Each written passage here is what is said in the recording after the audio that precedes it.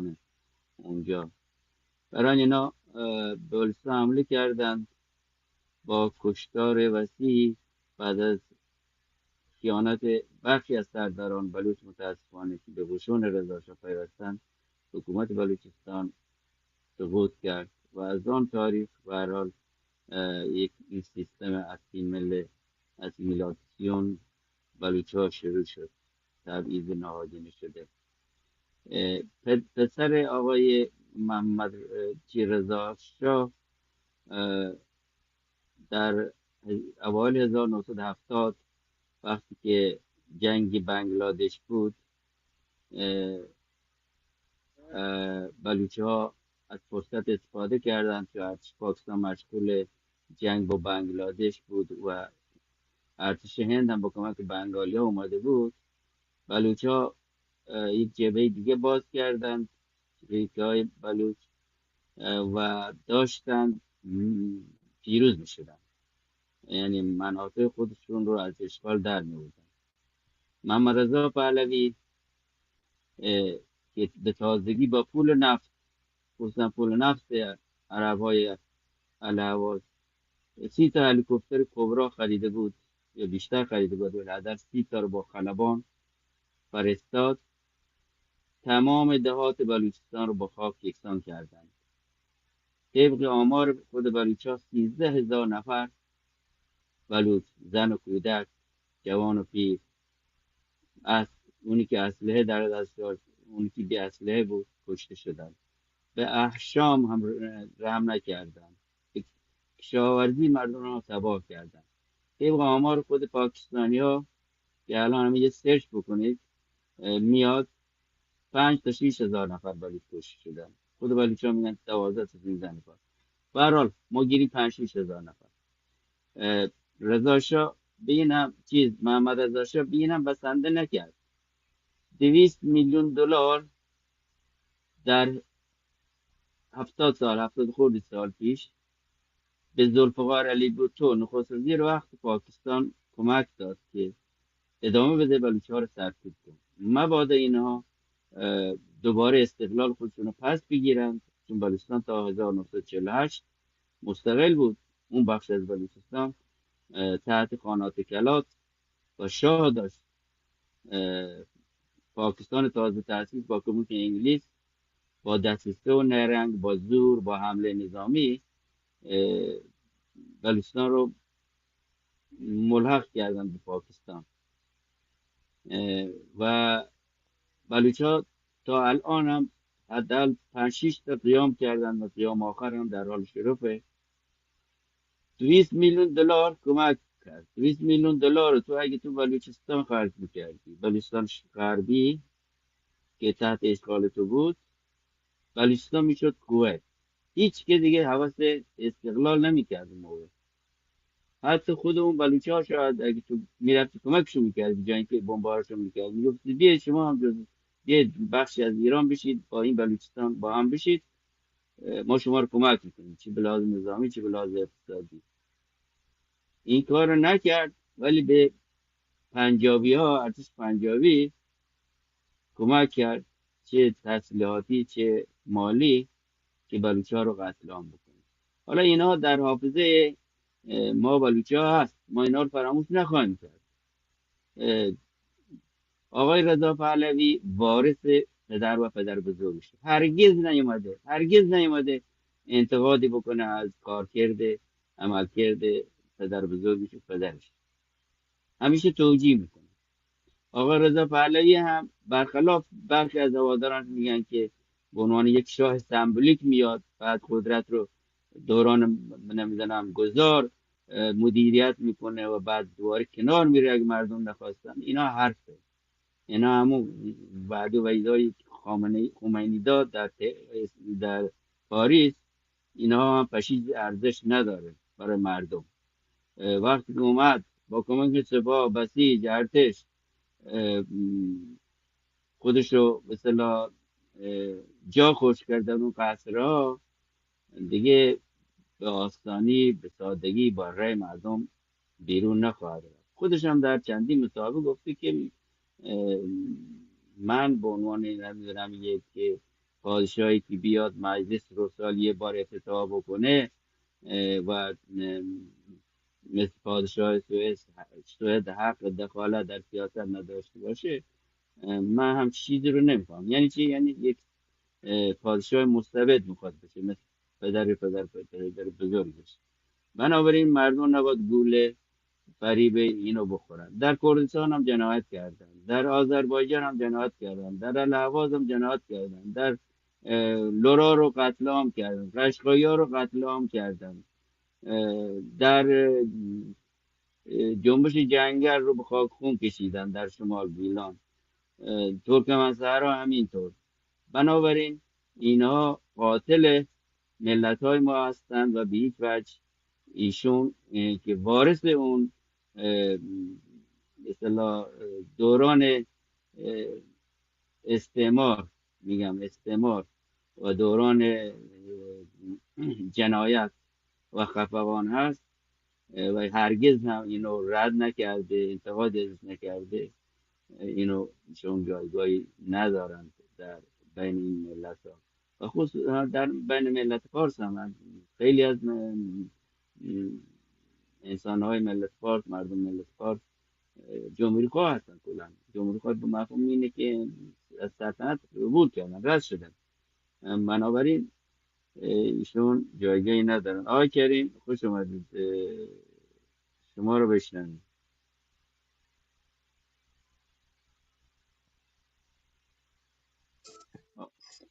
با درود و سلام گرم به یکایک اساتید و شنوندگان.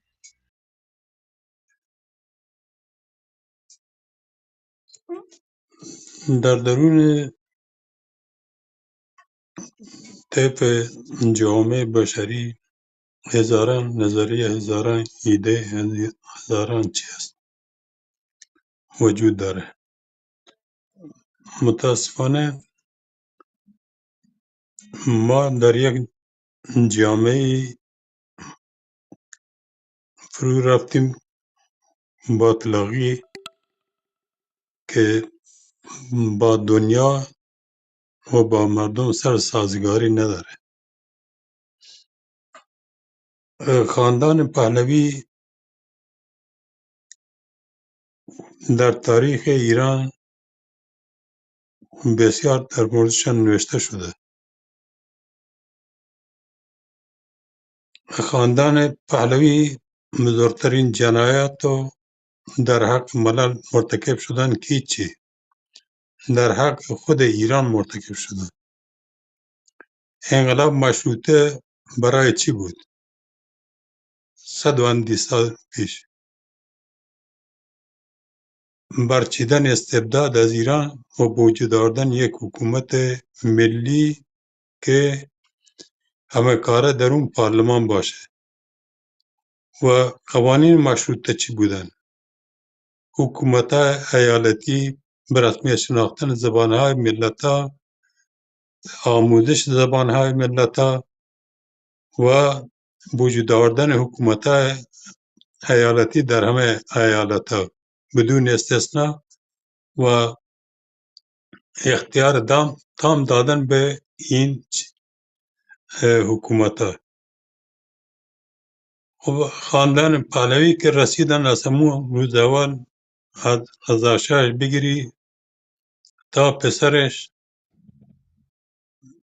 اولین کاری کردن قلقم مشروطه خواهان و آزادی خواهان، ترورها، قتلها و صدها جنایت و زندان، از فرخی یزدی‌ها گرفته تا میرزاد اشقی‌ها تا ایرج میرزا تا دیگران، یکی رو اینا چی نکردن.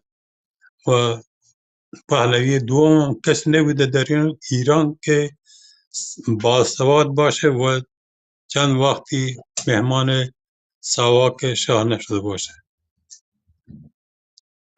یعنی یک استبداد بقول اون حکومت مشروطه که خواهان مشروطه چیان خواهان اون بودن، اون برچید که چی؟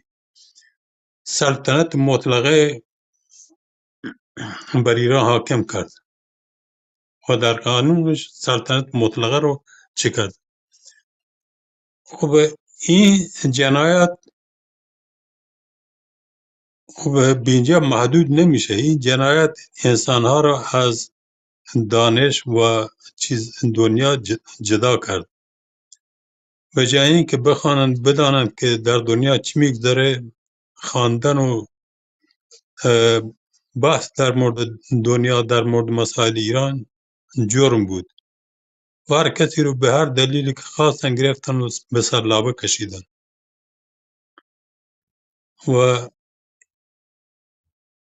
متاسفانه یک جامعه رو وجود آوردن، جامعه بسته ای که در ناآگاهی مطلق و روانپریشی که ساختن با تاریخ دروغین، با تبلیغات دروغین، که هر کسی که خواهان سلطنت نیست، هر کسی که خواهان اون حزبی که رسواخیزی که ساخت نباشه باید از ایران بره. این که این ایران ملک تلق پدریش یا مادریش بوده. خب یعنی بر بستر این جنایات با ترورها، کشتارها و زبان بریدنها که هزاران داستان از اونا در خاطرات فکر میکنم مردم ایران هست، چه چیزی میتونست رشد بکنه؟ هیچ چیزی. در مورد آخونده هزاران کتاب وجود داشت ولی اجازه چاپ نداد. و به خاطر چه؟ به خاطر اینکه خودشو شاهنشاه اسلام پناه شیعه گستر میدانست و به قول معروف وقتی که خاندان پهلوی در ایران به قدرت رسیدن، در ایران 200 مسجد خشتی و گلی معمولی بوده است که شاید چند تاش بنای به قول معروف چی بودن که با حمایت شاهان قاجار ساخته شدن.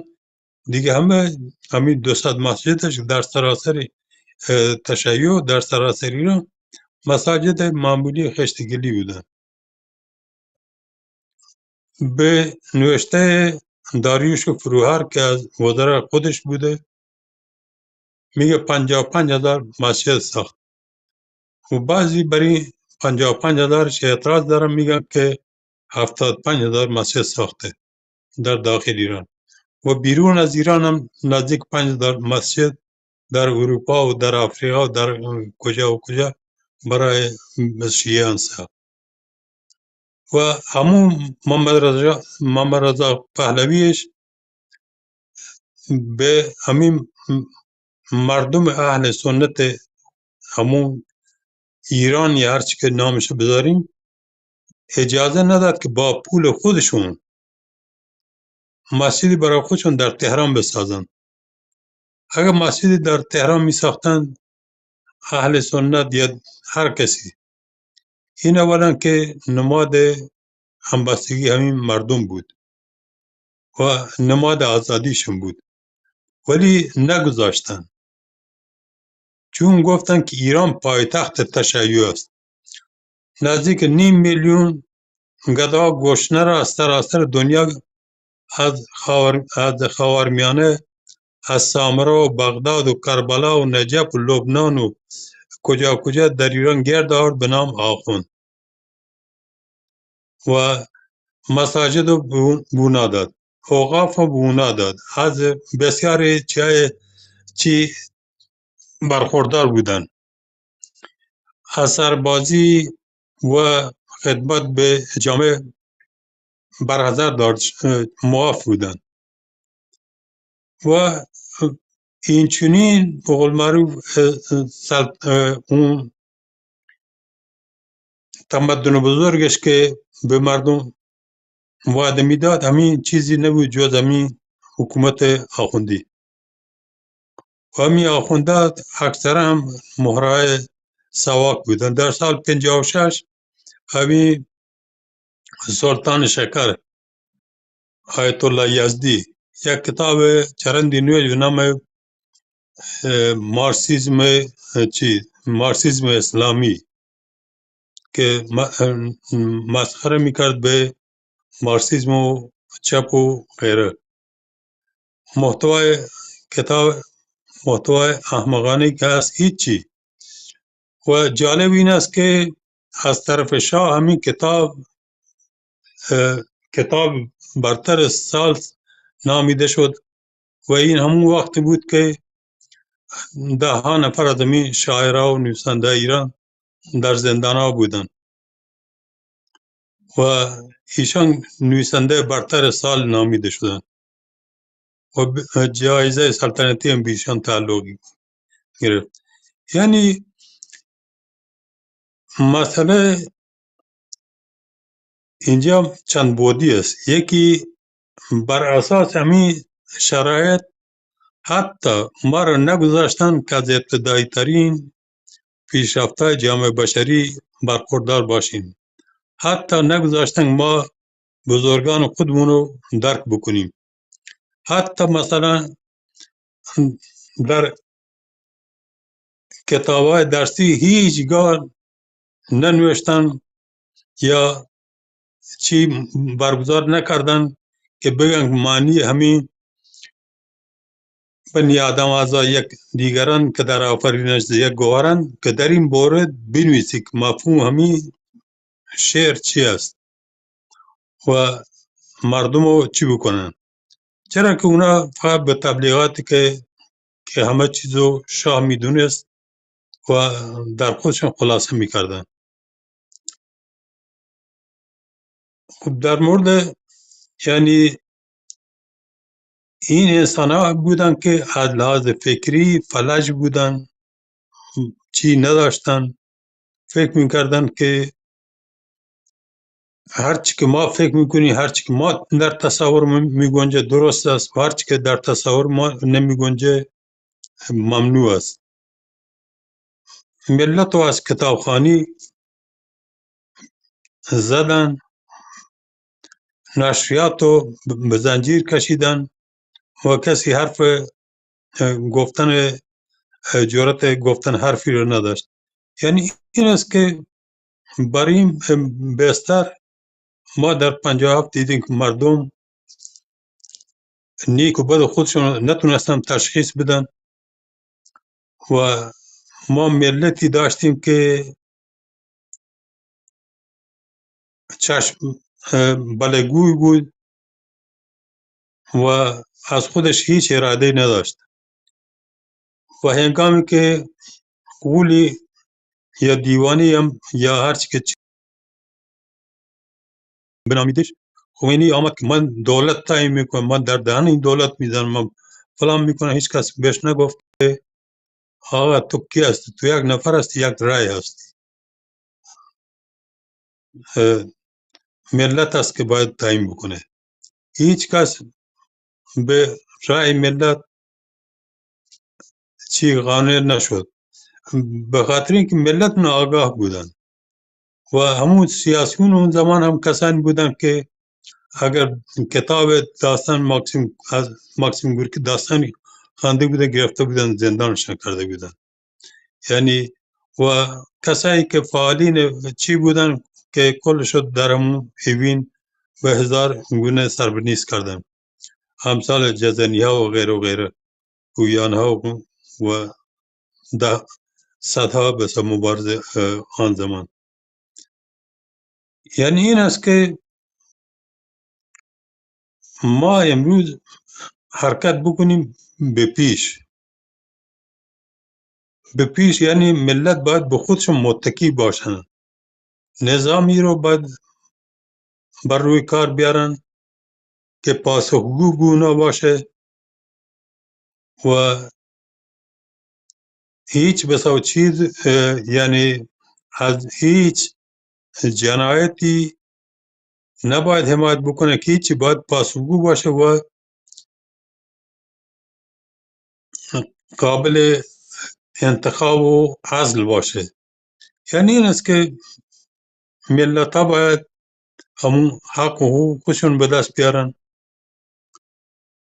و اگر ما بخوایم که یک جامعه مشترک داشته باشیم وگرنه این تضادها که یک دیر ما دشمن دیگری قلمداد بکنیم این جامعه ما را از پیشروی باز می‌داره که ما دیر حس بکنیم دیر رو باید آقا بالا سر دیگر را چی کنیم تعیین بکنیم اینجا دیگه سخن از رشد نمیتونه که در میان باشه.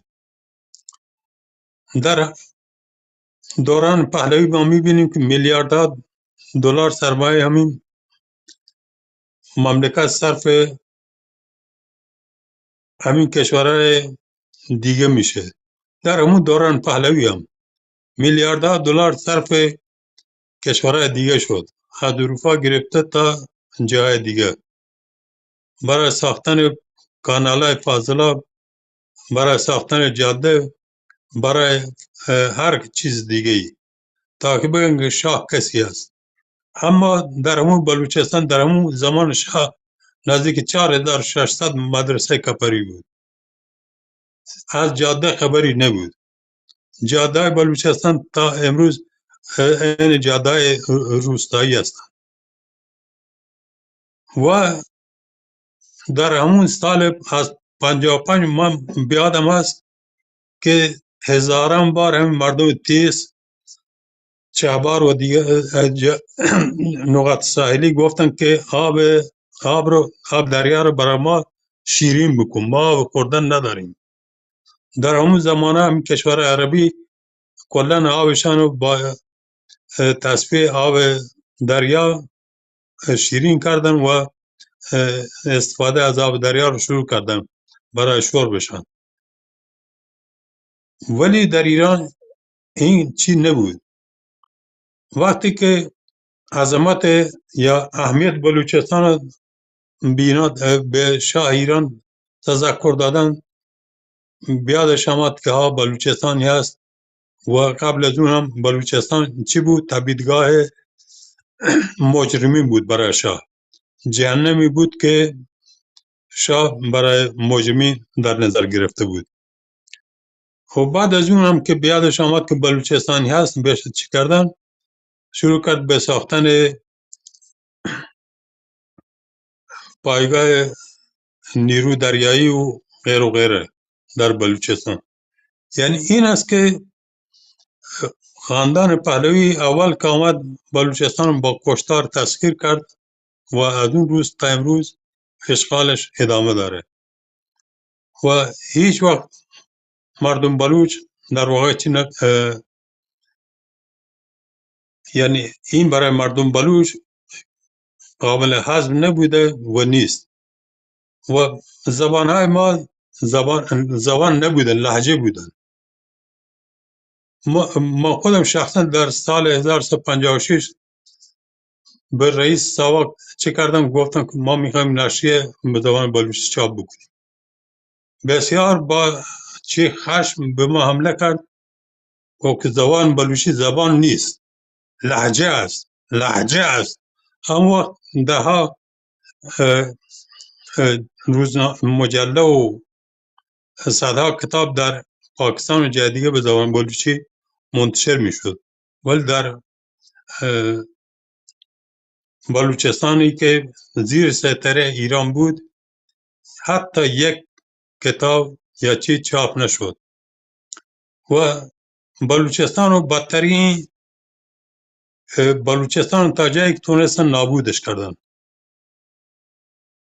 از روزی که به قدرت رسیدن با قمه و بمباران و کشتارهای وحشیانه تا بعد از اینکه تسخیرش کردن بلوچ مجبور شد که چی بکنه، امکانات دفاعی نداشت. بعد از اون شروع کردن بلوچستان رو تکه پاره کردن. بلوچستان تقریبا 26 یا 27% مساحت همین جغرافیای ایران است. 26 تا 27% جغرافیای مساحت ایران بلوچستان است. ولی اینو گرفتن 4 تکه کردن، بخشی به خراسان زمینی کردن، بخشی به کرمان و بخشش همون بود که هرمزگان نامیدن و چی اینطور بلوچستان رو 4 پارچه کردن. بعد از اون هم آمدن و سیستان و خراسانی که بود یک زمانی که به خراسان چسبیده بودن، خراسان از سیستان از خراسان جدا کردن، به بلوچستان چسباندن و اینجا یک چیز دیگه چی کردن. در صورتی که خراسان سیستان بخشی یک قلمرو از بلوچستان است، همونطور مثل سرحد یا مثل ماکوران، مثل گیاوان، مثل مناطق دیگه. این یک منطقه از بلوچستان، مردمش ساکنینش بلوچ هستن. کسایی هم که غیر بلوچ هستن، یعنی 99% مهاجرین هستن که به همین منطقه آمدن و امروز بسیار از زمین افغانی هست. همین مثلا دکتر تقی رخشانی که حالا بسیار برای خودش چی میکنه، این یک افغان است. افغان از غزنه افغانستان است، از چی هم نیست. حالا برای سیستان داره تاریخ چی میکنه. سیستان اگر سیستانی هم بوده، سیستان یک بخش از بلوچستان بوده و مردمش بلوچ بودن. یعنی در سیستان تاریخش هست. در همین تاریخ سیستان که بری بکاوی یک در همین حکامش و چیش یک غیر بلوچ شما نمیتونی بیابی. یعنی این است که اگر امروز جامعه ایران به چه چیزی نیاز داره؟ اولا به رأی مردم نیاز داره، به حرکت مردم نیاز داره و شاه چیه سلطنت یا نظام پادشاهی و مردم یک دفعه به گور سپردن و هیچ کس مرده رو دوباره نمیاره به قدرت، نمی نشانه که نه بتانه عزلش بکنه نه بتانه چی بکنه. و متاسفانه جامعه ایران یک عده هستن که بلگوی هستن، دستبوس هستن و همچی جماعتی کم نیستن و اینا از هر خاشاکی میتونن دیکتاتور بسازن. یعنی همه بلگویی و دستبوسی و غیره ثمره دیگه نداره جز ساختن دیکتاتور و جنایتکار. یعنی شاید خود خمینی هم آدم چی نبود اگر با همچین چیزی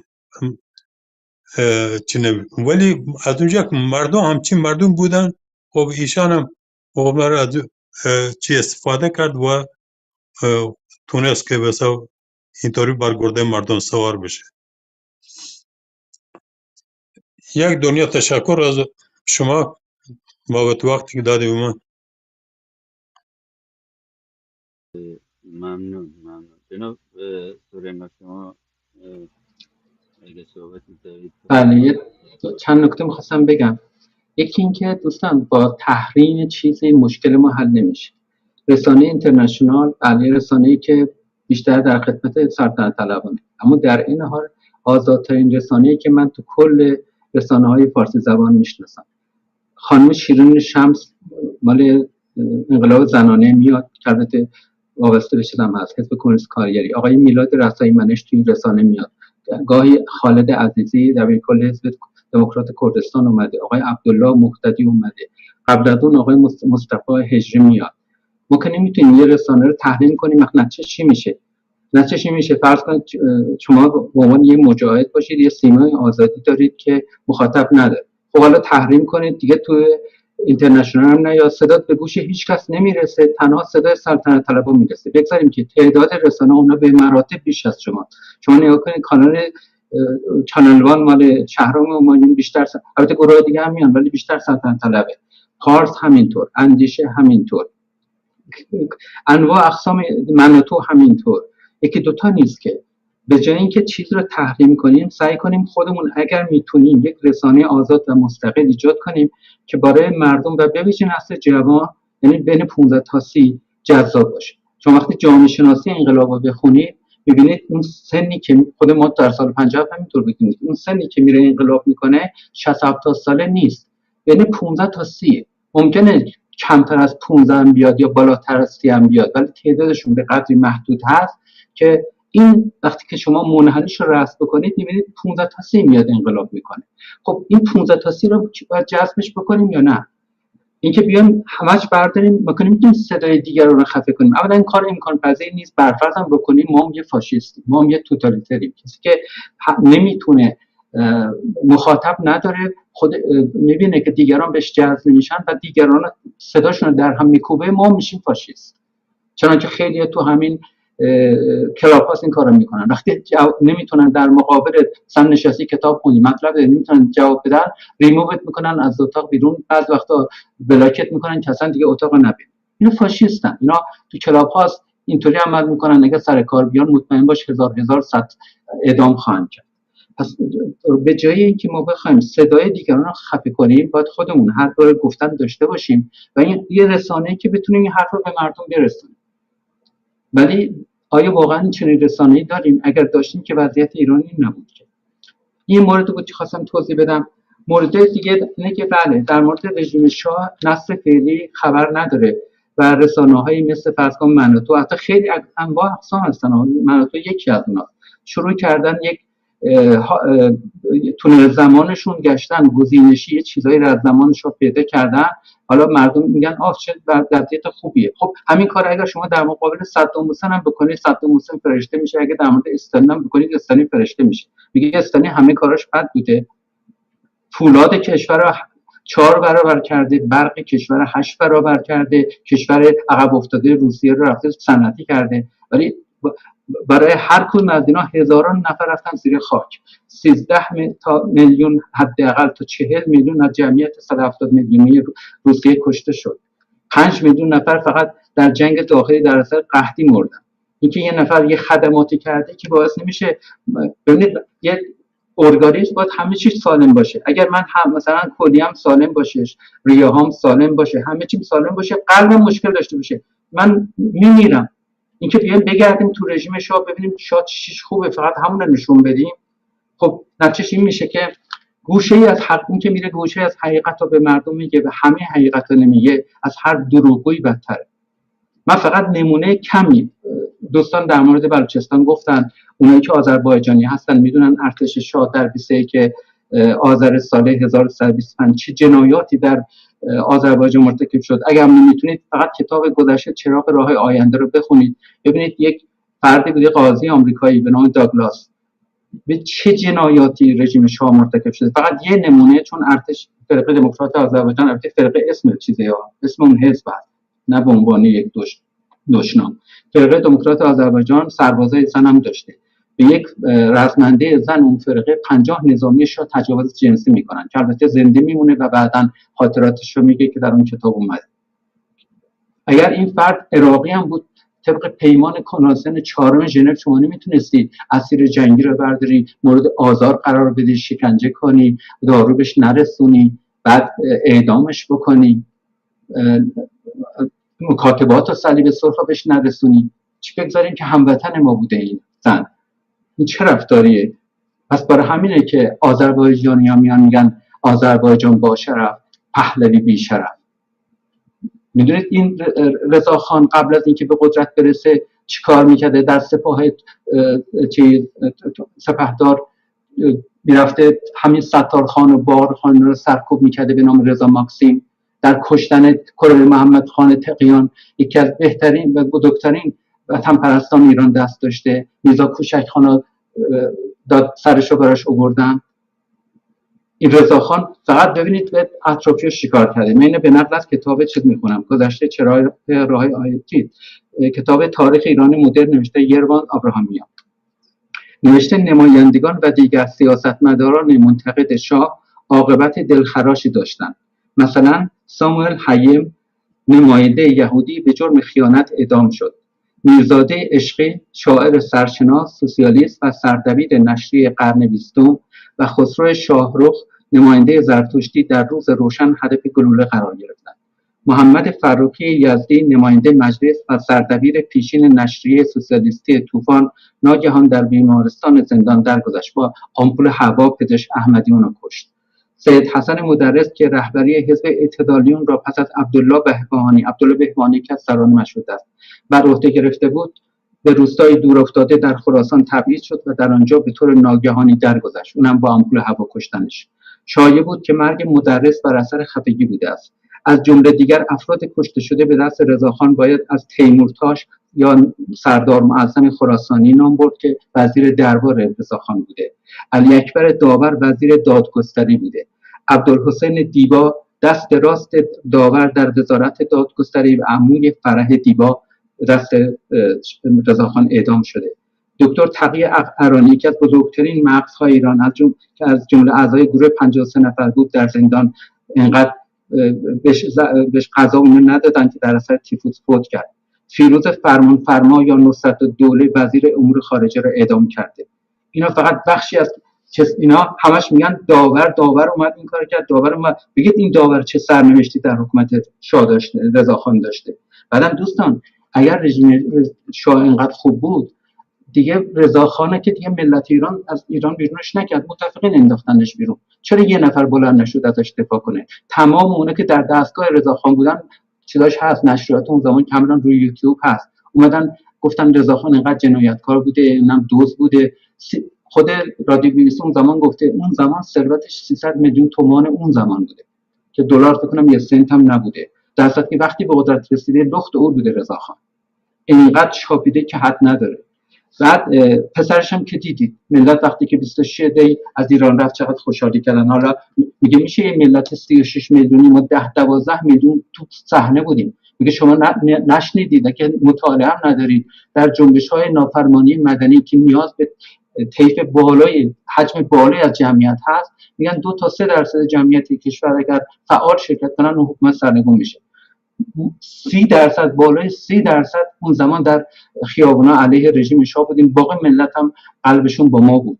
همه ما اشتباه کردیم، فقط تو ایران علازت همینی درست و 4 نفری که حتی اون موقع جرئت نداشتن برن از شاه دفاع بکنن، حالا بعد از 50 سال نمیدونن این حرفا رو میزنن.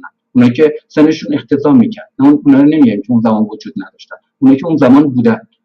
ولی امروز میان میگن آره این رژیم شاه خوب بود فلان بود. چرا اون موقع نمیدی از این شاهی که اینقدر برات خوب بود دفاع بکنی؟ ما داشتیم با شاه مبارزه میکردیم، چرا یه ضد تظاهرات مثلا جمهوری اسلامی کثافت نذاشتیم؟ مردم ریختن تو همدان تظاهرات کردن، روز جمعه یه ضد تظاهرات گذاشت. چرا در زمان شاه نبود؟ چون کسی نداشت، شاه کسی برای خودش نگذاشته بود، همه را از خودش ناراضی کرده بود. این چه شاهیه که میاد در 11 اسفند 1353 در 2 مارس 1975 نگه که دیگه چیز هست مال خود کیهان فوق‌العاده است. سخنان محمد رضا شاه به مناسبت تأسیس حزب رستاخیز در تاریخ 11 اسفند 1353 2 مارس 1975 به نقل از تیتر روزنامه کیهان فوق‌العاده در 8 صفحه در همان روز شاهنشاه فرمودند آنها که به قانون اساسی رژیم شاهنشاهی و اصول انقلاب شاه و ملت مؤمنند و میخواهند فعالانه در زندگی سیاسی سهم بگیرند باید به حزب جدید بپیوندند. کسی حق ندارد جدا و کنار بماند. آنها که به این اصول معتقد نیستند خائن و بی‌وطنند که اگر اعمالی انجام دهند جایشان در زندان است وگرنه باید از ایران بروند. حالا ببینید اگر همین کلمات رو می‌ذاشتیم از قول خمینی جنایتکار یا خامنه‌ای جنایتکار میگفتیم که امام فرمودند آنها که به قانون اساسی جمهوری اسلامی رژیم ولایت فقیه و مؤمنند و میخواهند فعالانه در زندگی سیاسی سهم بگیرند باید به حزب الله بپیوندند. کسی حق ندارد جدا و کنار بماند. آنها که به این اصول معتقد نیستند خائن و بی‌وطنند که اگر اعمالی انجام دهند جایشان در زندان و گورستان است و یعنی باید از ایران بروند.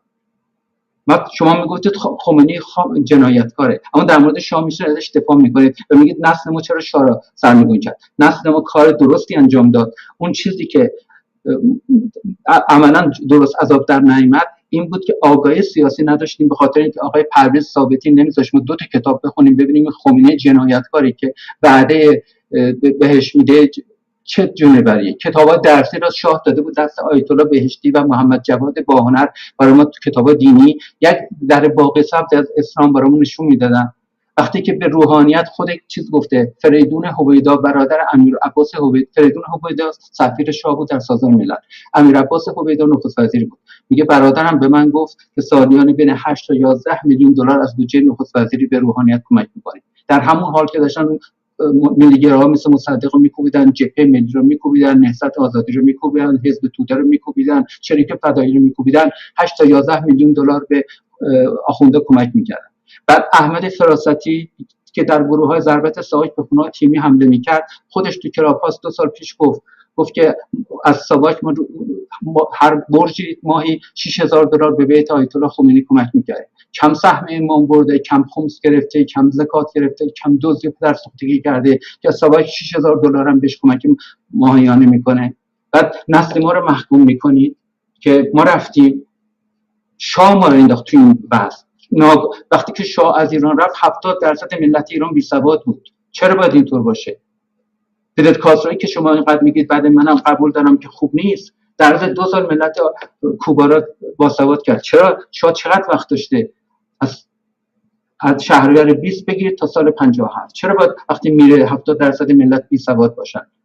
بعد این آخونده را کثافت برمی داره، تمساح بهش غذا میده. خب معلومه چی کار میکنه این تمساح. میفته اولم رژیم شاه رو سرنگون کرد، بعد افتاده حالا به جون ما ملت، حالا با 2 مرتبه خون بدیم بکشمش پایین.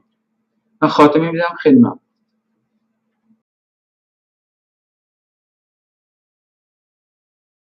ممنون. ممنون دادیار که شما جواد خوش اومدید و همچنین دوستانی که پایین هستید. دوستان بیاید بالا در بحث شرکت بکنید. آقای دادیار میکروفون در خدمت شماست. لبات بلوچی اول بکنی فارسی بابا. نه چون که جمعیت گشته غیر بلوچه نه اوکی. فارسی اول کن بهتره. بسیار خوب، بسیار خوب. درود میگم بر همه دوستان، همه رفقا.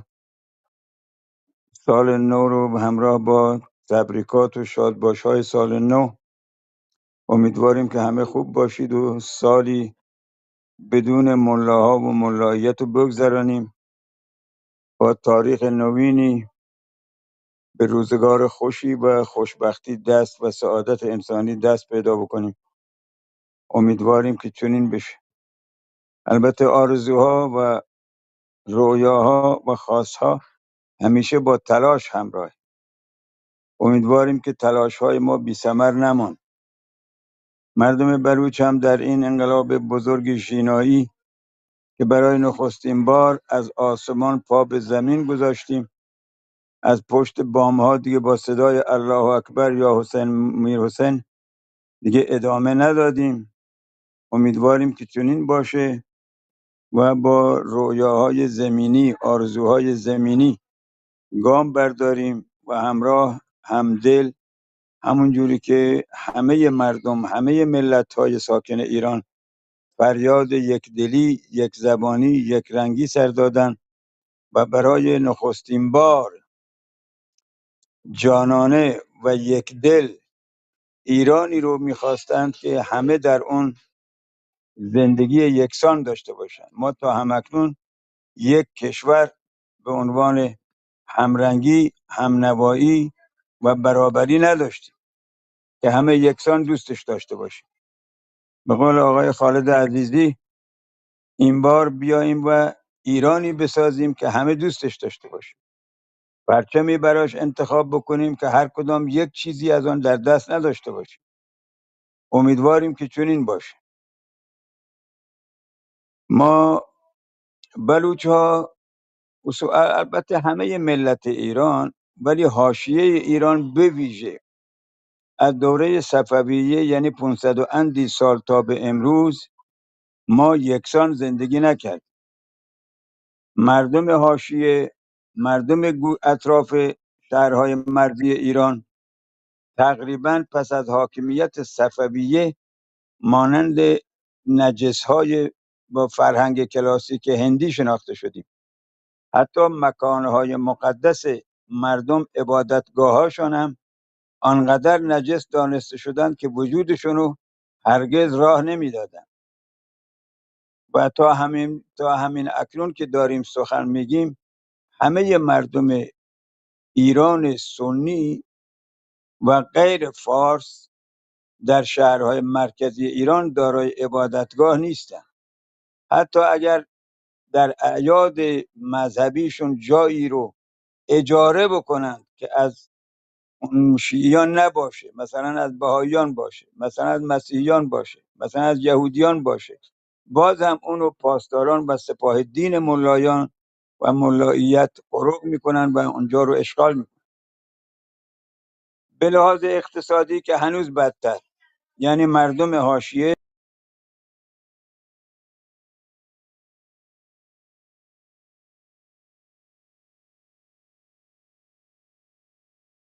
اقتصادی، خب میدونید که دیگه کردستان و بلوچستان در واقع دهکوره های سرزمینی هستند که اسمش ایران هست، نه دارای سینما، نه دارای فرهنگستان، نه دارای آکادمی زبان، نه دارای ورزشگاه‌های آنچنانی و نه هرگز در تیم‌های ورزشی المپیک یا میدان‌های فوتبال جهانی یا ورزش جهانی هرگز شرکت نداشتند.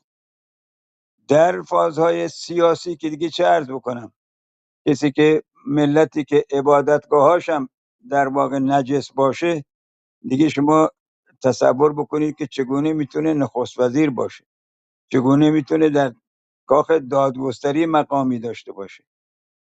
مانند زنان ایران که محروم از همه مواهب زندگی بودن، این مردم مرد و زنشون فرقی نمیکرده. تحریم و محرومیت با از همه این سه بخش زندگی که عدلیه باشه، امور اجرایی باشه، اقتصادی باشه، محروم بودن. و گاهن یک دولتی به اصطلاح نیمه مدرن هم به عنوان اینکه ادعا میکرده که من مدرنیته میارم، آمدانه دستور داده به وزارت امور خارجش که این مردم باید بی ثبات و در فقر فرهنگی به سر ببرن. خب در چنین وضعیتی شما چگونه میتوانید هنگامی که شاخ استبداد و که اگر استبداد به عنوان یک گاو تصور بکنیم که دارای دو شاخه، خب یک شاخش رو شکستن، یعنی برای شکستن شاخ دوم دوباره شاخ شکسته اول رو میارن. طرف با 62 میلیون دلار آمده در خارج از کشور از 12 سالگی، اونها رو به علاوه ثروت انباشت بنیاد پهلوی به تجارت در صنایع اروپایی گذاشته. برای هر ساعت تلویزیون ها ده ها هزار دلار پرداخت میکنه. در هر ساعتی از اخبار، در هر نیم ساعت از اخبار 10 دقیقهشو اون با دلار میپردازه که رضا پهلوی چنین پیام داد، رضا پهلوی چنین پیام داد. هرگاه دو ایرانی که در هر ساعت حاکمیت خمینی، حاکمیت ملاییت در هر 5 دقیقه یک ایرانی حلق‌آویز میکنه، رضا پهلوی 3 تا پیام میفرسته که رضا پهلوی، من رضا پهلوی ملت ایران رو شاد باش میگویم که قهرمانانه برای پادشاهی من دفاع میکنم. آقا جان، تو از 3 منبع درآمد پدر بزرگت که با فروش املاک شمال بزرگترین در واقع پایگاه اقتصادی رو به عنوان بنیاد پهلوی بر جای نهاد و پس از وام بانک هایی که بلا پرداخت همیشگی توسط شاه گرفته شد، منبع سوم تجارتی بود که یک کارمند ساده بانک که توسط علم به شاه معرفی شد، هنگامی که شاه از ایران فرار کرد، این مسئول برای پناه دادن خودش، برای نجات جان خودش، اگر به شهری سفر میکرد، با همان بنیاد پهلوی با هواپیمای خصوصی اجاره یک نفره به این شهر، به اون شهر، به این پایتخت و آن پایتخت سفر میکرد. این تجارت بنیاد پهلوی از سینماها گرفته تا دانسینگ ها، از دانسینگ ها گرفته تا کارخانه های خارج از کشور سرمایه گذاری داشته. بنیادهای اون هنوزم در لندن و در امریکا برپا هستند. با پرداخت چنین هزینه های سنگینی در تلویزیون من و تو، در تلویزیون انترناشنال، هر ساعت از اخبار 10 دقیقه رو با پرداخت دلار اخبار نفوذ رضا پهلوی در ایران است. باورمندانه و صادقانه از هر کدوم از شما میپرسم، اگر پدر شما 200 افسر توده‌ای در محاکمات نظامی کشته باشه، حدود 20,000 مردم آذربایجان بمباران کرده باشه، آن همه مجاهدین رو روی ماهتابه ها داغ کرده باشه، فدایان مانند حمید اشرف و آنسان با گروهش کشته باشه و دانشجویان رو به خاطر شکستن یک شیشه دانشگاه به دادگاه های نظامی ببره، همه ارگان های سیاسی آگاهگری رو تا سال 55 تعطیل بکنه، تا سال 57 به گفته وزیر امنیتش ما تا سال 1355 همه نیروهای مخالف یک حاکمیت سیاسی رو کشتیم، از بین بردیم. آیا وزیر امور خارجه دولت ملی رو که 36 سال عمر داشت، جوانترین وزیر امور خارجه جهان بود، صرف اینکه با شاه مخالفت داشت اول با خنجر زدن و بعد تیرباران کردن بدون محاکمه و تمام رسانه های گروهی رو تعطیل کرده بود؟ آیا می شود واقعا فرزند اون، واقعا میپرسم، شما اگر باشید، شما هر فرد شما جرأت میکنید فرزندان خودتون رو بیارید تو تهران، در کجا میخواد بگردانید؟ با اون همه کشتاری که انجام دادید، با اون همه جنایتی که انجام دادید، حاصل ضرب حاکمیت، نتیجه حاکمیت پایانیش در سال 57 هم گروهی از عقب مانده ترین قشر اجتماعی یک کشور باشد، یعنی ملاهایی که در واقع گدایان سر خرمن مردم بودند که یا خروسی یا دومن گندم میگرفتن. چه کسی اونها رو آنقدر قدرت داد که به پادشاهی برسن، به حاکمیت سیاسی برسن، حاکم دریا و نفت و کوه و در و دشت یک مملکت بشن؟ چه کسی مکان تبلیغاتی اونها رو از 2500 مسجد به 57000 مسجد رساند؟ چه کسی برای آنها سپاه دین درست کرد؟ چه کسی برای آنها حقوق ماهیانه مقرر کرد؟ چه کسی آنها رو اونقدر قدرتمند کرد که یک ملا به نام رسمنجانی 100,000 دلار اون زمان به نوفلشات و تحویل خمینی بده؟ آیا ساخت پرداخته ملایان که این چنین به قدرت رسیدن شخص شاه نبود؟ چه کسی خواب ابوالفضل میدید؟ کدام پادشاه تو این 500 سال به خاکی رفت بوسه زد که آن خاک که در واقع مردم آن خاک تهاجم و یورش ددمنشانه کرده بودن به خاکشون که بری اونجا رو سجده بکنیم؟ آیا حاکمیت خمینی که بر ما تحمیل شده بجز خدمات شاه به این در واقع به این گروه اجتماعی قشر عقب مانده جامعه بود؟ چه کسی اونها رو بر ملت اینچنین حاکم کرد؟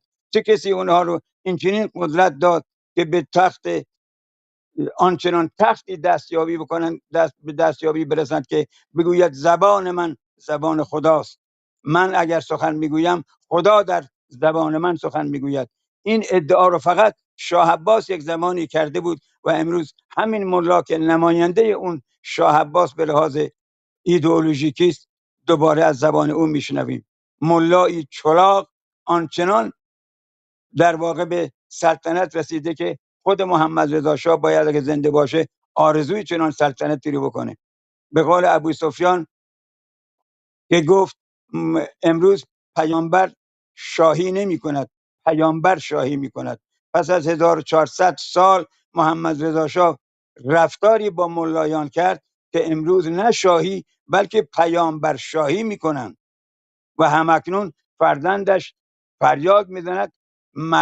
مردم میگویند رضا این نبرد، این آخرین نبرد پهلوی برمیگرده.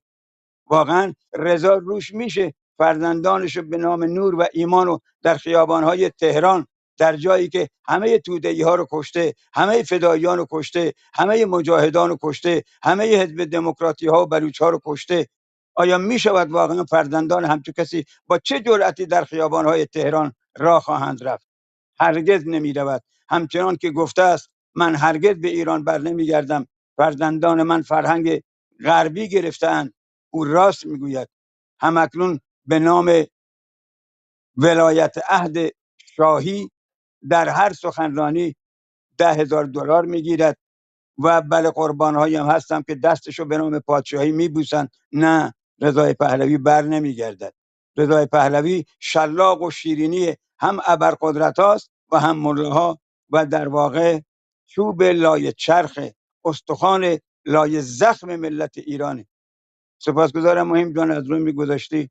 بسیار بسیار سپاسگزارم. این روزها حقیقتا جا دارد که ما نیز تبلیغات خودمونو، هرچند که ملت ایران امروز آگاه است دیگه، ما وقتی که میگیم مردم ایران دیگه اون حاجی های بازار اصفهان و تهران و شیراز نیستند. مردم ایران آنهایی هستند امروز که فرزند کلاس 5شون در پلیس خانه ها داره بازجویی میده و اطلاعات و آگاهیشون از دانشگاه 200 گرمی در جیبشون به نام اینترنت و موبایلشون در جیب آنقدر آگاه هستند که نیازی به تبلیغات ما هم ندارن. اما ما وظیفه داریم که چنین تبلیغاتی رو در مقابل تبلیغات زهراگین دلاری فرزند محمد رضا شاه فراری قرار بدیم. درود بر شرفتون. مرسی از وقتی که به من دادید. ممنون، تشکر از صحبت شما. دوستان جدید در استیج در پایین خوش اومدید. آقا مهراب، آقا تپاکی، آقا جواد، آقا یاسر. اه، بله، امیدوارم دوستان بیشتری شرکت بکنن. الان نوبت جناب جواد هست. آقا جواد بفرمایید. سلام و شب بخیر خدمت شما و همه دوستان و عزیزان حاضر در اتاق و با تعظیم در مقابل شهدای اخیر جنبش که سر بر آستان آزادی گذاشتن. خب همه میدانیم در این شرایط تکرار شدنیا گفتنیا گفته شده، اصلا بحث جدیدی نیست. این تداوم و خیزش انقلابی که در جامعه ایران هست ادامه همون سلسله رونده. اما ویژگی این دوران دقیقاً در این است که در اینکه رضا پهلوی کی از خاندانش کی است و این حرفا گفتنیا گفته شده و تکرارش هم اصلا چیز بدی نیست و بحثم این نیست، باید هم تکرار بشه.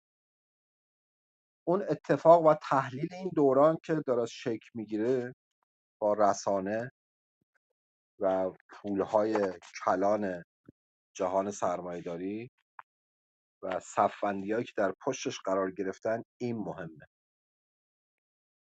ببینید یک سفارایی صورت گرفته، یعنی صف‌بندی‌ها و جبهه‌ای که اونور داره هی خودش سازمان میده، قدرت دارن، پول دارن، حمایت جهانی دارن، ولی این طرف یک ملت آزادیخواه هست با گرایشات مختلف، با طیف‌های رنگی کمانی که به لحاظ مادی و امکانات لوجستیکی امکانات اونا رو نداره و این اصلا به این معنا نیست که نقطه ضعفش هست، ولی اراده و همت توده ها رو داره، ملت های آزادیخواه داره، از کردستان، بلوچستان، نیروهای آزادیخواه در مناطق مرکزی، انسان های آگاه و مبارز ما اصلا کم نداریم و در کمیت چه بسا سرآمد منتها سازماندهیش مهمه. این جبهه‌ای که باید در مقابل اونا سازماندهی بشه و خودش پیدا کنه که مرعوب شرایط نشه، این تعادل قوا رو نبازه. اونا برای ما دارن سفارایی میکنن، از این طرف هم ما باید سفارایی کنیم. راهش هم فقط وحدت و سازماندهی و همگراییه. الزاما نه بحثش ایدئولوژیکه، نه بحثش نمیدونم سیاسیه. حول محور آزادی اصلا هم قرار نیست کسی با کسی وارد وحدت نمیدونم ایدئولوژیک بشه، وارد گرایشات دیگه بشه. اصلا ما فقط حول این که در مقابل ضد انقلابی که امکانات داره جبهه خودمون داشته باشیم و تمام تفاوت‌ها و نوع نگاه‌های متفاوت به رسمیت بشناسیم و با همدیگه کار کنیم. همین. بعد خواهیم دید که چقدر صف ما قویه، چقدر صدای ما بلنده و مرعوب اون شرایط نخواهیم شد. به لحاظ تاریخی امروز با 57 اصلا قابل مقایسه نیست. رضا پهلوی خمینی نیست.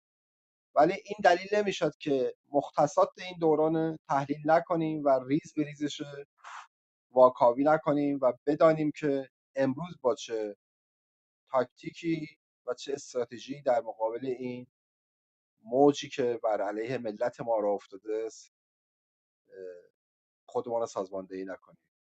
نه امریکا نه اسرائیل، اینا هیچ کدامشان، همه میدانیم دیگه، تکرار مکرر، دلشان برای ما سوخته است و نه هدفی برای آزادی ایران داره.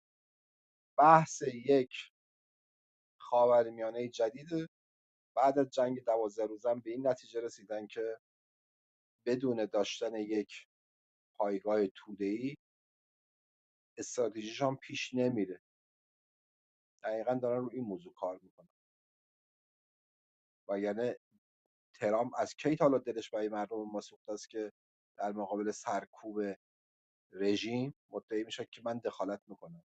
نه، تو هیچ دست از جنایتات بردار، جای دیگه هم دخالت کردی. شما غزه رو به خاک خون کشیدی.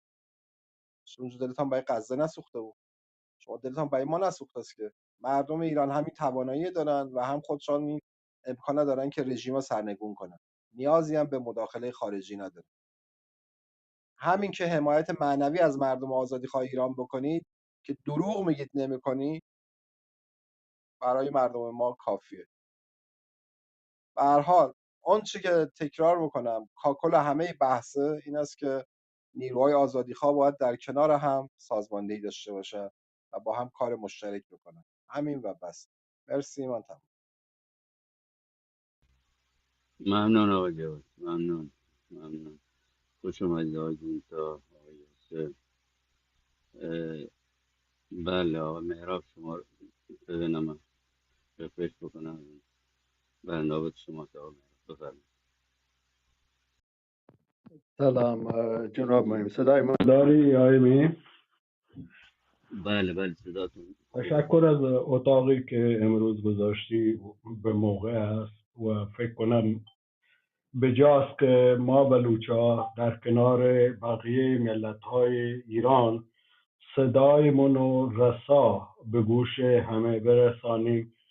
امروز مردم بلوچستان به درستی دست به دست همه ایرانی ها کنار هم ایستادیم برای سرنگونی این رژیم. بارها گفته بودیم بدون هیچ گونه پیش شرطی برای سرنگونی رژیم با همه نیروهای ایرانی به غیر از اصلاح طلبان و سلطنت طلبان با همه همکاری میکنه، چون این رژیم جمهوری اسلامی باید برداشته شود.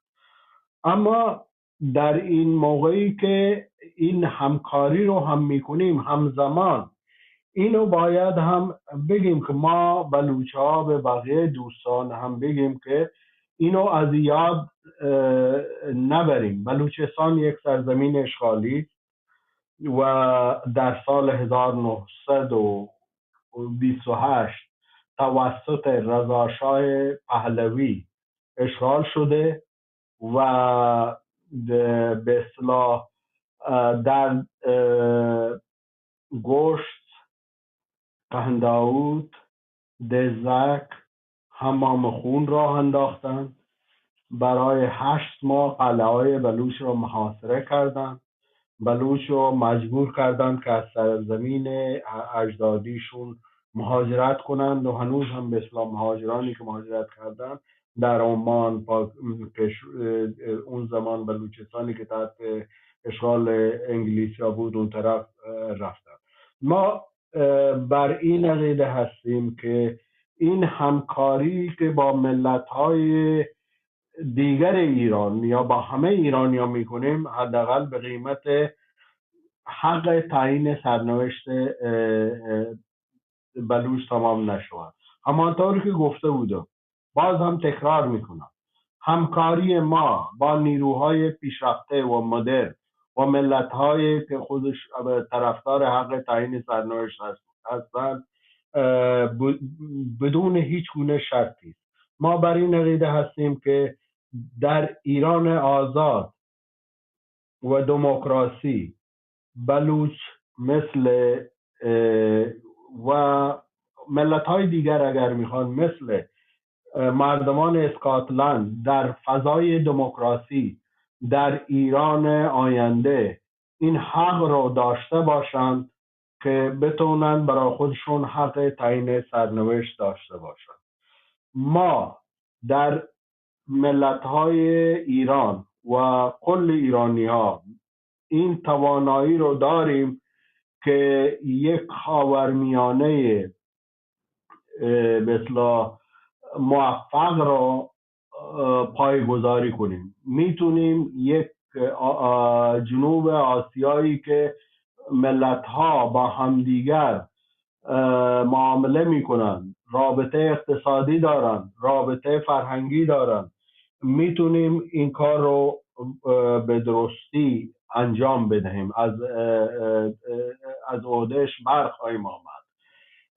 باز هم در آخر بدون هیچ تعارفی از رئیس جمهور آمریکا ترامپ از اینی که حمایت خودش را و هرچند که اگر که احتمالاً کاری انجام نداده از این که بگه ما مسلح آماده هستیم اگر که رژیم ایران به ملت خودش رحم نکند ما به رژیم و به این افرادش رحم نمی کنیم. ما همچنین به آمریکایی توصیه می کنیم که این نهادهای سرکوب به علاوه فرمانده نهادهای سرکوب رو در نظر بگیرند. اگر اینها دست به جنایت یا کشتار دست جمعی بزنند اینا رو در جامعه بین المللی به سزا برسونند و در این لحظات واقعا ملت ایران احتیاج به حمایت بین المللی یا نیاز به حمایت دارند. اگر این رژیم خیلی صفاق و خونخوار است، از خونخواری این رژیم کسایی که مثل ما در سالهای 1360 در زنداناش بودیم و هر شب ساعت 4 صبح 15-16 نفر را صدا می زدن، هر که سرش رو می گرفت پایین می ترسید که اسم من رو صدا نزنن.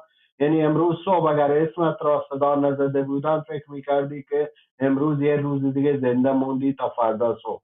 این رژیم رو ما دیدیم در از بچه های مجاهد چپ و همه از هیچ کس به هیچ کس و به قول اونا از بلوچایی که تهمت اشرار میزدن اینا رو تجربه کردیم. در چنین شرایطی اگر که مثلا فردی مثل رئیس جمهور آمریکا همچنین بیانیه ای رو میدهد باید ازش تشکر کرد. تشکر از همه دوستانی و جناب مهم از این وقتی که برای من فراهم کردید. تشکر. ممنون جناب افسری. آقای گونتای شما رو بشنویم.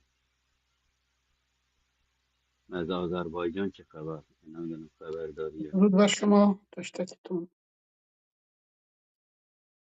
من یه سوالی داشتم بعد یه چند نکته هم میتوانم در مورد این بفرمایید. حوادث بفرمایید. اظهار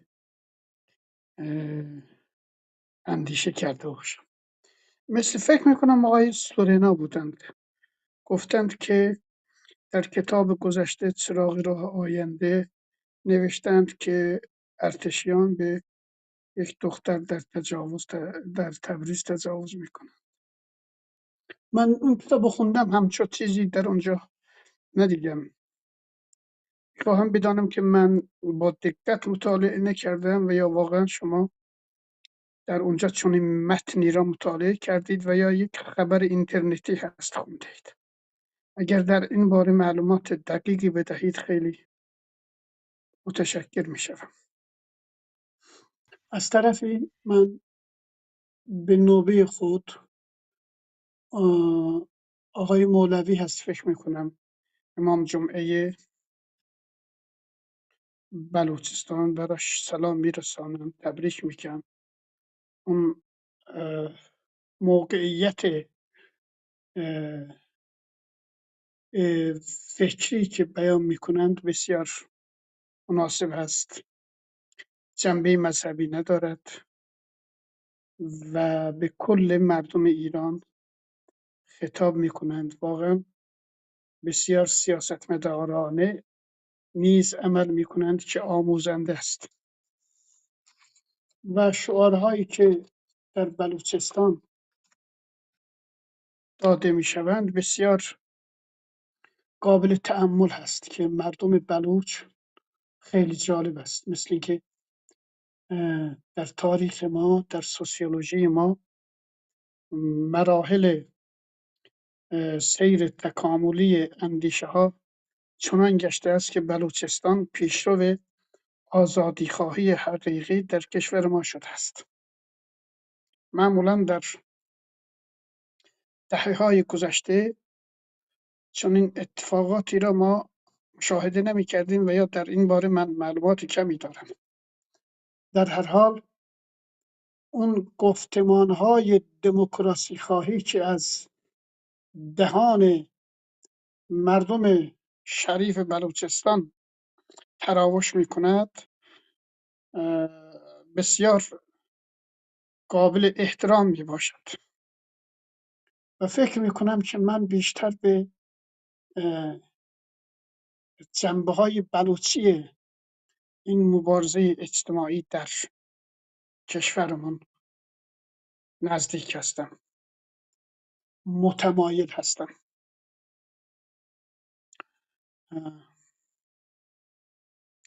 متاسفانه من شخصا خودم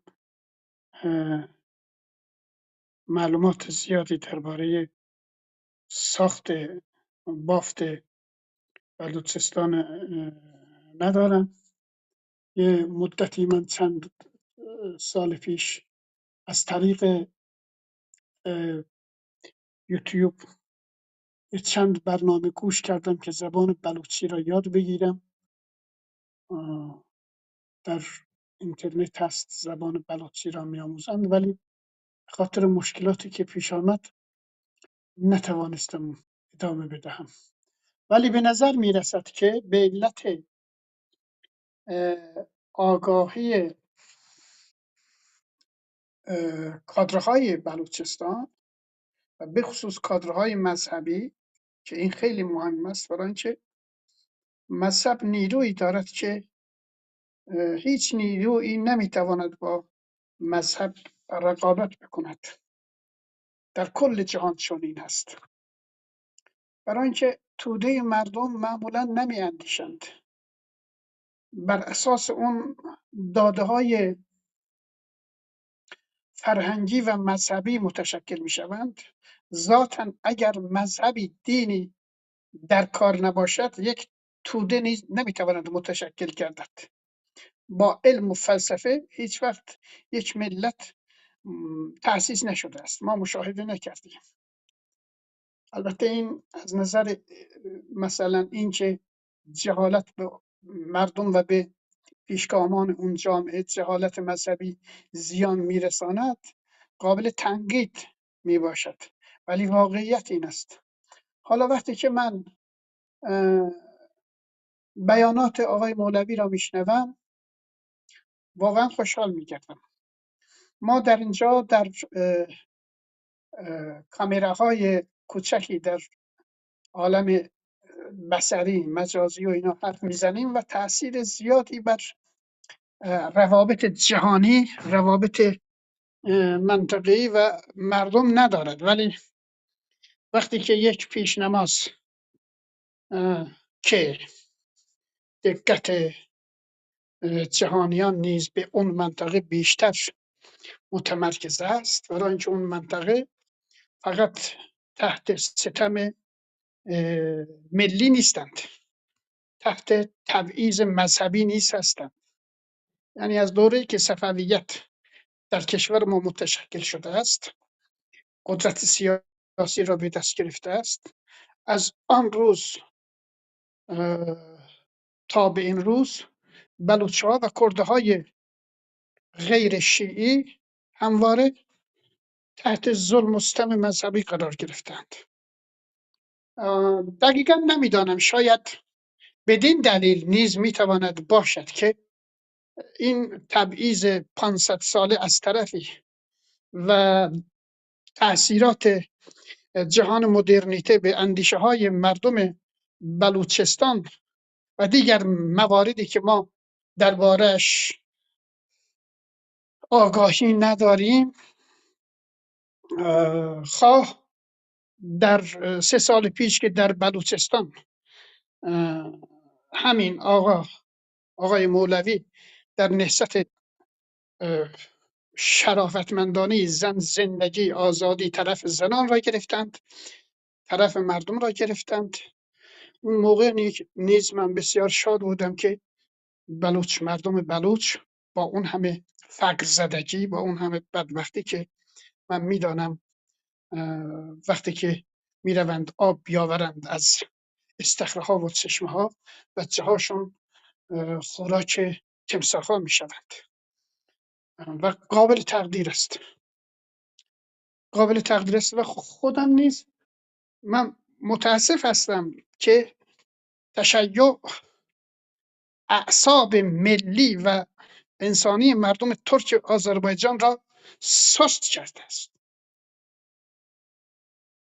تقریبا می شود گفت که اون مسیاری که شهرهای ترکنشین در دهه‌های گذشته از مشروطه تا به امروز، تا دوران پهلوی بر دوش داشتند، یک کارهای انجام میدادند، اون نیرو دژنره شده است و به نظر می رسد که ترک‌های ایران که خودم نیز ترک هستم، دروغ‌هایی که درباره ما بافتند به نهضت آزادی‌خواهی بلوچستان و کل ایران میتواند ضرر برساند. چرا؟ برای اینکه ما شیعه بودیم و هستیم و بر اساس فتواهای مراجع تقلید به پا خواستیم. خواه سترخان که خودش میگفت من سگ با وفای آیت الله های نجف اشرف هستم، پیرو مراجع تقلید بودند. خواه در مرحله بعدی که وقتی که خمینی دستور میدهد، فتوا میدهد، شروع کردن به مرگ بر شاه گفتن. اون موقع خب حالا ما خواه در نهضت زن، زندگی، آزادی و خواه وقتی که مردم به خاطر فقر، به خاطر بحران اقتصادی به تنگ آمدند و هیچ حرکتی از شهرهای بزرگ ترکنشین ما مشاهده نمی کنیم، یه استنباطیه میتواند برای ما نشان بدهد که مردم این مناطق شیعه نشین توانایی شرکت در نهضت‌های آزادی خواهی را از دست دادند و قبلا نیز چون اون نهضت‌ها ماهیت شیعیگری داشتند و مراجع تقلیدشون فتوا میدادند و اینها خودشان را به خاطر هیچ و پوست به کشتن میدادند، و اکنون چون تشیع درون خالی گشته است، یعنی اون قدرت معنوی خود را بر روی مردم از دست داده است، به خاطر همین مردم ترکنشین نقاط مختلف ایران در نهضت‌های آزادیخواهی نمیتوانند شرکت بکنند. این بدین معنی نیست که یه عده میگویند چون آنها نمیدونم طرفدار مسائل ملی خود هستند و اینا، درست نیست. چون این آگاهی ملی ترک محوری نیز در هیچ یک از شهرهای بزرگ ایران ترکنشین وجود ندارد. کادر نداریم ما، شخصیت سازی را به مرحله به حد لازمه نرساندیم. این فقط یک دلیل داره. ما شیعه هستیم و مردم شیعه اکثریتشون، مردم ترک شیعه جزئی از رژیم جمهوری اسلامی هستند. این حقیقت تلخ است، ما باید بدانیم اینو.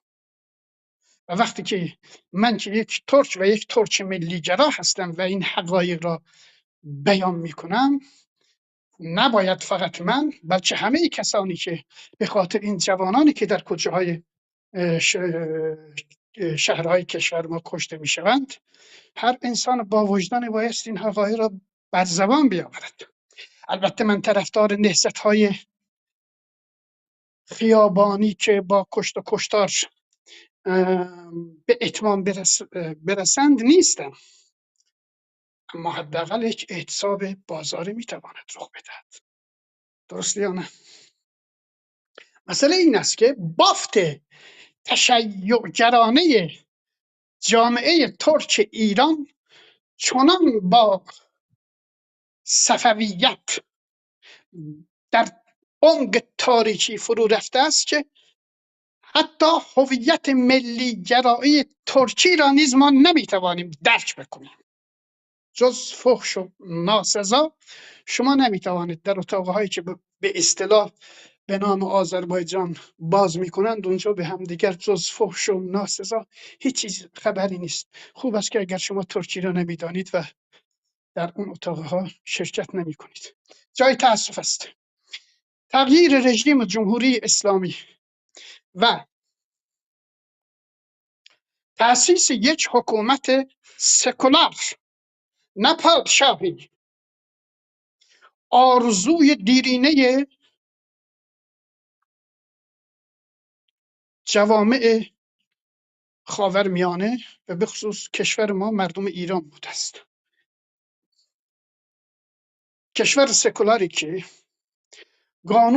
قانون اساسی آن بر اراده مشترک ملت ایران و اقوام موجود در ایران تکیه بکند.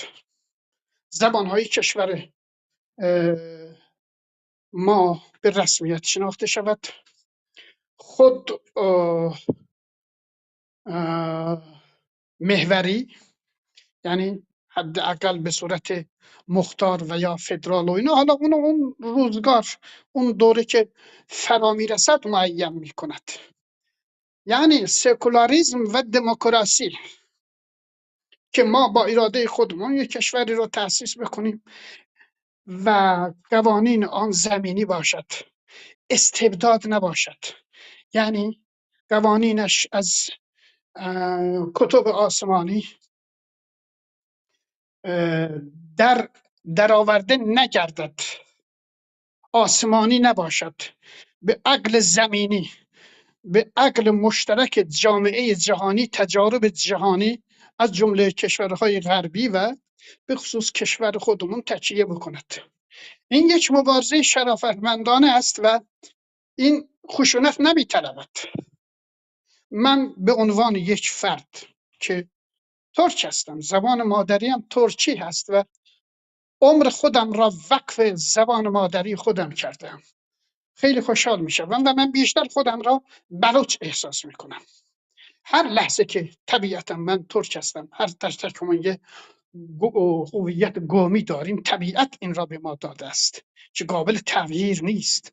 ما در زبان ملیمان میخندیم، گریه میکنیم، شوخی میکنیم که در زبانهای دیگر هرچند هم که اونو خیلی عمیق بلد باشیم نمیتوانیم این کارها را انجام بدهیم. زبان ملی زبان آزادی درونی ماست. زبان فارسی هم زبان مشترک ماست. اما من در زبان فارسی نمیتوانم جاشهایی بگم که مثلا خانواده‌ام بخندند و اینا، و یا میمیکایی در صورتم داشته باشم که خانواده‌ام بفهمن من چه میگویم. این یه موضوع دیگه است. اما هر بار که بخصوص در این چند سال گذشته، آره، بعد از جنبش زن زندگی آزادی که در تاریخ کشور ما، در تاریخ خاورمیانه و در تاریخ کل جهان نهضتی به عمق و زیبایی زن زندگی آزادی در تاریخ نبوده است و ما در این نهضت برنده شدیم. اکنون دختران ما می توانند سرشان را باز بکنند و آزادانه حداقل این حجاب اجباری را ما از بین بردیم. در هر صورت من خودم را احساس میکنم که بلوچ هستم در این روزها، وقتی که سخنان سنجیده، شعارهای سنجیده مردم شریف بلوچ را میشنوم، واقعا خودم را بلوچ احساس میکنم و درود میفرستم به مردم بلوچ و هر تک تک شما که صدای بلوچستان را به گوش جهانیان میرسانید. و منتظر و برای شما بگویم یک عده سکولار میتوانند به شما چیز بکنند، از شما حمایت بکنند، اما حقیقت این است که کسانی که به ایده های تشیع وابسته هستند و اینا یک دره عمیق بین تشیع، یعنی بین ترکه های شیعه زده، صفوی زده، شاه اسماعیل زده و دیگر مذاهب وجود دارد که قابل گذشت و قابل پل زدن نیست. این واقعیت است.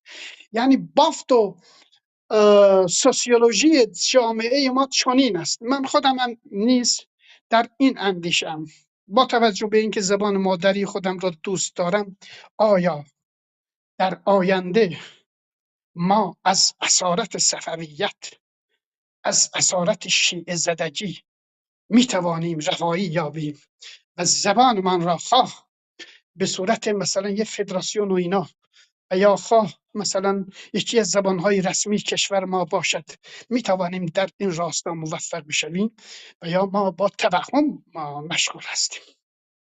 من میاندیشم و میدانم که اکثریت قریب به اتفاق مردم ترک صفوی زده شیعه اصلا زبان ملی خودشون را دوست ندارند و اگر دقت کرده باشید این به این حقیقت، اکثر طرفداران رضا پهلوی ما ترک ها هستیم. یعنی من خودم نیستم، من تبریزی ها هستم و شما دیدید به زبان ترکی تبریزی هم یک جوان تبریزی رفت بالای منبر اونجا چگونه مداحی کرد به رضا پهلوی و اینا. در هر حال این مشکل هست. مثلا من وقتی که می نگرم که شهرهای های ترک‌نشین به پا نمیخیزند و اینا، مردم فکر میکنند که باید به پا بخیزند، هیچ وقت این حادثه رخ نمیدهد. باید یک آیت اللهی فتوا بدهد که این مردم بتوانند از جای خود تکان بخورند. شما به عنوان مثال یک نمونه نمیتوانید بگویید که ترک‌های های صفوی و شیعه زده بدون اینکه فتوای آیت اللهی در تاریخ بوده باشد حرکتی کرده باشند. شما اگر جنبش تنباکو را نگاه بکنید، اون موقع نیز اون آیت الله اسمش چه بود، بهبهانی شیرازی و اینا که در نجف بودند، اصلا اون موقع عراق هم نبود، یک کشور دیگه بود، مال عثمانی بود.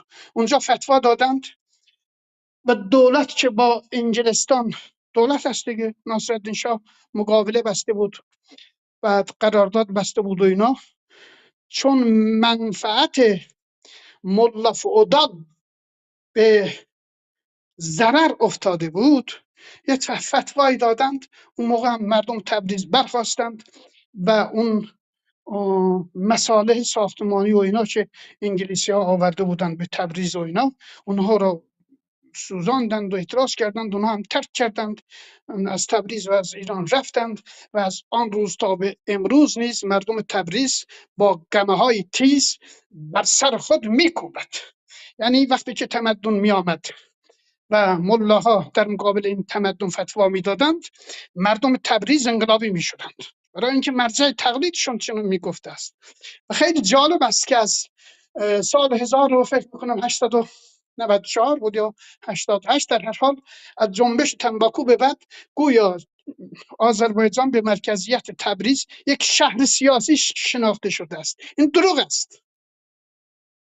شهری که اراده خود را نداشته باشد، یک ملا محرک این حرکت باشد، کجاش سیاسی هستش؟ اگر سیاسی هست، در نهضت زن زندگی آزادی، در نهضت کنونی، حداقل یک اعتصاب عمومی میتواند پاسخی به تاریخ باشد، پاسخی باشد که این مردم در مقابل مظلوم قرار گرفتن، سکوت نکردن. درسته یا نه؟ این سکوت را یه عده بی سواد و بی شعور میگویند مردم ما چنان پیشرفت و تکامل کرده است که سکوت را آلت مبارزه میداند. خب اگر چنین است تو لااقل به خاطر منافع ملی، به اصطلاح نهضت ملی خود، نهضت آذربایجان گرایی و ترک گرایی خودت به پا باید بخیزی. درسته یا نه؟ بنابراین در مدت این 500 سال تشیع اعصاب مردانگی و علیه ظلم بودن مردم ما را مچیده است. فقط وقتی که یک ملا پیشرو بوده است این مردم به پا خواستن. من به یاد دارم این فاجعه را که در یه روستایی زندگی میکردم من در دشت مقام. حالا میاندیشم که چگونه ما از هستی تمدن به دور ماندیم. روستایان فقیری که نون خالی خودشون را به سختی پیدا میکردند در یک میدان جمع شده بودند و می گفتند که مردم ما مرجع تقلید ما چی گفته است. اگر واقعا مرجع تقلیدم اون موقع شریعت مداری بود، اگر شریعت مداری حکم جهاد داده باشد حاضر بودند بروند اون مردم فقیر کلنگشون و بیلشون و نمیدونم پاروشون رو بردارند و حمله بکنند به پاسگاه و اینا اونها رو بکشند. اینو هیچ وقت فراموش نمیکنن. متوجه هستید؟ به خاطر همین است که این هم یه انجل هست. ترکای شیعه صفوی زده یه انجل هستن. من یه چیزم برای شما بگم، خیلی عذر میخوام طول کشید، اصلا نمیخواستم حرف بزنم، من هم میخواستم سکوت رو اختیار بکنم. در نهضت زن زندگی آزادی من یه ویدیویی هست برای دیگران هم فرستادم. وقتی که در بلوچستان این بسیج ها رو و نمیدونم سپاهیان و اینا رو میزدند و اونها فرار میکردند، وقتی که اون بسیجیان با لهجه تبریزی با هم دیگر حرف میزدند، به ترکی حرف میزدند، تبریزی بودند که ارتش سپاه همه چیز دست ترک هاست. متاسفانه حتی در جنگ 12 روزه اون ژنرال هایی که کشته شدند همشون ترک بودند. رئیس جمهور ترک، رهبر ترک، جمهوری اسلامی چه حکومت ترکی هستش در حقیقت. و ترک از کجا باید بیاد؟ از آسمان باید بیاد؟ اینجوری دیگه. اون موقع وقتی که مردم فقیر بلوچستان این تبریزیان بسیجی را میزدند و آنها با زبان خودشون به لهجه تبریزی میان هم دیگه حرف میزدن، توی ویدیو افتاده است، تو در چیزم هست در یوتیوب. من واقعا خجالت کشیدم. مسئله این است، واقعیت این است و من میترسم که آقای گونتا عوض میخوام اومدم. بفرمایید دیگه. باشه من زیاد حرف زدم، نه بفرمایید. جنبندی کنید، جنبندی کنید. نه دیگه کافیه. اون ممنون. سوالی که از شما پرسیدم نمیدونم چی گفت اون در سوال چیز. اون اون سوال از سوال از آقای سوریانا پرسیدی که خود سوریانا جواب میدم، بعد میریم سراغ آقای زاگرس که خوش اومدید و یاسر و همچنین آقای آرز. دوستانی که جدیدن با ما ملحق شدید در پایین هستید خوش اومدید. هر کسی تمایل داره و وقت داره یا علاقه داره براش از نظر امنیتی هم مشکلی نیست، چون داخل خصوصا تو بلوچستان حتی کلاب هاوس هم کسی بیاد یه قسم میگیره، چون جو امنیتی بلوچستان با سایر جای ایران فرق میکنه متاسفانه. صدای شما واضح نیست، شما حرف میزنید. آها بله بله، صدا من واضح نیست الان؟ خوبه؟ بهتر شد؟ بله آقای سرینا، ما بفرمایید جواب آقای گونتا رو بدید که بعد بریم سراغ بقیه دوستان. آقای سورنا. صدا من هست. بله ببینید بله. من چون کتاب‌های مختلف، چاپ‌های مختلفی داره، من اول بگم این کتاب گذشته چراغ راه آینده، نوشته تاریخ ایران در فاصله دو کودتا از 1299 تا 32. یه چیزش نویسندش جامیه که احتمالاً چند نفر هستن. انتشارات ققنوس، زمستان 1364 این که من دارم.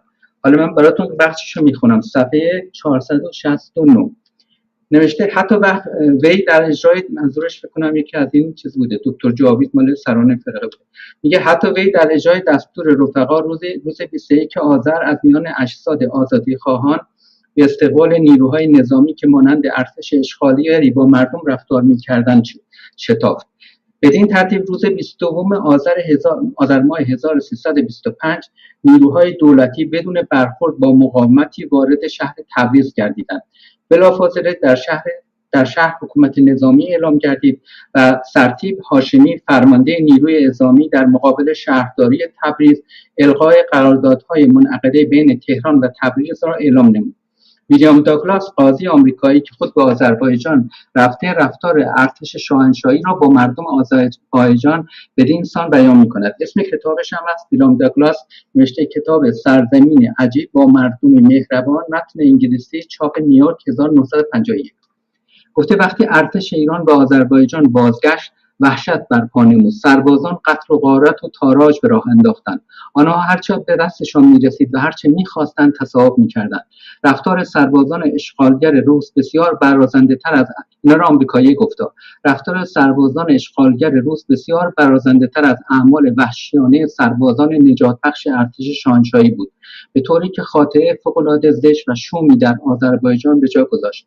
در آذربایجان اموال و احشام دهقانان به غارت رفت و زنان و دختران مورد تجاوز قرار گرفتند. گرچه رسالت ارتش ایران آزادی آذربایجان بود، ولی آنها مردم را غارت کرده پشت سر خود مرگ و نابودی به جا گذاشتند.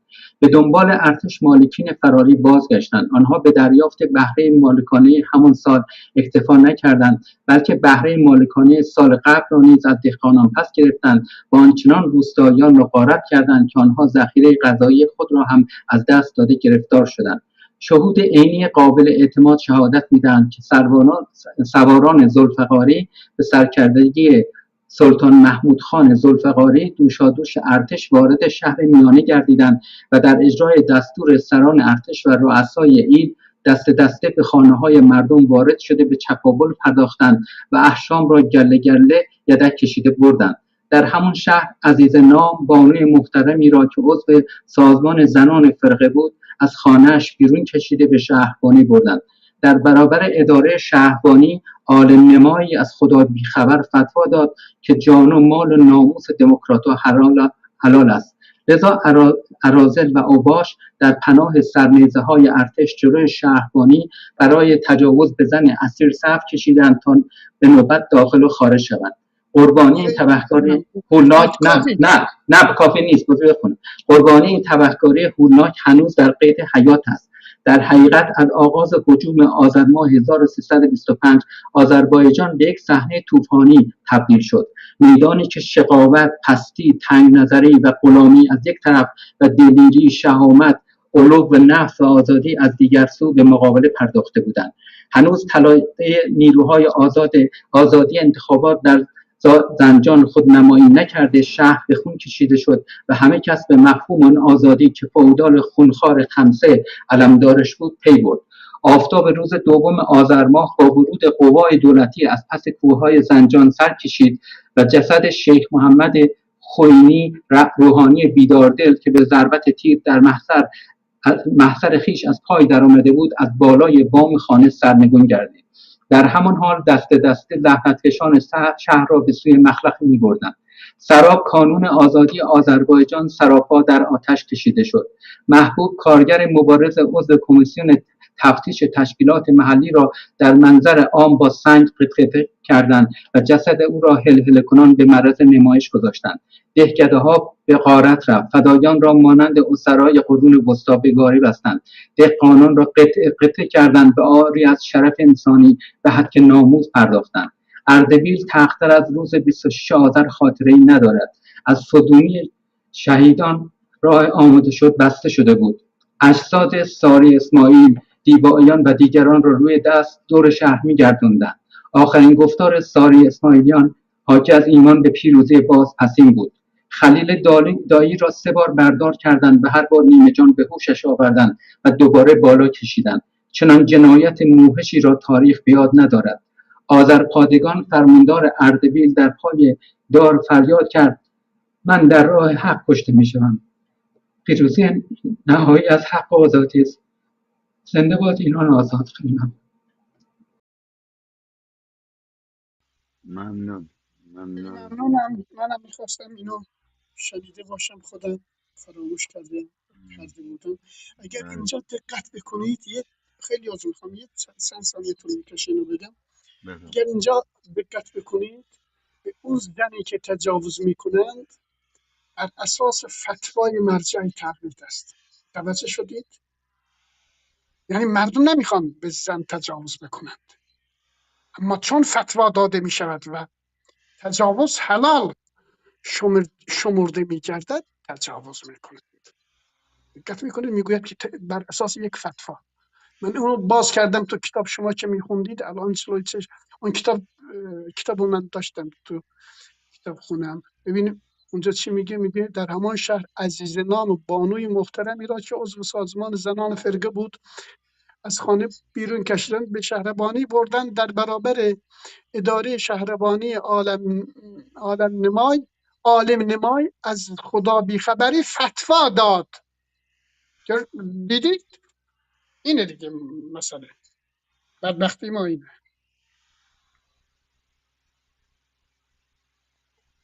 بله ممنون. ممنون. ببینم رفرش بکنم نوبتی آقای زاگرس بودن که رفتن، نیستم فکر کنم. آقای یوسف خوش اومدید. آقای آرز همینطور. آقای آرز نوبت آقای یاسر تلفظ درست نمیکنم. بفرمایید. سلام سلام. سلام عزیز و بزرگان. من اومده بودم که چهار حرف بزنن که این مادر بلوچ، من میگم که مادر بلوچ اینجا بود، هر چی گفت در مورد بلوچ 100% راست بود. هر چی گفت. من تشکر میکنم که اومده بودم که در مورد بلوچ حرف بزنم. بله من دیدم یا مادر بلوچ که خودش اینجا هست و با جگر پاره حرف بیزنه در مورد بلوچ. خوشحال شدم. تشکر میکنم. بلوچ مادر بلوچ کجاست یاسر؟ ما مادر بلوچ این خانمی که در مورد بلوچ کجا هست؟ حرف زد الان. الان مادر بلوچی هست؟ آره فکر میکنه من زن هستم، صدام یه مقدار ضعیف است، به خاطر ببخشه همین. نه اما مهم نیست. صدای من ببخشه اینجوری نبود. دیدم دو صدام چرا اینجوری شد. من یه صدای من بسیار بد. یه نمیتونستم. لحظه. یه من لحظه نیم ساعت اسم تو رو میخونم، نمیتونم که فکر کردم آره، شاید من اشتباه ترکی کنم. نوشتم. در جنگ آره ایران و عراق من شیمیایی شدم. اون پنجره های گلویم سوخت و بعد صدای من به این شکل در اومده است. اینجوری نبود. بفرمایید. ببخشه اشتباهی کردم. خب موهاتون هم بلنده آقای گونتا، دیتل کرد بخاطر همین. آره خب حرف همه کامل حرف رو زد که از دوران ساسانیان تا الان بلوچ هیچی ندیده. نه دور شاه چیزی دیده، نه دور اسلامی جمهوری. هیچی، فقط کشت و کوسار، ناراحتی، بیکاری. بلوچ رو مثل بلوچ رو جز ایران حساب نکردم. من اینطوری فکر میکنم مثلا بلوچ فقط میگفتن که تبار ایرانه، ملت ایران نیست. یک دوست نداره این حرفا رو بزنم. یک قومی که از جز ایران نیست اون میاد میگه که اون ایرانیه. اونا رو میگه که نه تبار تو هم ایرانیه. بلوچ اون جایی که باید بلوچ ها رو تو باید بده، تو اونجا رو رفته تو ترک و کسی دیگه بود که تو اونو دادی که بلوچ الان هم نمیتونه بلوچی حرف بزنه تو خونه خودش.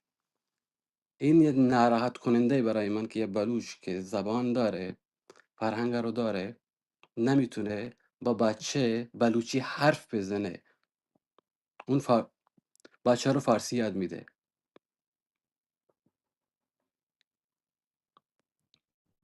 ایران س- چند تا زبان داره. کرد که اصلا زبان خودش حرف میزنه، افتخار میکنم. بلوچ نمیتونه به زبان خودت حرف بزنه. یه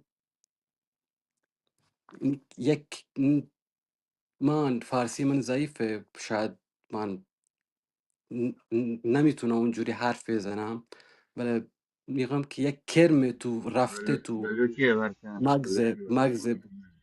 مغز بلوچ، یک کرمی تو رفته تو مغز بلوچ. بلوچ باید ثابت کنه که اون ایرانیه.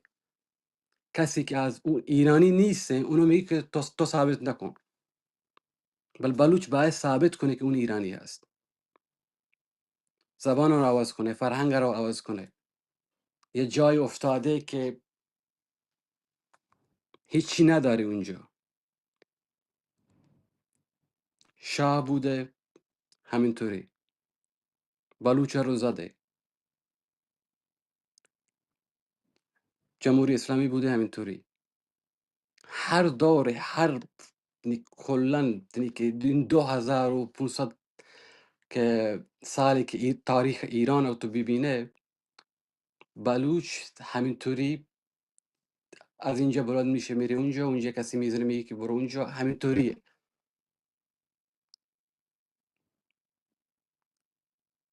بلوچ باید الان خودت فکر کنه، نه با کسی حمایت کنه، نه جزء بلوچ، نباید جزء با شاه باشه و نباید بلوچ جزء با این که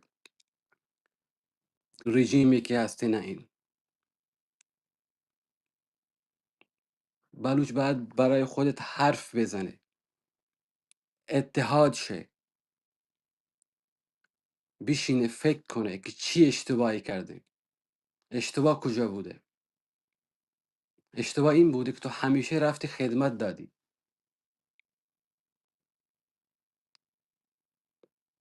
بلوچ باید این، نمیدونم چجوری حرف بزنه الان. ناراحتم که این چیز که میبینم چجوریه. میبینم که اون مثلا ما میگیم که بلوچستان، ما میگیم بلوچستان و بلوچستانی که ما میره زمین خاک ایران که میشیم، ما اون رو میگیم ایران. اینطوریه. و ایرانی که هستم، فارسی که هستم، میگن که فارس، گجری که هستم، اون همیشه فکر میکردن که بلوچ جز با ما نیست. بلوچ جز فرهنگی که فارسی که الان داره با اون نیست. و بلوچ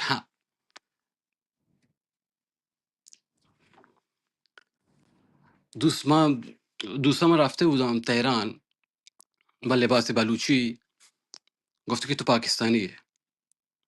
و بر رفتار با اون بعد رفتار کردم.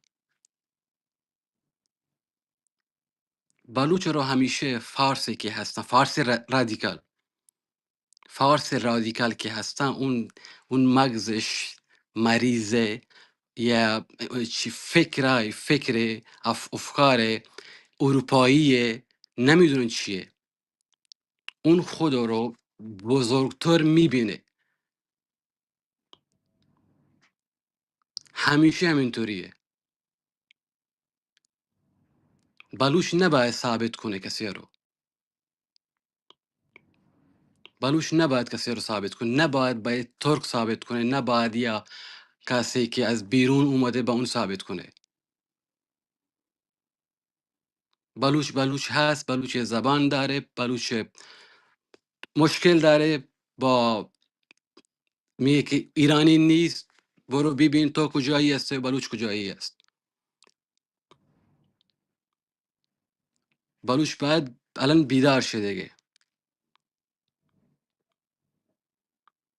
این شاهی که بود که با پاکستان همه چیز رو داد که فقط بلوچ رو بزنه بکشه اونجا. الان دوباره با شاهزاده که میاد که من این کار رو میکنم با بلوچ و دلسوزی و این. بلوچ که دیگه بزرگ شده یاد گرفته فکر میکنم بچه نیست دیگه. بلوچ نباید یه بلوچ هم حمایت شاه باشه که اون دوباره بیای که هیچ موقع شاید دوباره همین کار که پدرش کرده دوباره بچه همین کار میکنه. ترا گذاشتم کنار مرز، تو کجا بودی؟ ترا آوردن کنار مرز. تو الان میگی که تو جز ما نیسته.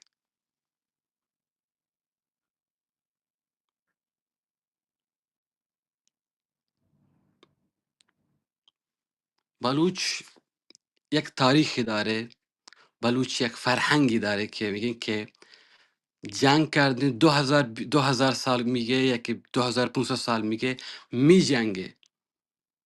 میجنگه برای شناخت خودش. باخت نداده الان،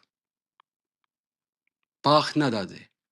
هر جا باشه، تو پاکستان باشه یا ایران باشه، و باخت نمیده. اون کسی که اون ملتی که 2000 سال تا بجنگه که باخت که نمیده، اون باخت نمیده. یاسر جان جمعندی کرد، جمعیت باز بود خیلی. جانم فقط گفته که این حرفا رو بزنن دیگه. بلوچ تا ازل جنگیده، فردا می جنگه، پس فردا می جنگه، فقط برای شناخت خودش. تا اون تا اون جاها رو برسه که تو احترامی که هسته تو فرهنگ بلوچ میگه که احترامی، تا اون احترام تو اونو نده اون ویل نمیکنه.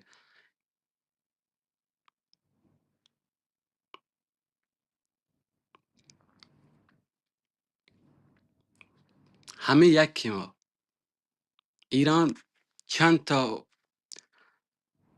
ملیت داره که اون همه ایرانی اونجا، بلوچ باشه، کرد باشه، لور باشه، کشکایی باشه، لکی باشه.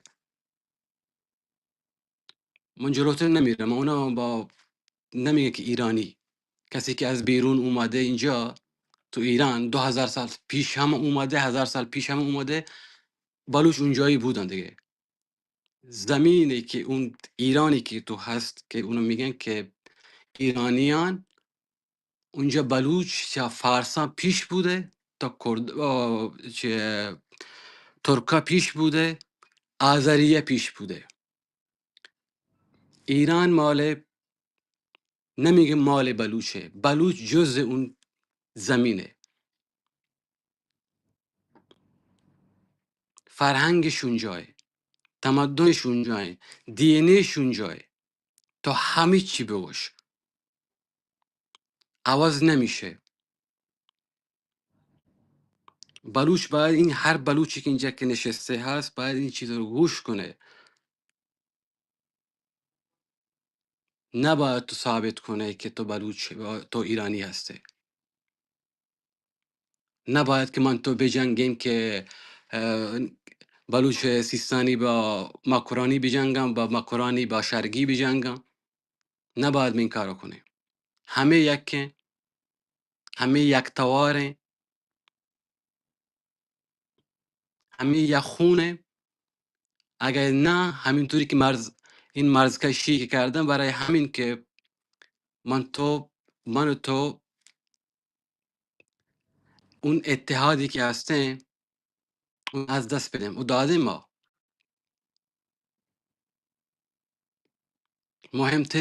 مهمترین برای ملیت اون اتحاده. با کردا همین کار کردم، با بلوچ هم همین کار رو کردم. باید بلوچ بشینه با کردا اتحاد کنه. اونی که اونا میشناسه از 2000 سال پیش میشناسه، از الان میشناسه. نباید بشینه با فارس حرف بزنه، با اونایی حرف بزن که تو 2000 سال پیش با اونا بوده. تمدن مادایی که تو میگه تو اون موقع تو اونجا بوده. تمدنی که ایلامی که الان که همه فارس که افتخار که میکنه که فرهنگش نیست، اون افتخار میکنه، اون مال توه.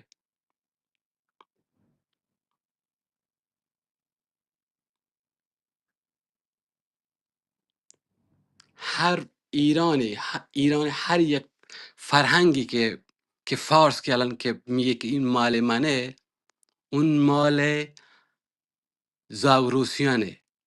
کوه زاگروسه. کوه زاگروس بلوچ اونجا زندگی کرده، جز اون بوده، اون مال توه. هر بلوچی هست اینجا باید برم با کرد اتحاد کنم. مرد با مرد بره بشینه، مرد با مرد بره بشینه اتحاد کنه. اگه نه، دو هزار ساله، 2000 سال جانم. جمعندی کن بی زحمت که تعداد زیاد شده. جان، خلاصه کن که خلاصه اینه که بلوچ باید به اتحاد کنه، بلوچ به بلوچ اتحاد کنه، بلوچ به کرد اتحاد کنه. نباید بشینه تو اون کسایی که اون مهم نیست. باید بره به اون بشینه که اون مهمه. دیروز مهم بوده، امروز مهمه. خلاصه همینه دیگه.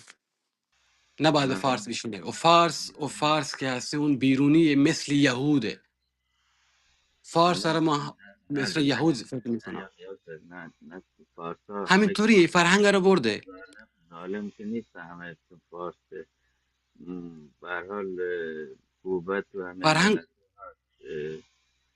این که رژیم ها فارس محورن، این یک چیزیه. ولی این که بگیم همه با فارس ها نباید صحبت کرد و نمیدونم با فلان ملت باید هم بستگی پیدا کرد. الان ما توی یک کشتی نشستیم، همه سوای ملیت و زبان و فرهنگ و تاریخ و اون کشتی سکانش دست آخونده. اگر بگذاریم غرق بشه این کشتی، همه ما غرق میشیم، چه فارس باشه، چه کرد، چه بلوچ، چه. بنابراین الان این رژیم رو ما اگه در بلوچستان کل بلوچستان رو آزاد بکنیم، این رژیم سرنگون نخواهد شد. بنابراین تعیین کننده شهرهای بزرگ هستن مثل تهران، کلان شهرها، اصفهان، شیراز، مشهد و اونجا خب فرضیت به فارس هست. یعنی برای سرنگونی جمهوری اسلامی اونا هم به هر حال همه با هم باید باشه. ممنون به هر حال از صحبت نه شما. نه ببخشید حرف تو رو میخوام جواب بدم. میخوام حرف تو رو جواب بدم، ببخشید. این بحث ها رو من میذاریم. چند ثانیه صحبت بکنم، شما میخواید جواب بدید آقای بله بله سرخوش بله اجازه بدید، ما منتظریم اینجا. بله آره، بله. میخوام جواب بدم. جواب اینه این کوتاه که کوتاه کوتاه. دوباره میگه دوباره میگه که فارس از بیرون اومده، تمدن تو رو برده. حالا همه چی رو میگه که فارسه. آقا یاسر از ایران رو کجا مثل اومده؟ فارس میشناسه. از ها، کجا اومده؟ از کجون بیرون اومده؟ فارس فارس از کجا اومده بیرون کجاست؟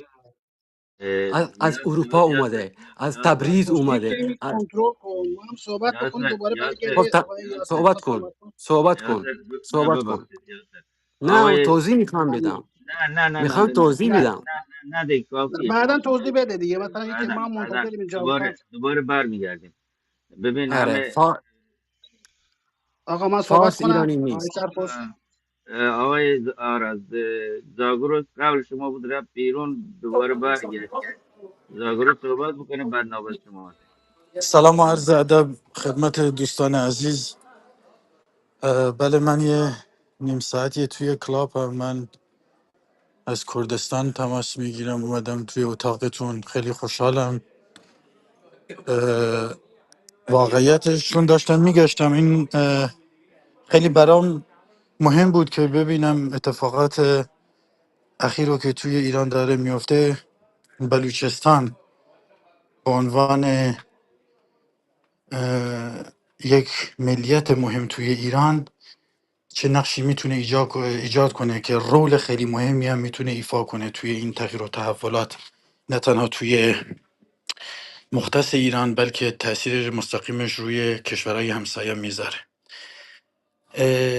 الان حرفا رو من خیلی گوش کردم، جالب بود برام. من آقای یاسر حرف خوبی هم زدن، میشناسم ایشونو تا حدودی. من خودم کردم و خودم هم بلوچ میدونم، چون ریشم هم یکیه.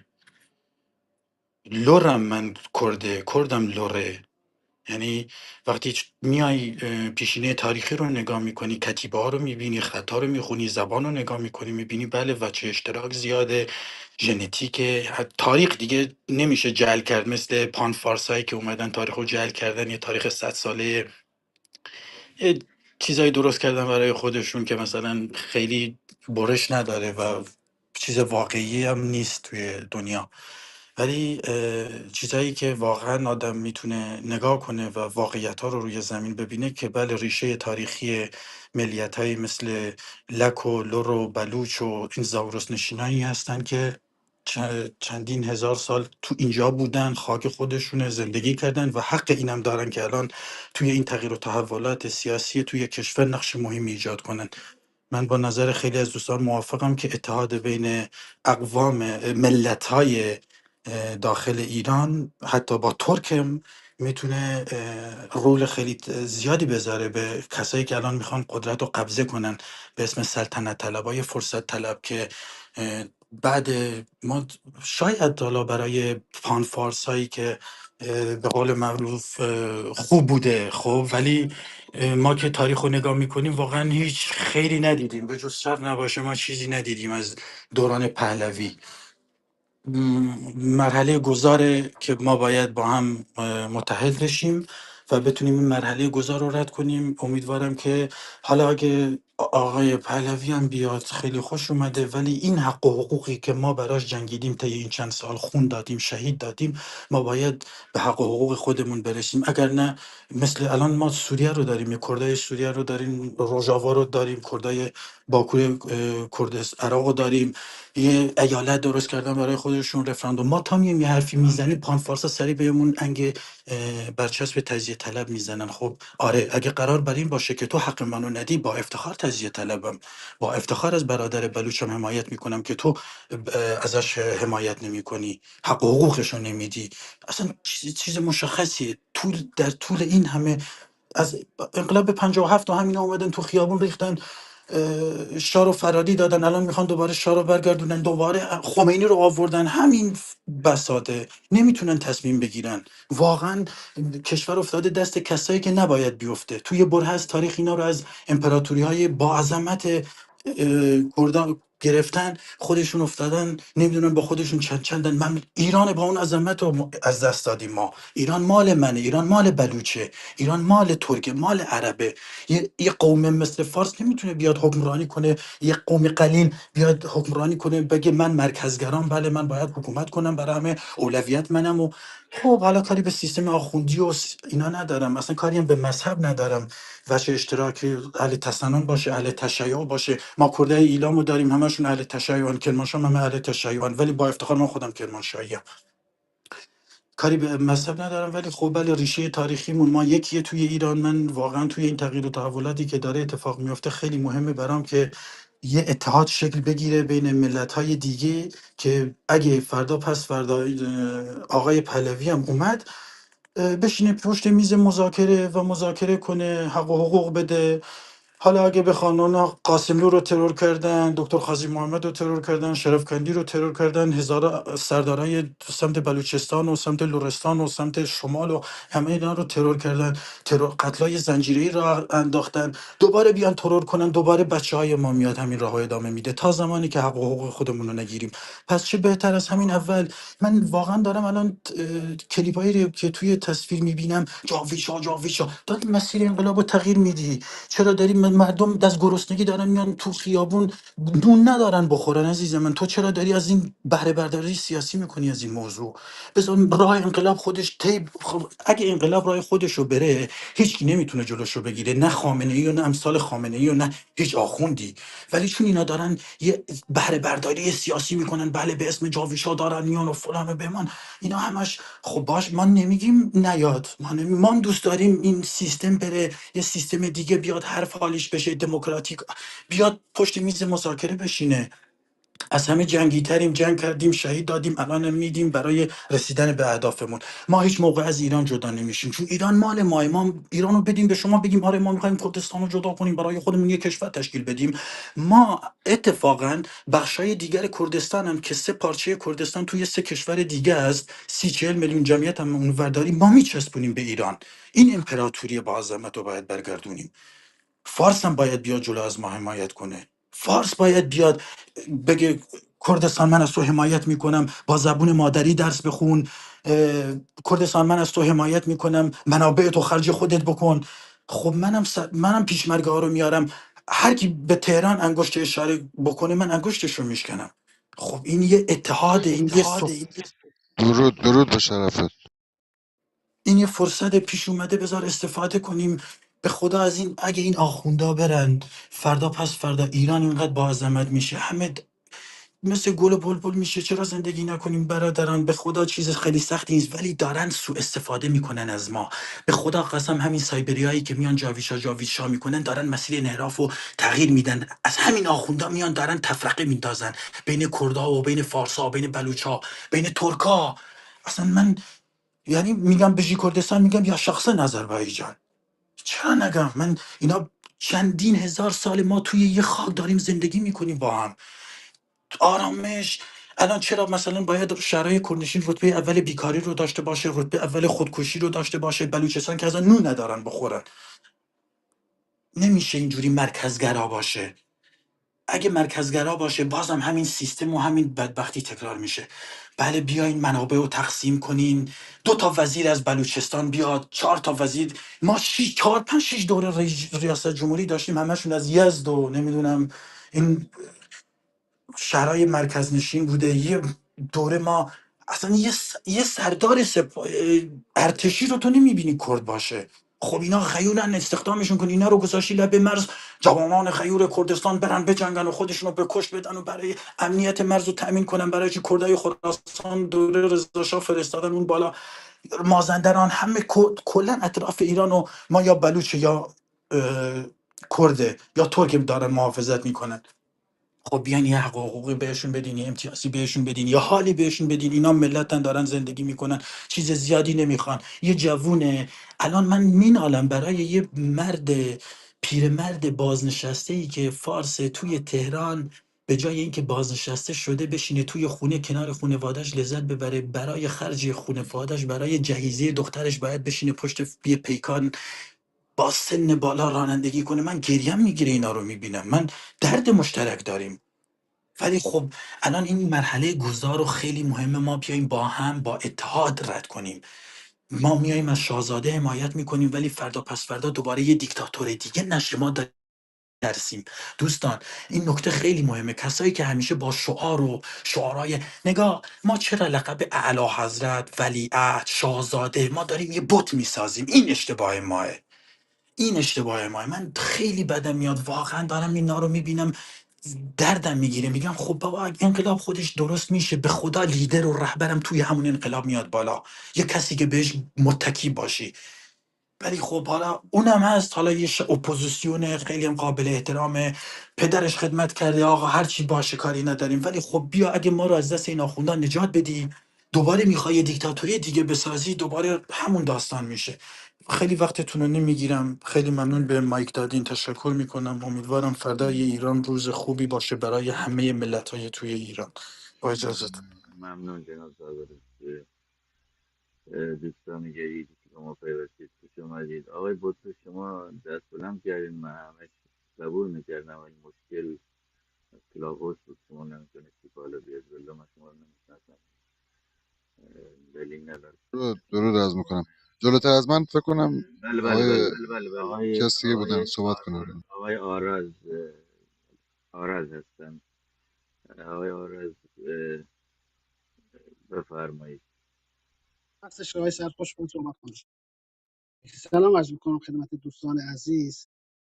دوستان نکاتی اشاره کردند و من منتظر بودم که آقای کونتای هم بمونه. متاسفانه از اتاق رفتم. بعضی نکاتی که اشاره کردن در مورد ترکان آذربایجان که در بلوچستان چه اتفاق افتاده، این طبیعی هستش که نیروهای نظامی و انتظامی بالاخره به خاطر جمعیت بیشتر ترکا تمام شهرها وجود داره.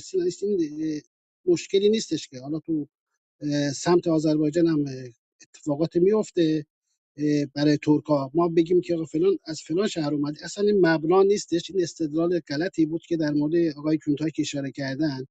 ولی من می‌خواستم چیزی که مطرح بکنم در چند روز اخیر که اعتراضاتی که در جغرافیای فعلی ایران صورت گرفته، خیلی از دوستان یا هموطنانی که میان مطرح میکنن که چرا آذربایجان و تبریز مرکز آذربایجان چرا هیچ اعتراضی نمیکنه و سکوت اختیار کرده، خواستم به دوستان بگم که این علت تاریخی داره، دلایل تاریخی داره. چون اگر میخوایم این مسئله رو پیدا بکنیم، باید بریم به حافظه تاریخی ملت آذربایجان بنگریم و ببینیم که چه اتفاقاتی افتاده که در طول تاریخ آذربایجان و ملت ترک این تصمیم رو گرفته که در اعتراضاتی که الان صورت گرفته زیاد دخالت نکنه و نه تو خیابونای اعتراض بکنه، به خاطر اینکه به این اعتراضا بپیونده.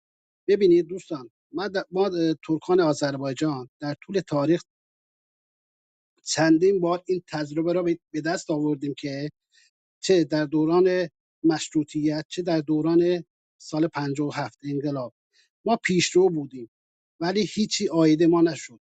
هیچ استفاده ای نکردیم، رفتیم هزینه دادیم، خون دادیم، ولی هیچ آورده ای به ما نصیب ما نشد. به این دلایل اگر میخوایم ببینیم بدونیم که چرا آذربایجان اون اعتراضات شرکت نمی کند، باید خیلی خیلی باید دقیق بررسیش بکنیم. الان در تبریز و آذربایجان مردم خودش تصمیم خودش رو گرفته، هدف خودش رو داره، شعار خودش رو داره، استراتژی خودش رو داره، اهداف خودش رو داره.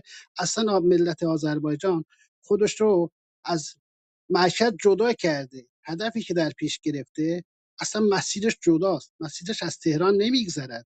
حالا دوستانی که میان شعار میدن رخ پهلوی برگرد، چون رخ پهلوی در طول تاریخ در آذربایجان، دوست عزیزمون هم متنش رو خوندش که سندش رو خوندش که جنایاتی که کرده، 25,000 نفر کشته، جنایت کرده، کتاب‌های درسی به زبان ترکی رو سوزونده، کتاب سوزی کرده. ملت آذربایجان غیرتش اجازه نخواهد داد که بیاد از رخ پهلوی حمایت کند. سکوت آذربایجان به معنای حمایت از جمهوری اسلامی هم نیستش که اینو مطمئن باشید. همیشه سکوت نشانه رضایت نیستش. آذربایجان کلا مسیرش رو جدا کرده و هدف خاص خودش رو داره و انشالله در موقع و موقعیت مناسب کار خودش رو انجام خواهد داد. چون حرکت ملی آذربایجان که چندین سال صورت گرفته و تشکیل شده از فعالین ملی آذربایجان، یه اهداف خاص خودش رو داره. اینجوری نیستش که بیاد بر هر اعتراضی که در مرکز صورت میگیره بیاد بپیونده. چون هدف فعالین ملی آذربایجان مشخص هستش، استراتژی مشخص هستش. بنابراین این اتفاقا نشانه اینه که ملت آذربایجان بیدار شده، اصلا به مرکز نگاهی نداره، چشم داشتی نداره، هیچ مطالبه ای از مرکز ما نداریمش. ما راه خودمون رو خواهیم رفت. بعضی دوستان میان تنقید میکنن، انتقاد میکنن، چه آقا شما چرا اعتراض نمیکنید؟ اعتراضی که در تهران هستش مطالبه من نیست، چون تجربه من ثابت کرده من برم خون بدم به چه قیمتی، دوباره همین سیستم برگرده بیاد جنایت بکنه. بعضی مسائلی که وجود داره در آذربایجان در طول تاریخ شکل گرفته. ما به هیچ وجه اگر دون اعتراضات به نظر من اصلا ملت آذربایجان شرکت نخواهد کرد، ما مادامی که توافق صورت بگیره که حقوق تمام ملت‌های غیر فارس در اون گنجانده بشه، حداقل مطمئن بشن که این حقوق در آینده احقاق خواهد شد.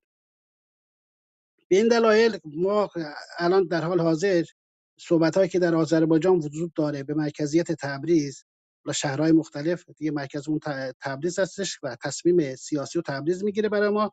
اونجا دوستان تصمیم گرفتن، قرار بر این شده که فعلا ما اعتراضی نخواهیم کرد و آدرسی اگر کسی هم میخواد جمهوری اسلامی رو سرنگون بکنه و حاکمیت عوض بکنه، رژیم چنج بکنه، آدرسش تو تهران هستش که تهرانی‌ها بلند بشن، فارس‌ها بلند بشن، حکومت رو عوض بکنن. اگر میخوان رو پهلوی رو بیارن بذارن تخت سلطنت یا تامورلی رو بیارن، هر کسی رو میخوان بیارن، ما مشکلی نداریم. ولی برای آذربایجان، ما ملت آذربایجان خودمون تصمیم خواهیم گرفت و انشالله به زودی حکومت ملی آذربایجان به مرکزیت تبریز برقرار خواهد شد. ممنونم آقای مهم سرخوش. ارادت دارم خدمت شما بقیه دوستان.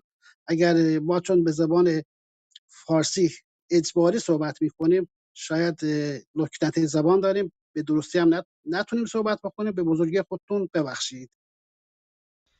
ممنون جناب آرش.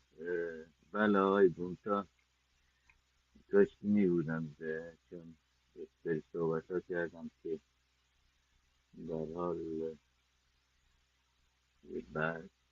برشاد از واقعیت در مورد آذربایجان. من قبلا آقای گونتا رو شنیدم تو های مختلف میذاره نه خیلی محصی باقی میکنه که در مورد ملت آذربایجان. آقای زاگرو صحبت کرد که آقای بوتو چجوری تلفظ میکنم آقای بوتو اسم من فکر میکردم زلفقار علی بوتو رو شنیدین یا نه؟ بله بنده هستم، البته اعدام شدم روحشم. جناب آراز یا عراز، من در تلفظ دقیقش نمیدونم، شما صحبت که انجام دادی، حالا من جوری که من متوجه شدم با چه این قضیه تهران که حساب گفتید خودشون بلندشن، حالا من کار ندارم به سلطنت و پهلوی پرستا، شما کل اون مشکلتون با تهرانه یا با این اشخاص که دنبال سلطنت میگردن، به خاطر اونا داریم میگی ما همراهی نمی کنیم؟ من این رو قشنگ متوجه نشدم، میشه یه توضیح کوتاه بگین که من ادامه بدم؟ ما خیلی وقت تصمیم گرفتیم اصلا ایران نمیشناسیم، ما خودمون آذربایجان هستیم و میخوام دولت خودمون رو تشکیل بدیم و حکومت جدید خودمون رو، چون سابقه تاریخی داریم که در دوره پیشوری هم حکومت ملی داشته، ما میخوام حکومت ملی خودمون رو احیا بکنیم و به ایران اعتقادی نداریم. شما من به عنوان یک کرد و یه ایرانی صحبت میکنم، یعنی کرد کرمانجم و از ناحیه خراسان دارم صحبت میکنم خدمت شما. سند آذربایجان رو به نام یا کردستان و یا سیستان بلوچستان رو کجا به نام اون اشخاصی زدن که حالا اونا عزیزان برادر ما هستن، کسی ادعای جدایی نکرده، ولی شما که داری میکنه یه ادعا رو داری انجام میدی، توی تاریخ سابقه ای داشته که شما دوباره بخوای به اون سابقت برگردی بگی موقع مثلا فلان تاریخ که مستقل بودیم و استقلال داشتیم، شما یه برهه بوده که همون توسط اون شخص پیشوری که همچین ادعایی کرد و یه مدت کوتاهی هم انجام داد و بعدش هم بساطش برچیده شد، زمان دیگه ای نداشتین که شما بخواین استقلال داشته باشین که الان هم بخواین به اون استقلالتون برگردین؟ در قبل از رضا پهلوی ما ممالک محروسه داشتیم، اسم مملکت ما هم مملکت آذربایجان بود. کلا اون موقع جغرافیای فعلی که اینجا سیستم متمرکز الان داره اینجوری نبوده که شکل مملکت داری یه چیز دیگه بوده. ممالک محروسه بوده، اسم مملکت ما آذربایجان بوده. بعد از پهلوی هم 1 سال حکومت ملی آذربایجان رو در دوران پیشوری داشتیم. الان دنبال احیای اون حکومت ملی هستیم و ایرانی به رسمیت آفرین. 1 سال داشتین درسته؟ 1 سال بوده دیگه. اونم به یک خاطر مایه چی؟ به نیست خاطر دادش، ما هم میگم که نه بالاخره نه داشتیم دیگه. ما میگیم ایران رو میخوام به بهت شما رسمیت بگم نمیشناسم. که من الان ایرانی نیستم، به عنوان از دولت آذربایجان صحبت میکنم. من خودم ایرانی خب نمیدونم. شما ایرانی نیستی، چرا تو ایرانی الان؟ الان تو تبریز نشستم، تو مرکز آذربایجان تبریز هستم مال عزیزم. ایرانه. مال ایران، من تبریز از ایران نمیشناسم. شاید تبریز به نظر شما تبریز نه نه قلب من ایران. این اعتقاد نه به نظر تبریز شما قلب اینجوریه. به نظر ایرانه. من شما نمیتونی بیای بگی من ایرانی ما نیستم، میتونی خارج بشی از ایران، من مشکل نداره. من جناب خودم ایرانی دکتر، نمیدونم. من آذربایجانی جناب هستم دکتر و بحث رو منحرف بحث نکنید. کنترل کنیم. آقا صحبت های خودتون بکن آقای بوتو. این من که صحبت خودم انجام میدم. باش بله. باش باش. من همین که آقای یاسر اگه درست تلفظ کنم یا دوستان دیگه که صحبت کردم، من تا یاسر شنیدم یا هر کس دیگه ای حالا ادعایی داره که توی قضیه، حالا من نظر خودم دارم میگم، ادعایی توی این قضیه داره که فارس یا نمیدونم این قومیتی و یا ما ملتیم و یا اینکه اون تا وقتی که حق و حقوق ما رو ندن ما اینجوری هستیم، ما به فکر خودمون هستیم، اگر بخوایم بجنگیم ما برای خودمون میجنگیم.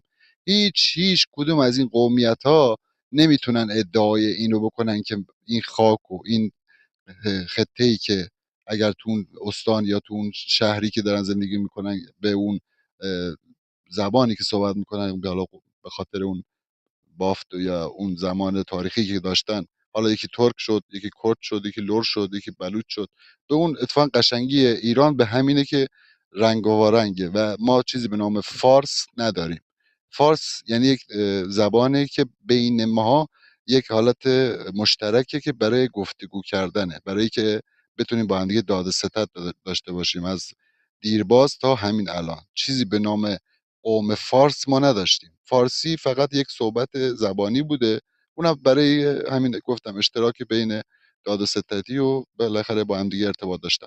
ولی اینکه کسی بخواد این وسط از این قضیه استفاده بکنه و بخواد این تنش رو به سمت یکی دیگه هل بده، بگه به ما ربطی نداره، اینو خودتون به قول معروف جمهوری اسلامی رو خودتون برین براندازیش کنین یا اگر نمیخواین خودتون برش دارین، این به نظر من فوق العاده کار اشتباهیه و این یعنی قشنگ بنزین ریختن توی این آتشی هستش که اگر قراره ایرانی آباد بشه باید به سمت آبادیش بریم و اگر خرابی ببینیم اینجوری توی این سیستمی که الان مستقره و اون مشکلاتی که توی دوره پهلوی برای تمام اقوامی که کم و کاست گذاشتن، که اگر یادتون باشه توی مستند این ساواک، رئیس ساواک پرویز ثابتی، ازش سوال شد که شما چرا آقای ثابتی برای مثلا سیستان و بلوچستان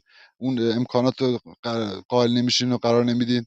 ایشون در کمال احمقیت اومدن گفتن خب ما نمیتونیم بیایم مازندران رو با سیستان و بلوچستان یکی کنیم، بخوایم اونجا یه بافتی داره یا مثلا یک حوزه‌ایه که میشه این امکانات اختصاص داد، ولی سیستان و بلوچستان یک بافتی داره و اون چیزی که مازندران میشه اختصاص داد اونجا نمیشه داد.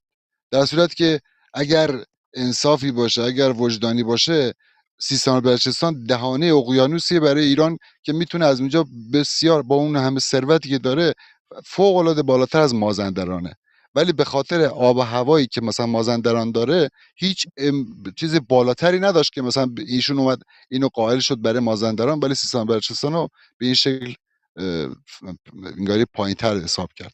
و اینو من میخواستم خلاصه مطلب بگم خدمت همه عزیزان، همه شهرها، همه خط همین ایران، هر کجاش که نگاه کنید ما با هم دیگه دختر دادیم، پسر گرفتیم، ازدواج‌های بین قومی کردیم. این بافتی که از دیرباز تاریخی چند هزار ساله هست، هیچ زمانی به این این مشکلی حل میشه. اونا دو تابعیتی هستن، نگران اونا نباشید. الا دو نفر ازدواج کرده، 2 تا دختر داده، 2 تا دختر گرفته. این مسائل قابل حل شدن است تو مسائل حقوقی. حالا تو قانون اساسی آذربایجان اینا بررسی شده و مشکلی نخواهد بود. دو تابعیتی ها میتونن هم برن برگردن، مسئلهشون حل خواهد شد، نگران نباش. باش، ممنون. توی داخل یک کشور من ندیدم دو تا تابعیت داشته باشه.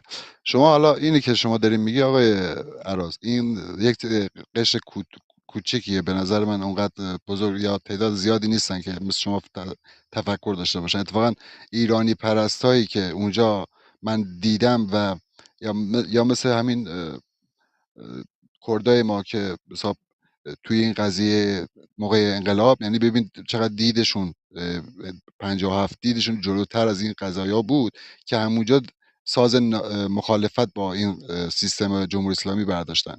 خب این باید به افتخارشون دست زد و کلاه از سر برداشت. نباید بیاد بگید مثلا اینا چون از همون اول ساز ناسازگاری با مثلا تمام حکومت ها برداشت. نه، این دید قشنگ و دید سیاسی که جالب بود و دیدی که جلوترش رو میدید و باید مردم سیاسی اگر بخوان ببینن که این قشر کردا که اونجا اومدن مخالفت کردن، این از اون ذهن زیبا و اون دید درست و روشنشون بود. ما هیچ وقت این قضايا رو رد نمی‌کنیم.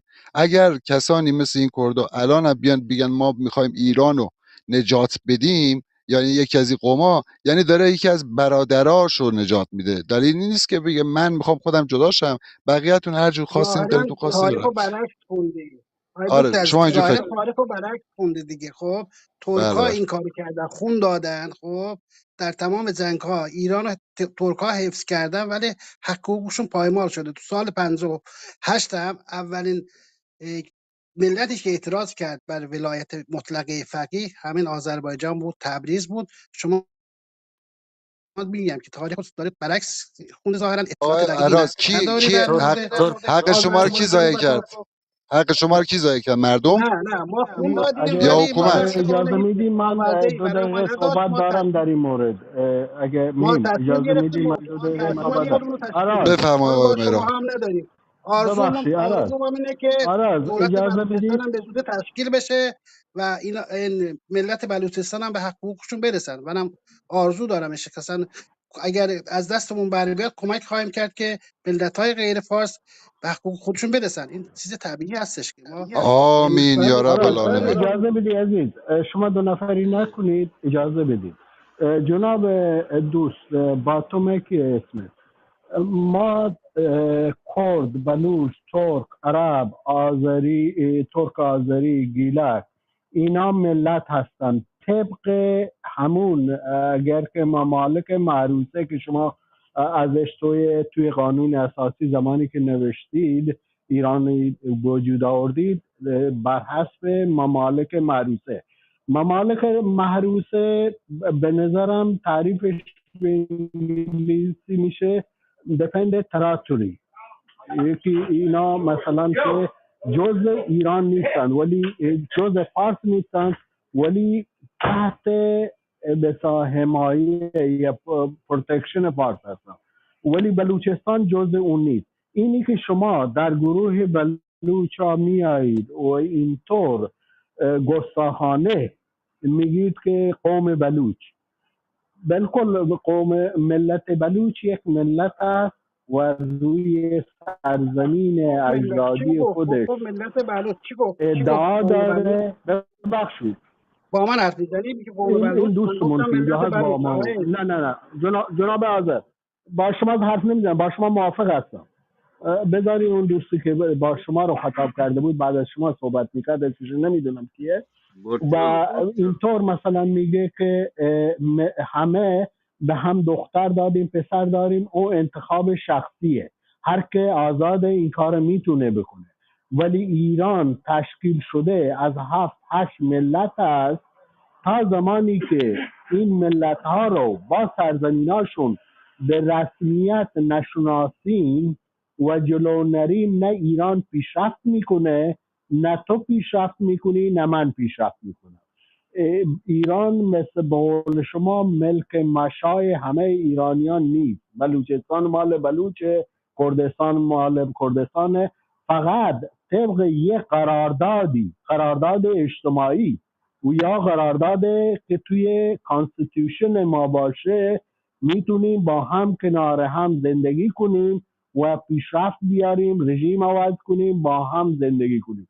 اگه قرار باشه اینطور مثلا هیچ کسو فقط مثلا بالکل ما یه ملت فارسی داریم، یا تاجیکن یا فارس هستن، هرچی دوست دارن خودشون رو بنامن. یه زبانی داره، زبان تاجیکی فارسی در اونجا هست و یه ملتی از زبان مادریشونه، از مادر متولد میشن اون زبان رو صحبت میکنن و هستن تو شیراز، کرمان، یزد و چند جای دیگه. بعد این ترک، کرد، بلوچ، اینا همه ملت هستن. زمانی که متولد میشن با زبان مادری خودشون متولد میشن. اینا یه چیزی که رژیم جمهوری اسلامی رو به نظر ما یه دیکتاتورایی مثل محمد رضا پهلوی یا بازسازی رضا پهلوی روی همین تفکر شما هرچند که دیکتاتوری را بازسازی میکند. یعنی همه هیچ که نیست، فقط ایرانه. ببخشید ما برای ایران زنده نیستیم، ما برای خودمون زنده هستیم، برای ارزش‌های خودمون و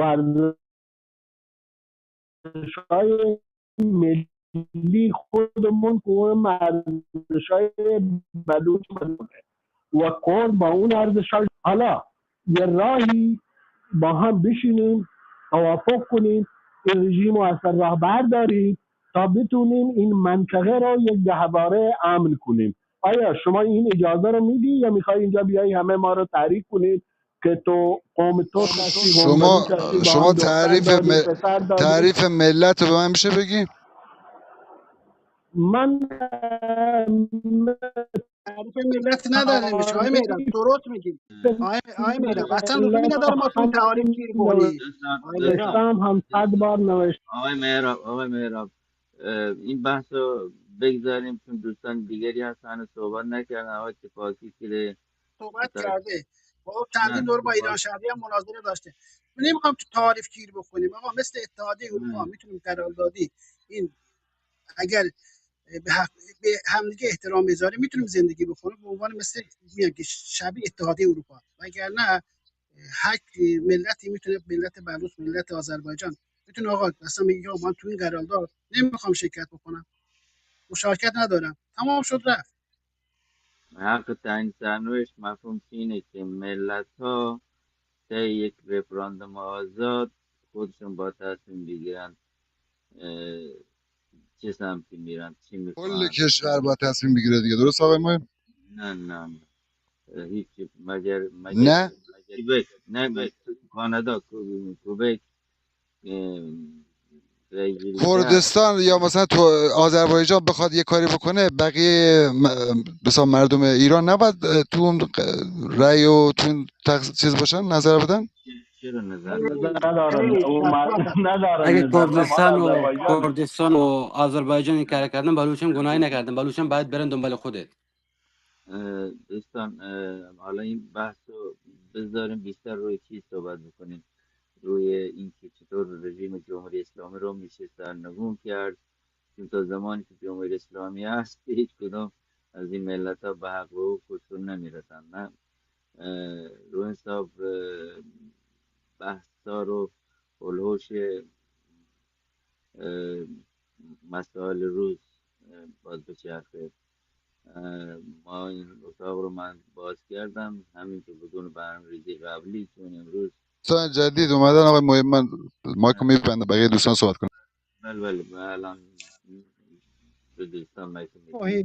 این سوالی که مطرح شده رو بذارید جواب بدیم که آیا مردم یزد میتونن برای مردم بلوچستان تصمیم بگیرن یا مردم یزد برای کردستان؟ دوستان، حق تعیین سرنوشت یک بخش خارجی داره که در اون کشور باید تصمیم بگیره، بخش داخلی داره، اینترنال، در واقع سلف دترمینیشن، که در اونجا حق تعیین سرنوشت داخلی با مردمی است که در اون منطقه تصمیم میگیرن. اینها جزء اسناد در واقع بین المللی است. بنابراین مردم خراسان نمیتونن برای بلوچستان تصمیم بگیرن، مردم بلوچستان نمیتونن برای کردستان تصمیم بگیرن. این که مردمی که در منطقه زندگی میکنن برای امور داخلیشون دولت محلی خودشونو در چارچوب کشور داشته باشن، این جزء حقوق اونهاست. نمیتونه یزدی برای اصفهانی رأی بده، اصفهانی برای کردستانی. مرسی. که ممنون. برای جدا شدن بقیه مردم نباید نظر بدن. جدا دیگری است. نه جدا شدن ارتباط پیدا میکنه به حاکمیت سوال و آقا همین همسریت. بود، منم برای همین درگیر شدم، گفتم جدا شدن باید بقیه نظر بدن. خب آره، جدا شدن بحث دیگری است که پیچیده است، وارد اون نشیم. ولی اینکه آقای دولت‌های که محلی رو داشته باشن، این حق هر منطقه برای خودش. نه آقای که مگر تو کوبک رفراندوم برای استقلال محسن نبود، جان مهمیت قابل یا اینکه در یه دوستان دقیقه یه دقیقه مسئله بفرمایید. حق تعیین سرنوشت مربوط به ملتی است که تصمیم میگیره.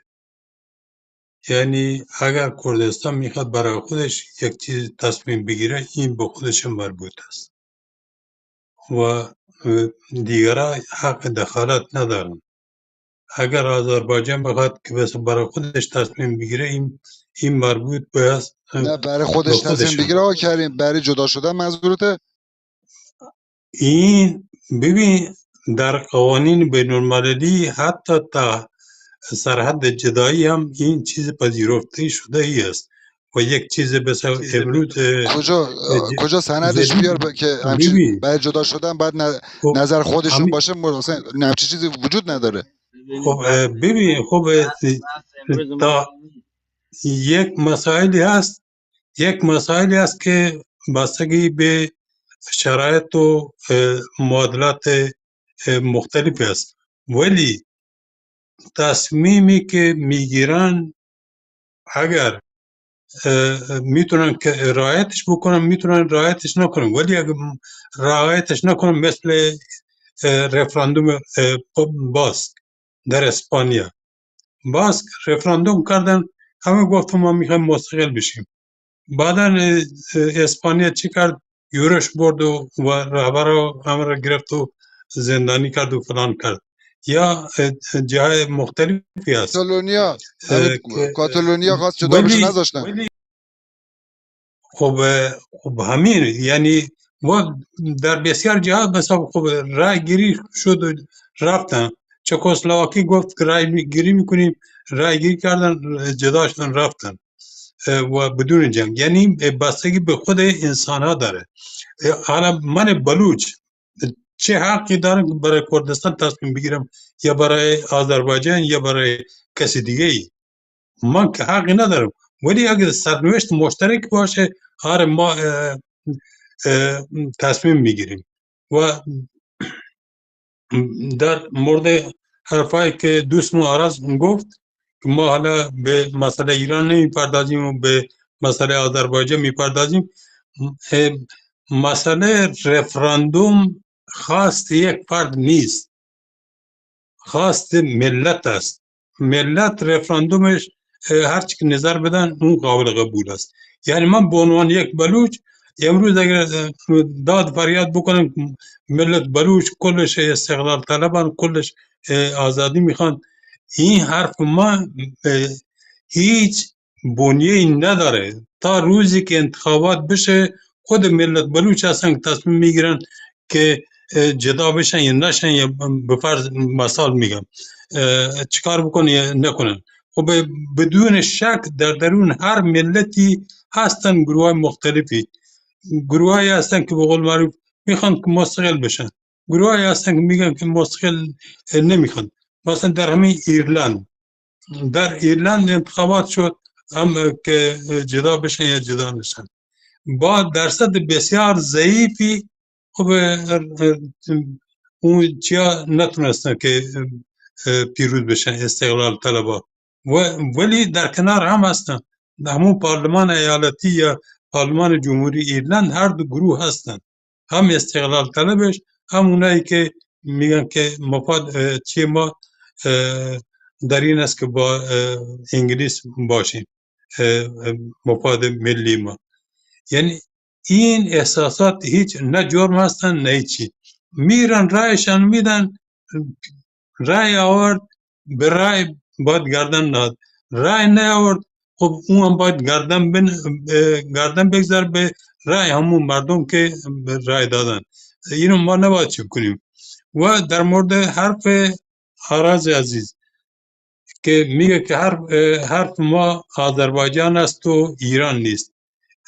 دوست عزیز، این حرف تو برای من شاید قابل قبول باشه یا قابل درک باشه، ولی باید بدانیم که تغییر جمهوری اسلامی، رفتن جمهوری اسلامی به نفع همه ماست.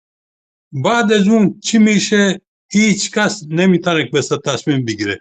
اتفاقا جمهوری اسلامی که رفت بهترین موقعیت فراهم میشه، یه شرایط آزادتر فراهم میشه در جامعه، ملت میتونن با هم دیگه بحث بکنن، حداقل برای چند سالی میتونه که شرایطی در اون شرایط انقلابی هر کسی بحث مناظره بکنن، هم در درون آذربایجان هم در درون بفرد ملت های دیگه، که بفرد که آیا ما مستقل بشیم به نفع ما است یا بس داخل ایران بمانیم به نفع ما است. بلوش، کرد، کلشان. خب یکی دی میگن که اگر بفرد ما در آذربایجان مستقل بشیم، در اونجا ملت آذربایجان بفرد جمعیتش کمتر از جمعیت ایران است. ما اینجا با کل بفرد مردم ایران تجارت میکنیم، با کل بس 85 میلیون تجارت داریم، اونجا که باشیم تجارت ما محدود میشه. بفرد این فکر کاسب است که اون در فکر که چی است. اون که بسا فکر ملی است، میگه که ما میریم به ادیب خودمون، هنرمند خودمون، چی خودمون بها میدیم، میریم آموزش پرورش خودمون رو به نیاز خودمون میسازیم، میریم خودمون سرکا و جاده خودمون میسازیم. یعنی بلوچ هم همین حق داره، ولی این که ببخشید جناب کریم. ببخشید این بحث که چی بشه، ببین رفراندوم جناب کریم. میکنن با یک جناب شرایط. کریم بحث امروز رو میخواید ما حالا بذارید تمامش، سلف ما حرفمو دترمینیشن؟ تمام میکنم. نه، ما یا حرفم شعار امروز که مهمه که در بلوچستان مردم چه شاه باشد چه رهبر، مرگ بر ستمگر دادن.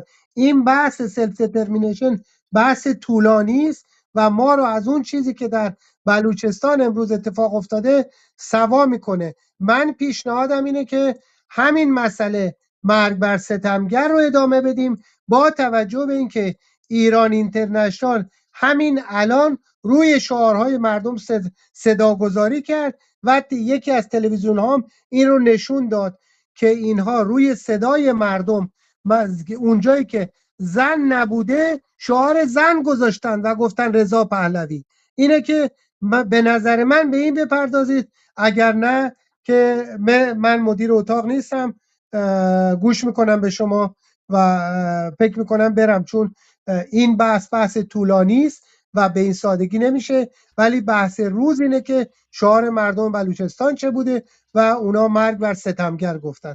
ممنونم، ببخشید وارد بحث شدم.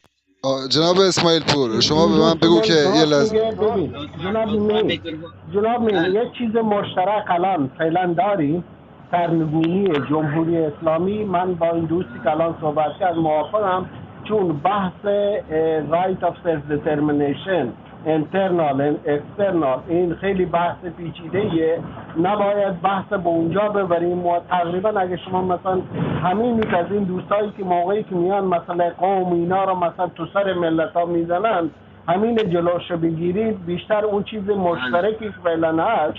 و یه پیشنهاد دارم، اگر که این ایران اینترنشنال رو تایپ کنیم با این که صدا ثبوتی هست توی توییتر و اینا، خجالت زده کنیم روی این که صدا میذارن با دوستایی که ببینید نقاط مشترکی فعلا داریم. و این چی ایران اینترنشنال منسو دارند یه دیکتاتوری رو بر ما و شما تحمیل میکنن و از مبارزات ملت دارن موشتواری میکنن. ما و شما و دوستای همهمون اینجا یه وظیفه‌ای داریم که با بقیه دوستان ایرانی که دموکرات هستند و نیروهای پیشرفته هستند این از دیکتاتوری که قراره که برامون بیارن و گردنمون سوار کنن رو این تمرکز کنیم. اون ما شما وقت داریم رو اون چیزهای دیگه صحبت کنیم. عزیز تشکر. امین. ممنون. دوستانی که تازه با تشریف آوردن این بذاریم اینا صحبت بکنن، حالیت با اونا صحبت نکردن. آقای سبت من رفرش بکنم، فکر میکنم الان نوبت آقای ناهزه. آقای ناهز بفرمایید. چون دوستان زیادی هستن که هنوز صحبت نکردن، 5 دقیقه حد اکثر لطفا بفرمایید. در خدمتم آقای ناهز. السلام علیکم و رحمت الله و برکاته. شب خوشی داشته باشید دوستان. سلام عرض میکنم به آقای مهم و بقیه دوستان. ببخشید من مشغولم الان، ولی میخواستم ازتون تشکر کنم که برای من دعوت فرستادید. ما همه ما الان این سقوط جمهوری اسلامی برای ما برای همه ما مهمه و اگر تونستیم و اگر تونست مردم ملل تحت ستم ایران اگر تونستن این حکومت یا این نظام رو برکنار بکنن در این روز، این برای ما، برای همه ما اینقدر مهمه که ما بتونیم آینده‌ای برای برای شعوب ما، برای ملت های ما داشته باشیم.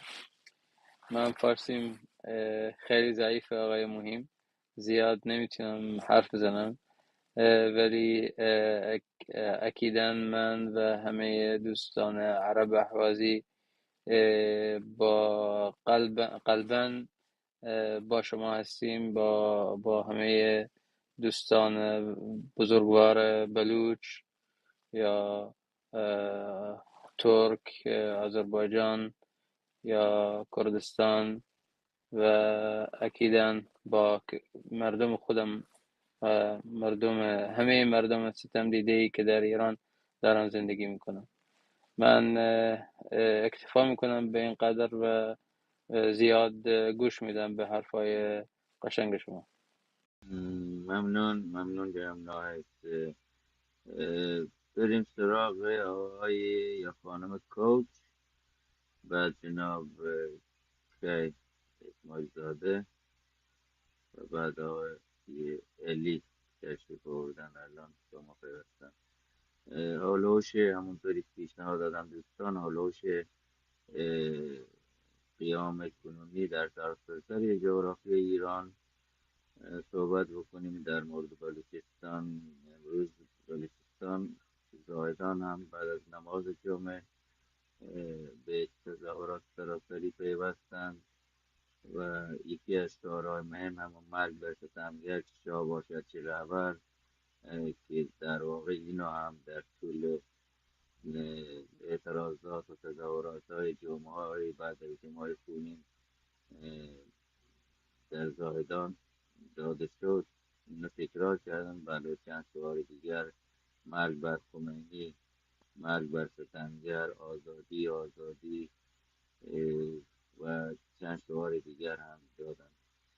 امیدوارم که ایران انترناشنال، نمیدونم من و تو، نیان باز هم این شعارها رو با هوش مصنوعی تغییر ندن و به خودشون مصادره نکنن. آقای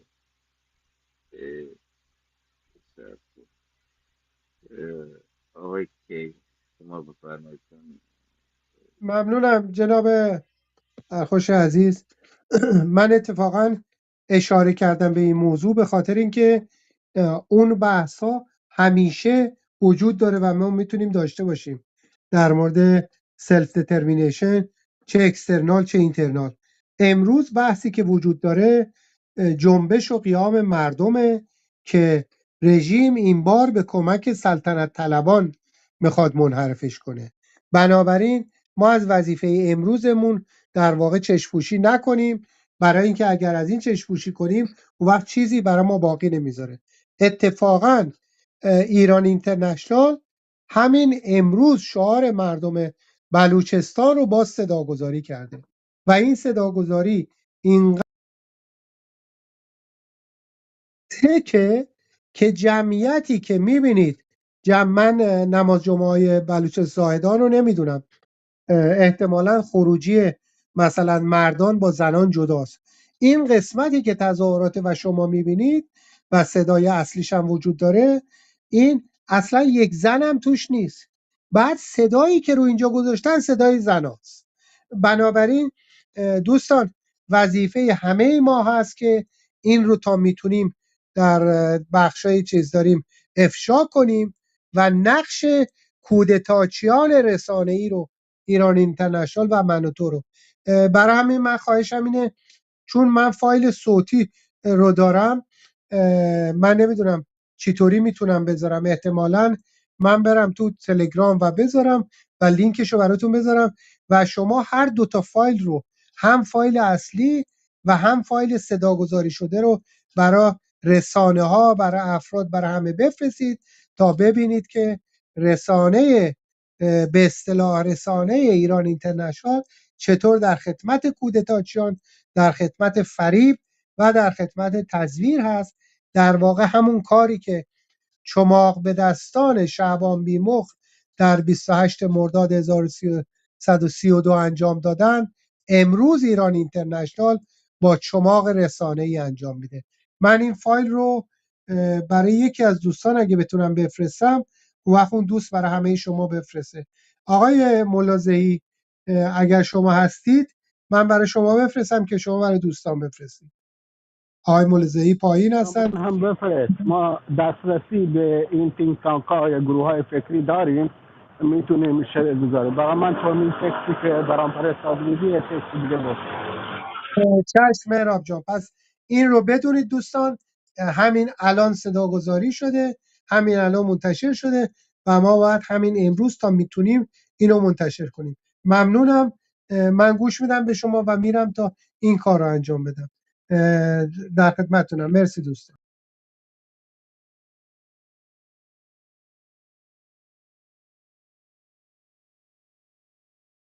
جناب اسماعیل زاده، این شعار رو چیز تغییر دادن، چی گفتن؟ یعنی به نفع رضا پهلوی شعار دادن؟ شعاری که دارن جناب سرخوش، شعاری که مردم مرد دیکتاتور دارن میدن، اینها صدایی که روش گذاشتن صدای پهلوی برمیگرده گذاشتن و خیلی جالبه. آه، جالبش این دو خروس اینجا بیرون زده که تو اون جمعیت شما هیچ زنی نمیبینید، ولی اینا صدای شعار تظاهر کنندگان و شعار صدای زن گذاشتن که پهلوی برمیگرده. خیلی عجله داشتم، میگن بله دروغ حافظه نداره، همینه دیگه. بله بله اینه البته که ما هشدار داده بودیم که انشالله برای جامعه آینده شعار برای ایران اینترنشنال دروگو هم اضافه میشه به بله شعارهای بله اتفاقا روزانه. دوستان، هرچی اینها یک قدم از این کارها انجام بدن بسیار به کمک ما میاد به یک شرط. اون شرط اینه که ما افشاگری کنیم و این وظیفه امروز بسیار بسیار مهمه. جناب ملازعی هم بالا اومدن، من سعی میکنم برای آقای مهراب و آقای ملازعی بفرستم که حتما برای همه دوستان بفرستن. مرسی دوستان، هستم گوش میکنم. بله ممنون. آقای ملازه خوش آمدید. دوستان دیگری که به ما ملحق شدید الان خوش اومدید. هر کی دوست داره بیاد بالا، اینجا تریبون آزادیه، سانسور هم نیست، به جز مگر اینکه به یه ملتی به یه فردی توهین بشه یا اینکه طرف از جمهوری اسلامی دفاع بکنه. در بقیه موارد اجازه هست هرچی دلتنگتون میخواد به بیان بکنه، آزادی بیان به طور کامل. آقای الی در خدمت شما. البته آقای حالا جانم اتفاقی یه دقیقه آقای الی عوض میکنم. آقای کریم، آقای اتفاقی یا دوستان دیگر، آقای محمد سعود، آقای سلام. فیض، کسی چیز داره میتونه مدیریت بکنه، من همشاهی بکنم. آقای اتفاقی صداتون خیلی بده. نه ما سلام و درود. من صحبت نکردم، فقط منتظرم که شما صحبتاتون رو تمام کنید. من شما بفرمایید، شما صحبت نظرم نکردید. با نظر بعضی از دوستا یکیه. اگه تکرارش کنم دیگه وقت این اتاق گرفته میشه. فقط یه سوالی داشتم که میگم که واقعا این جامعه جهانی یا آمریکا و اینایی که مثلا پشت این رضا پهلوی واسطن، اینا چیزشون جدیه یا اینه که اینا میخوان همون به میگن که با مرگی بگیرید تا پتپی راضی بی، یا اینه که اینا میخوان اینا داشته باشن با این بازیشون جمهوری اسلامی را مجبور کنن که اون به یه سری از خواسته های اینا تن بده تا با اونا راه بیفتن. چون که ایران یه از نظر استراتژیکی خیلی اهمیت داره. اینا با در نظر داشت از موقعیت ایران و گروه هایی که تو ایران فعالن، با در نظر داشت از این گروه ها و این خواسته های مردم، چطوری اینا میخوان مثلا پهلوی را جایگزین بکنن؟ به نظر شما واقعا اینا جدی هستن یا اینه که فقط یه بازی سیاسی و استراتژیک و نمیدونم همچی چیزی؟ باز منتوار، خیلی تشکر. من سر اجازه بدین کارم من و میتونم اینو تو 3 دقیقه جواب بدم اگه اجازه هست. صبر کن، آقای مولازهی، آقای علی صحبت نکنم، بذار دو نفر صحبت بکنم، بعد دوباره برمیگردیم تو یه دور دیگه جنبندی صحبت ها. آقای علی بفرمایید.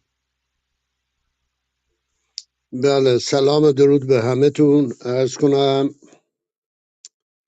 ولو که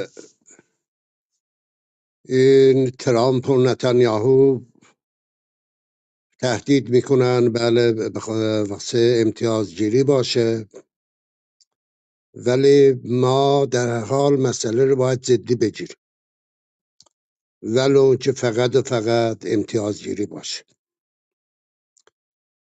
عرض کنم احتمالات مختلفی هستش. یکی از احتمالات میتونه باشه مثلا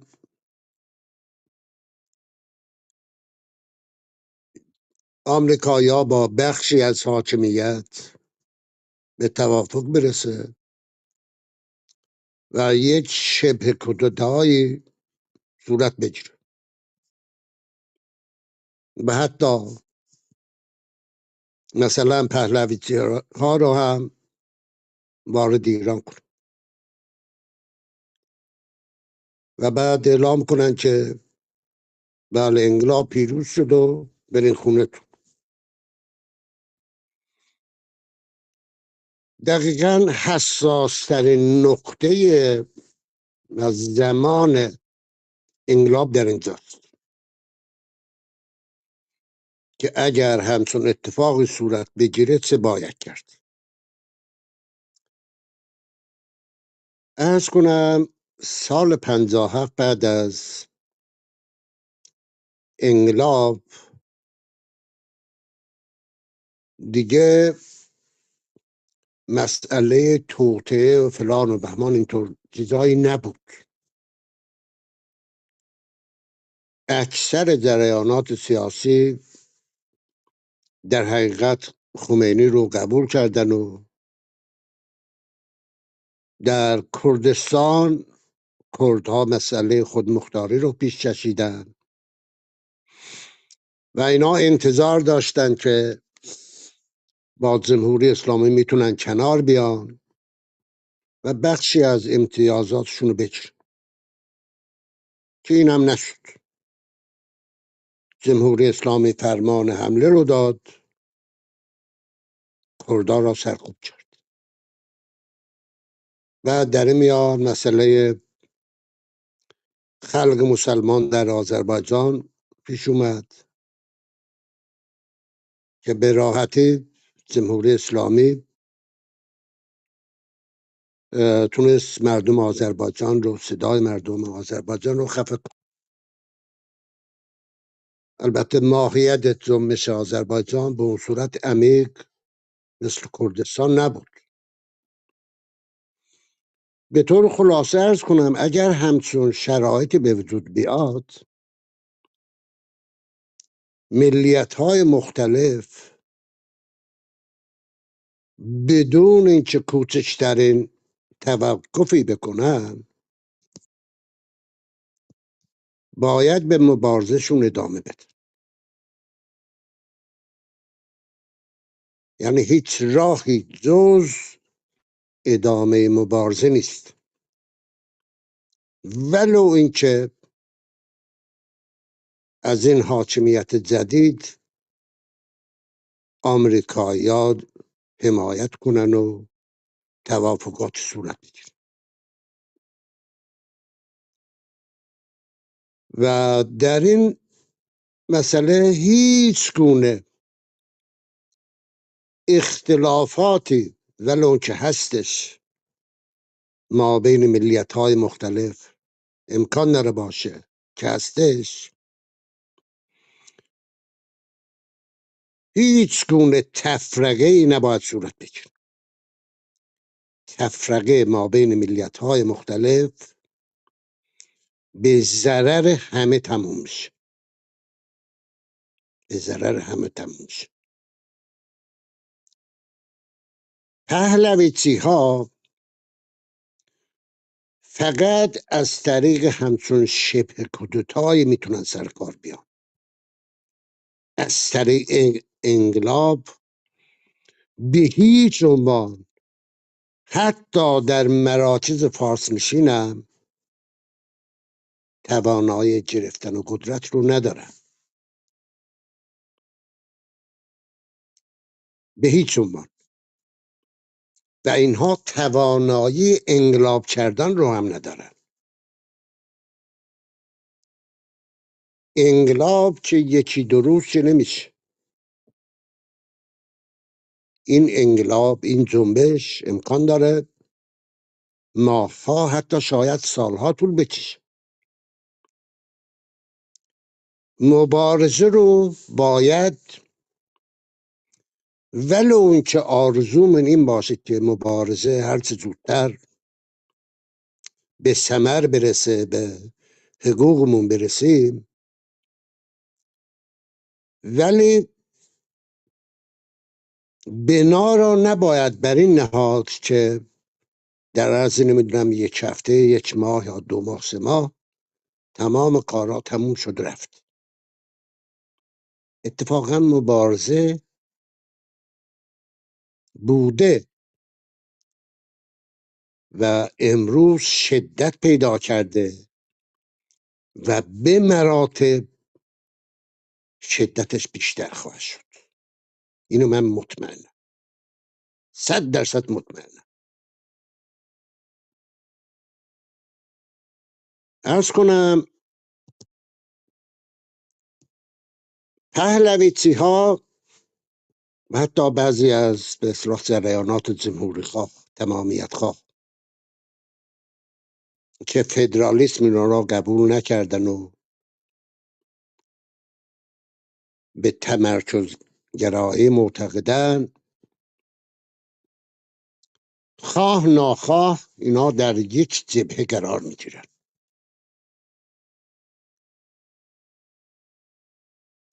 در طرف مقابل ملیت های مختلف، اونایی که به فدرالیسم معتقدند، اونایی که به دموکراسی معتقدند، اونایی که به برابری ملیت ها معتقدند، در مقابل ماها هستیم. عرض کنم کردستان اون موقع منتظر شد که به اصلاح از طریق مذاکرات ناب شاید یه امتیاز بگیره. به هیچ عنوان هر جریانی که فدرالیسم رو قبول نکنه یعنی در حقیقت دموکراسی رو قبول نکرده، یعنی در حقیقت تقسیم قدرت سیاسی رو قبول نکرده. مردم در مناطق مختلف خودشون باید قدرت رو به دست خودشون بگیرن. هیچ عبایی، هیچ نمیدونم ترسی، ملاحظه‌ای نباید باشه که پرچم‌های ملی خودشون هم با خودشون داشته باشه. مذاکره در حین مبارزه برای نوع فدرالیسم،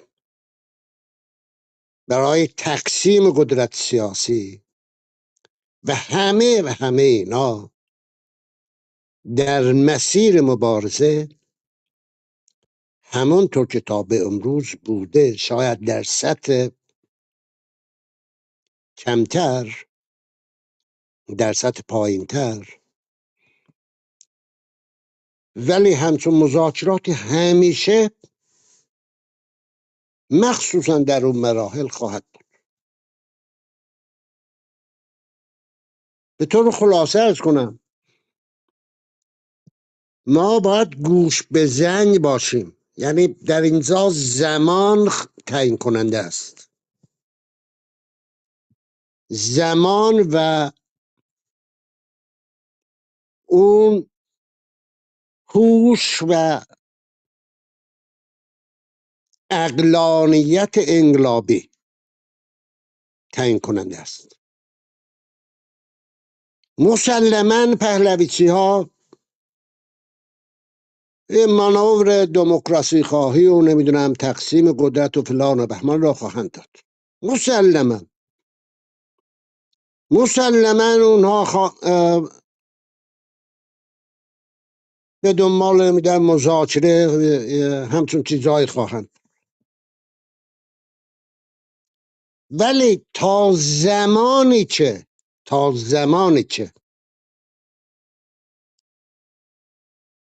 قانون اساسی نوشته نشده،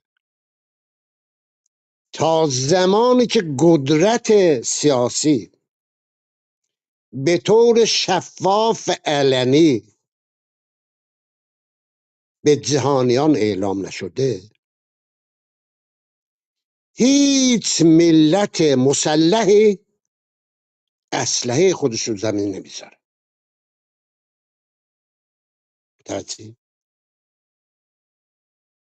یعنی هر جریان سیاسی اگرم به دنبال مذاکره باشه به هیچ عنوان حق نداره ملت خودشو خلع سلاح کنه. خلع سلاح ملت در حقیقت خیانت به ملت. این مهمترین نکته است که باید بیان کنم. ما چه بخواهیم چه نخواهیم به طرف مبارزه تن به تن میریم. حتما هم شماها اخبار رو دنبال میکنید و اجتناب ناپذیر وقتی به مبارزه تن به تن رو آوردیم، اون موقع باکی نیست. هر جریانی، هر ملیتی باید با شناسنامه خودش باید وارد میدان مبارزه بشه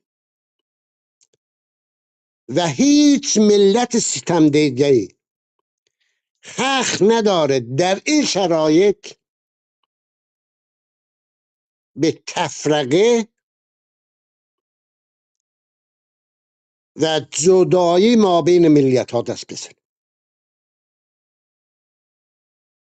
چه استقلال طلب باشیم چه خواهان فدرالیسم. یعنی تمرکزمون بر اتحاد ملیت ها، تمرکزمون بر اتحاد ملیت ها، حمایت از همدیگر در هر شرایطی، اصل اول انقلاب. متوجهین؟ اصل اول انقلاب. والا ما رو تکه پاره میکنن، امروز به حساب کردستان میرسن، فردا به حساب بلوچستان میرسند، پس فردا به حساب خوزستان میرسند، روز پنجمش به حساب آذربایجان میرسند، بعد در نهایت همه رو خفق میکنن. این اشتباه تاریخی سال 57 به هیچ عنوان نباید تکرار بشه، تحت هیچ شرایطی نباید تکرار بشه. من عرض دیگه ندارم، شماها بهتر از من شرایط رو میدونین، وضعیت رو میدونین، ولی احساس من بر اینه که ما خوشبختانه یا بدبختانه به طرف انقلاب میریم و یه عده انسان با شرف هم مسلما در اینجا راه جان خودشون از دست خواهند داد. در انقلاب که نقل و نبات پخش نمیکنه. متاسفانه در انقلاب خیلی انسانهای با شرف جان خودشون از دست میدن. این دشمنه که مردم رو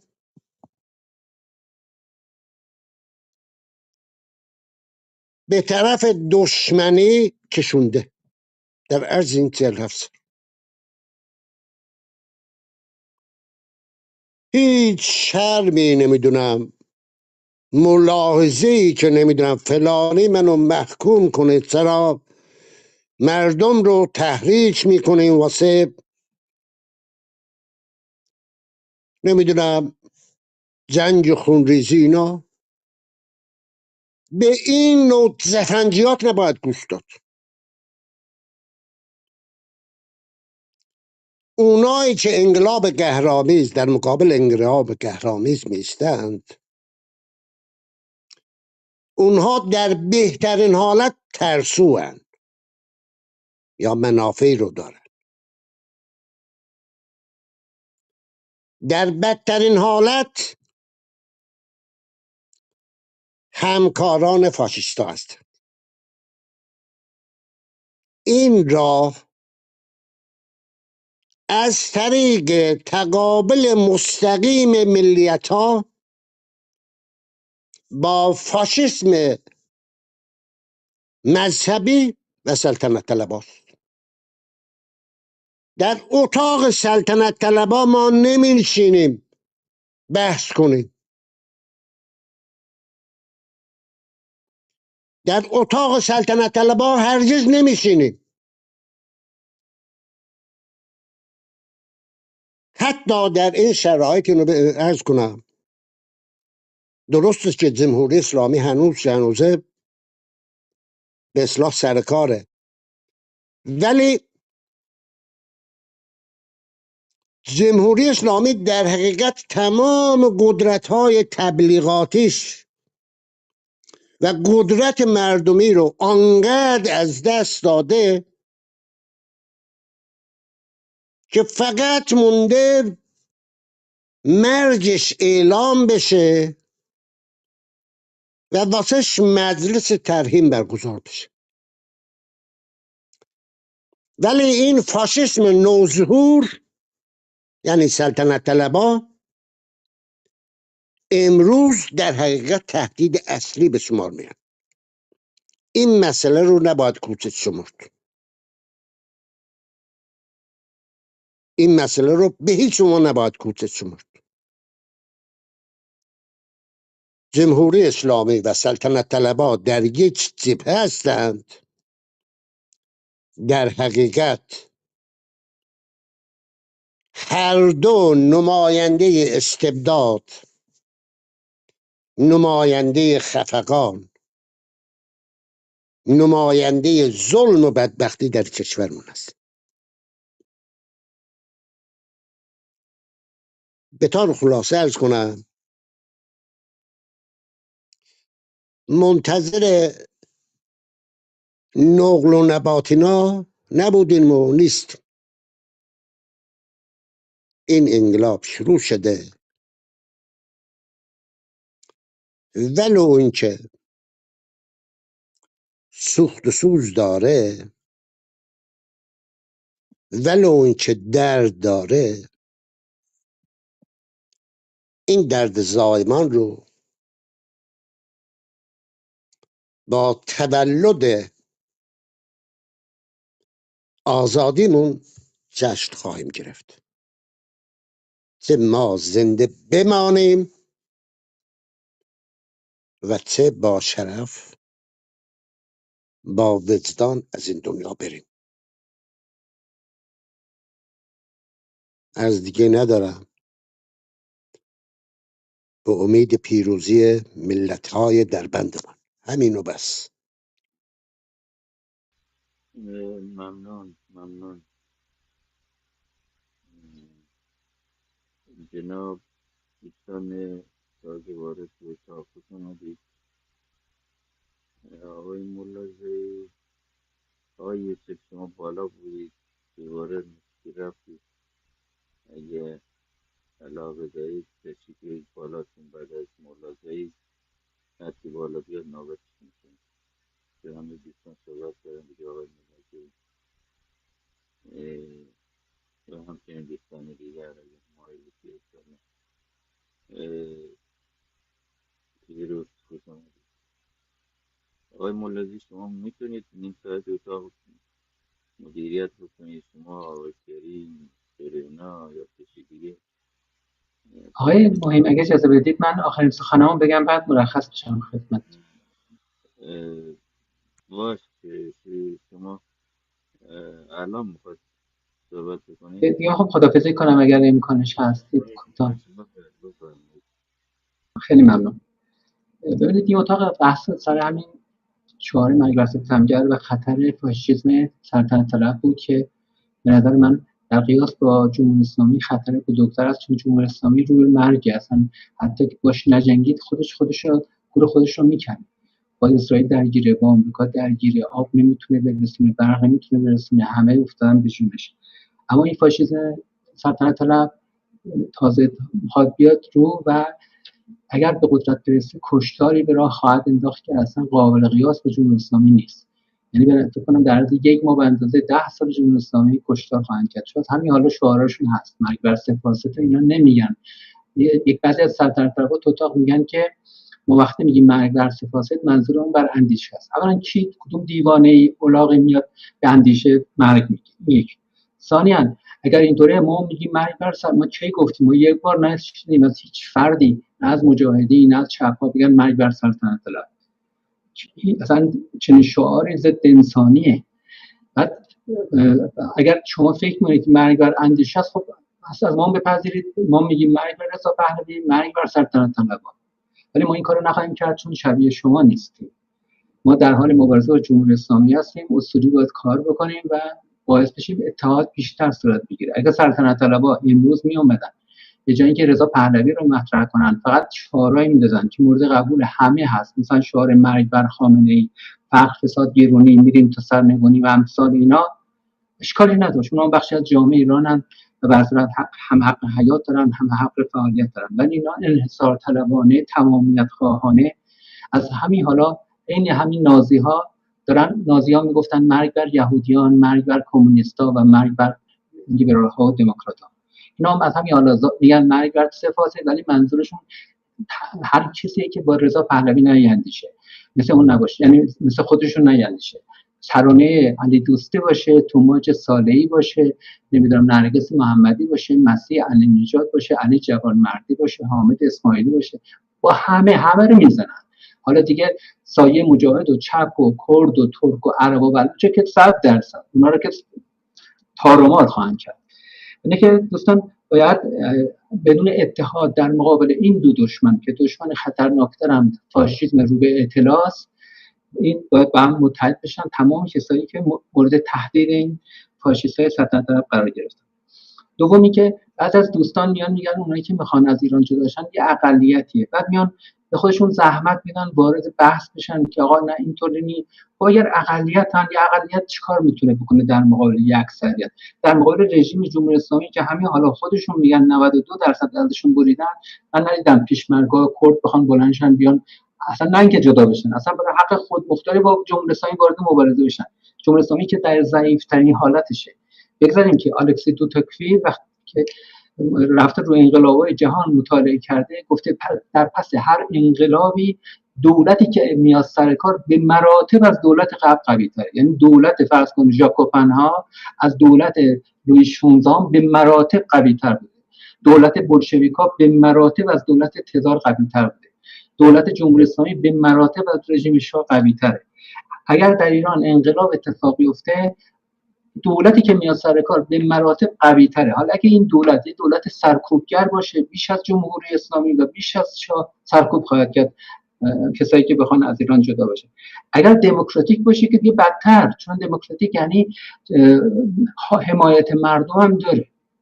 دولت اقتدارگرا فقط بر نیروهای نظامی و پلیسی مثل رژیم شاه متکیه، یا امروز جمهوری اسلامی. ولی اوایل انقلاب یادتون هست میلیون ها نفر از جمهوری اسلامی دفاع می‌کردن. پس چرا به خودتون زحمت میدید؟ بذار اصلا طرف بگه من میخوام از ایران جدا شم، استقلال رو پیدا کنم. آزادی اندیشه است، آزادی وجدان. بذار بگه میگه کاتالان ها نرفتن تو رفراندوم برنده شدن، اونم توی اروپای دموکراتیک دولت اسپانیا نپذیرفت و حتی اینا رو تحت تعقیب قرار داده، کاری که اصلا دولت عراق نکرد این کارو تو کردستان عراق. پس دوستان به جای اینکه سر این چیزا بخوام بعدم اصلا کسی که بخواد جدا بشه من چجوری میخوام باش بحث کنم و بگم نه که میتونن جدا بشن؟ اگر در تعادل قوا میتونن جدا بشن که من که چی، میلیون ها همسال منم کارشون بر نمیاد در تعادل قوا. اگر در تعادل قوا نمیتونن جدا بشن، چرا من میام وقت خودم و دیگران رو تلف کنم که یه نفر بهش بگم نه خوبه تو ایران بمونی، آقای بلوچ نمیدونم آقای کرد بمونی. اون که به حرف من نیست که. وقتی بلوچ آب نداره بخوره، وقتی گاز رسانه اونجا نشده، وقتی یه کارکنه، نه اینکه جمهوری اسلامی نکرده، شام نکرده، جمهوری اسلامی برای بلوچ‌ها خدمتی به بلوچستان نکرده ولی نمیده خرابم بکنه. اصلا نیست تو بلوچستان. زمان شام نبوده، زمان قاجاری هم نبوده، وگرنه باقی میمونده، از اثری از این آبادی‌ها اون زمان باقی میموند. حالا از شما حق شهروندی برابر بذاری برای ملت ایران که یه زن سنی بلوچ بتونه رئیس جمهور ایران بشه. ببینم کدوم بلوچ میخواد از ایران جدا بشه؟ جدا بشه بره کجا؟ ولی وقتی شما بلوچا از یه غریبه، از یه بیگانه بدتر میکنید، باش خب معلوم میخواد جدا. این حرفا میزنه رو تقدلیش، خب بزنه. این همه ظلم داره بشه. آیه مهم بخشی صدا فکرم صدام قطع شده. اینه که اجازه بدید بگن. طرف میخواد بگه اصلا من خواهم از ایران جدا بشم، بگه به گفتنه. کجای دنیا این شکلی بوده؟ تو کشور دموکراتیک هم نیست. مثلا کبک بخواد جداش از کانادا میگه میشه، یا مثلا کاتالونیا از اسپانیا یا اسکاتلند از بریتانیا بخواد جدا بشه. حالا شما توی کشوری که این همه بدبختی دارین میخوان جمهوری اسلامی رو بندازین، فاشیسم اومده داره همه ما رو تهدید میکنه به نابودی، به جنوساید داره تهدید میکنه فاشیستای سلطنت طلب. بعد ما بیایم اینجا وقت خودمون رو تلف کنیم که بگیم او باید با هم متحد شیم. کرد و ترک و عرب و بلوچ و مجاهد و چپ و ملی مذهبی و ملی مصدقی ها هممون در معرض خطر. تو جمهوری اسلامی که تو سر هممون زدن، در آینده رضا پهلوی هم بیاد دیگه تو سرمون نمیزنه، سرمون با گیوتین خواهند زد. پس باید در مقابل این دو دشمن کنار هم بایستیم، به جای اینکه یقه همو بگیریم و آقا تو چرا این رو گفتی؟ بس بگه، گفتن که نیست که. اگر این کار نکنیم دوستان تک تک نابودمون میکنن. یادتون هست آلمان نازی چه اتفاقی افتاد؟ یک کشیشی پروتستانی به نام مارتین نیمولر یه چیزی گفت، بعد برشنا شعرش کرده. من توی پروفایل هم نوشتم براتون میخونمش. میگه فاشیستا ابتدا سراغ یهودیان رفتن برای نابودیشون. میگه من اعتراضی نکردم چون یهودی نبودم. سپس سراغ کمونیست ها رفتن، اعتراضی نکردم چون کمونیست نبودم. بعد سراغ کاتولیک ها رفتن، اعتراضی نکردم چون پروتستان بودم. سرانجام آنها سراغ من آمدن، اما در آن لحظه دیگر کسی نمانده بود که در رابطه با من اعتراضی بکنه. پس به محض اینکه این فاشیستای سلطنت طلب به نرگس محمدی میتازن، به حامد اسماعیلی میتازن، به مسیح النژاد میتازن، به ترانه علی دوستی میتازن، به مجاهد میتازن، فکر کنید به خودتون دارن میتازن. اگر اونا رو تنها بذاری، اگه مجاهد تنها بذاری فردا نوبت خودته، اگه کرد تنها بذاری فردا نوبت خودته، اگه به بلوچستان تعرض کردن اعتراض نکردی فردا گردن خودت رو خواهند زد. پس همون خاکریز اول، همون قدم اول بزنید تو دهنشون، بگید اجازه نمیدیم ترانه علی دوستی رو بهش فوش ناموسی بدیم، اجازه نمیدیم به طرف نرگس محمدی سنگ پرتاب کنید، اجازه نمیدیم بلوچا را تجزیه طلب بخونید، اجازه نمیدیم به کرد تعرض بکنید، اجازه نمیدیم مجاهد خلق را نابود کنید، اجازه نمیدیم چپ ها را نابود کنید. متحداً در یک صفحه واحد جلوی هر دوی شما، هم رژیم رو موت جمهوری اسلامی فاشیست جنسیتیش و هم در مقابل فاشیست های سلطنت طلبی که دور رضا پهلوی رو گرفتن نیستیم. رضا پهلوی اگه فاشیست نیست چرا یک بار نمیده این که میگه من رهبر همه ملت ایرانم، این شعار فاشیستی مرگ بر فاسد محکوم کنه؟ چرا سنگ پرانی به طرف نرگس محمدی رو چیز نکرد، مخالفت نکرد؟ چون رضایتشه. تقسیم کار کردن که ایشون به زبان مسالمت دیگه و اینا، همسرشون چیز دیگه ای بگن. پس دوستان امروز رضا پهلوی خطرش 100 بار و 1000 بار از جمهوری اسلامی بالاتره، چون رضا پهلوی میتونه حمایت بین‌المللی هم داشته باشه، با اون از نظر ایدئولوژیک مشکلی که ندارن، زمان شام نداشتن، ولی با جمهوری اسلامی دارن. اینه که دوستان باید در کنار هم باشیم. من دیگه مزاحمتون نمیشم. ممنون که آقای سرخوش اجازه دید من توی اتاق شرکت کنم و نظرات خودم رو بگم. با اجازه همه دوستان شب و روز خوش و خدا نگهدار. تشکر. شما اولین نفر بودید که ملحق شدید به اتاق و تشکر از صحبتاتون. آقای ملازهی هستند و آقای پیروز صحبت نکردن، به این دو نفر صحبت بکنم و بقیه هم کوتاه جنبندی بکنم که اتاق رو نیم ساعت دیگه میبندیم. من خسته شدم، کسی دیگه هم حاضر نیست مسئولیت بوده بگیره. آقای جمشید زمیر خوش آمدید و همچنین دوستان دیگر،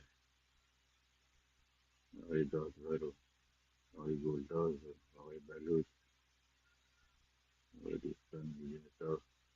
آقای ملاحظه صدای شما خیلی زشته. من نمیشنوم یا بقیه دوستان هم نشنوم. نه مشکل میکروفون عوض میکنم. شما بفرمایید صحبت بکنید، من میکروفون عوض میکنم. صدای من هست؟ سلام دارم شما جناب آقای مهم و دیگر مدیران و دوستانی که در بالا تشریف دارند و همچنین دوستان گرامی که در پایین هستند. به هر حال همه در جریان هستید که ما جنبش دی ماه با شعار اقتصادی بازاریان شروع شد و با الحاق دانشجویان دانشگاه ها رنگ سیاسی گرفت، در همه استانها فراگیر شد و بخصوص در مناطق لرنشین هم رنگ خاصی داشت این اعتراضات و شهدایی تقدیم کردند و با پیوستن اعتراضات امروز بلوچستان می توان گفت که سراسر ایران به این اعتراضات پیوسته. اما در بیانیه هایی هم شنیدیم که خانم مهاجرانی یا دیگر افراد دولت ظاهراً اعلام کردند که حکومت این اعتراض رو به رسمیت میشناسد. خب ولی ما هم میدونیم که دولت اعتراضات کوچکتری رو در 88، 96 و سالهای گذشته تحمل و برداشت اعتراضات کوچک رو نداشت. در شرایط فعلی این رژیم مجبور شده که این اعتراضات رو به نحوی بپذیره، ولی نهایتاً امید داره که اون رو میتونه مهار بکنه و در واقع با ملت به سازش برسه. اما میدونیم که اون توان سرکوب قبلی رو نداره این رژیم، اون سرکوبی که در جمعه خونین کرد و جنبش ژینایی جاهای دیگه الان اون توان سرکوب رو نداره. بخصوص بعد از جنگ 12 روزه دیگر اون توان قبلی برای سرکوب وجود ندارد. حاکمیت در لبه پرتگاهه و در حال سقوطه.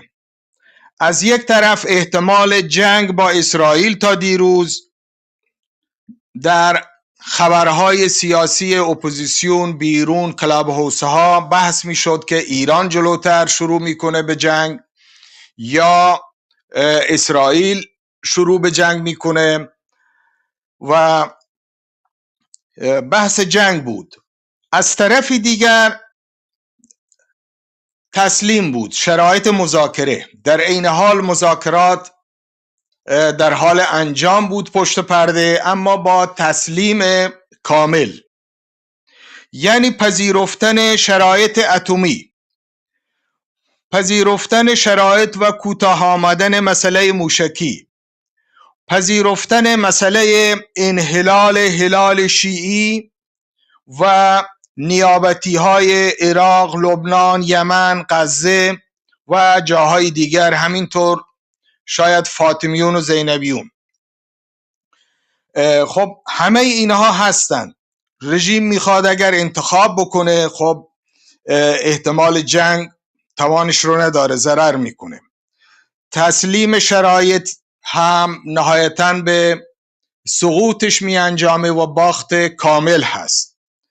نهایتاً شاید فکر می کند که می تواند ملت رو بازی بده و به اعتراض آنها گوش بده و اگر هم ضربه ای از جنبش دیماه بخورد و به سقوط این رژیم نینجامد و در واقع به مراکز بالا خللی وارد نشه، شاید این خطر رو قبول بکنه، این ضایعات رو و این ضرر رو قبول بکنه تا شاید بتواند جنگ با اسرائیل رو دفع کنه، خطر فشارهای آمریکا و جامعه اروپا و دیگر جوامع بین المللی رو از سر خودش هم دفع بکنه.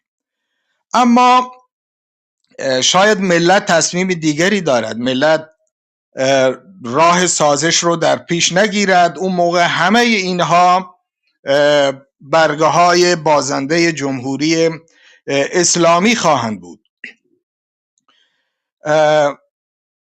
اما از جانبی دیگر قدرت های خارجی اگر ملت توانش نباشه که در مقابل این سیاست ها بایسته و خودش تصمیم بگیره، مسلماً قدرت های خارجی تاثیرگذار خواهند بود. همانطوری که چه از بالا شروع کنیم یا از پایین دوره های رژیم حکومتی، میدونیم که خمینی رو قدرت های خارجی آوردن. محمد رضا پهلوی رو هم بعد از کودتا دوباره خارجی ها آوردن و رضا شاه رو هم خارجی ها آوردن. پس بنابراین این احتمال هم وجود دارد اگر چنانچه ملت بر همین خرافاتی که هست و منتظر یک خارجی بیاد و اونها رو نجات بده، شاید تسلیم همچنین واقعی دیگر باشند که قدرت‌های خارجی بیان تصمیم بگیرند و یک حکومت دیگر رو بر ملت ایران تحمیل بکنند. و برای این شرایط خب همه چیز برای اونها وجود داره و هم قدرتش رو دارن و هم رسانه رو دارن.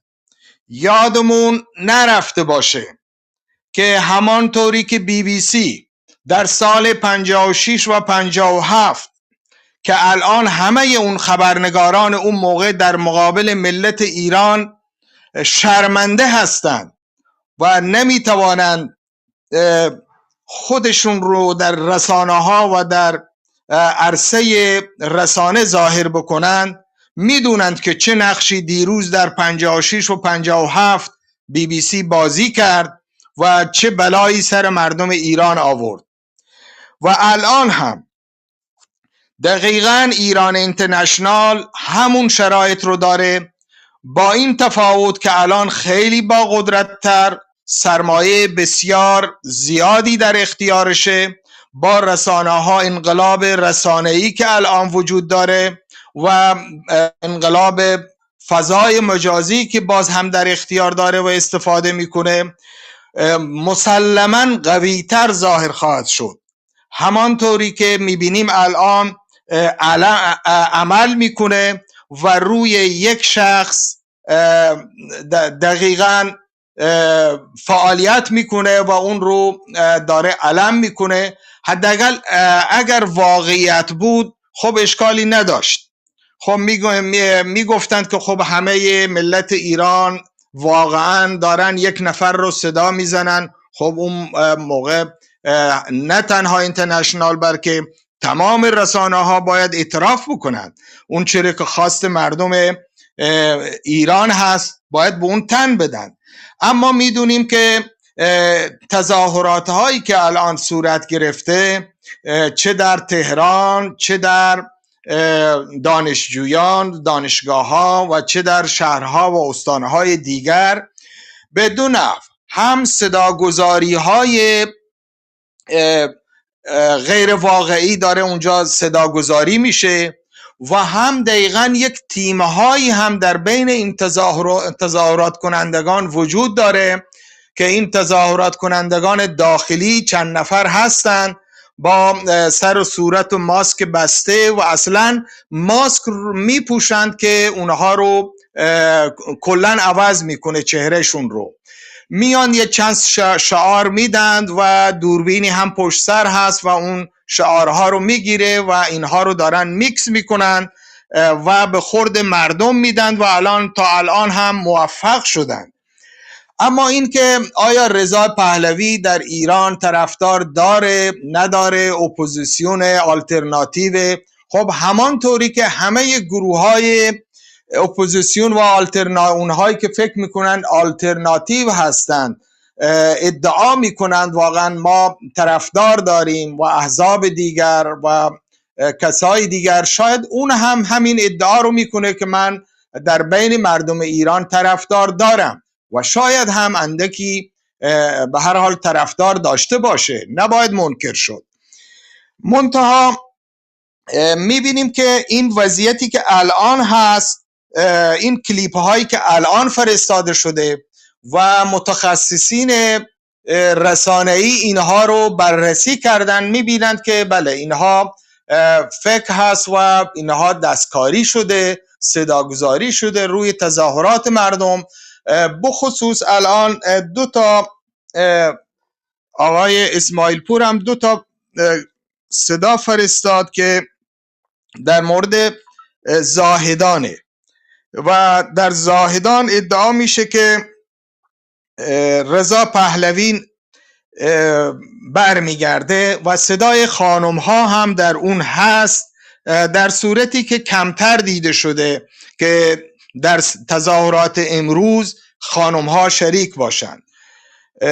حالا من نهایتا در آخر صحبت هم این دوتا کلیپ رو که آقای اسماعیل پور الان اینجا قولش داده بود توی کلاب هاوس که برام بفرسته فرستاد و من هم اینها رو نشر میکنم که شما بشنوید.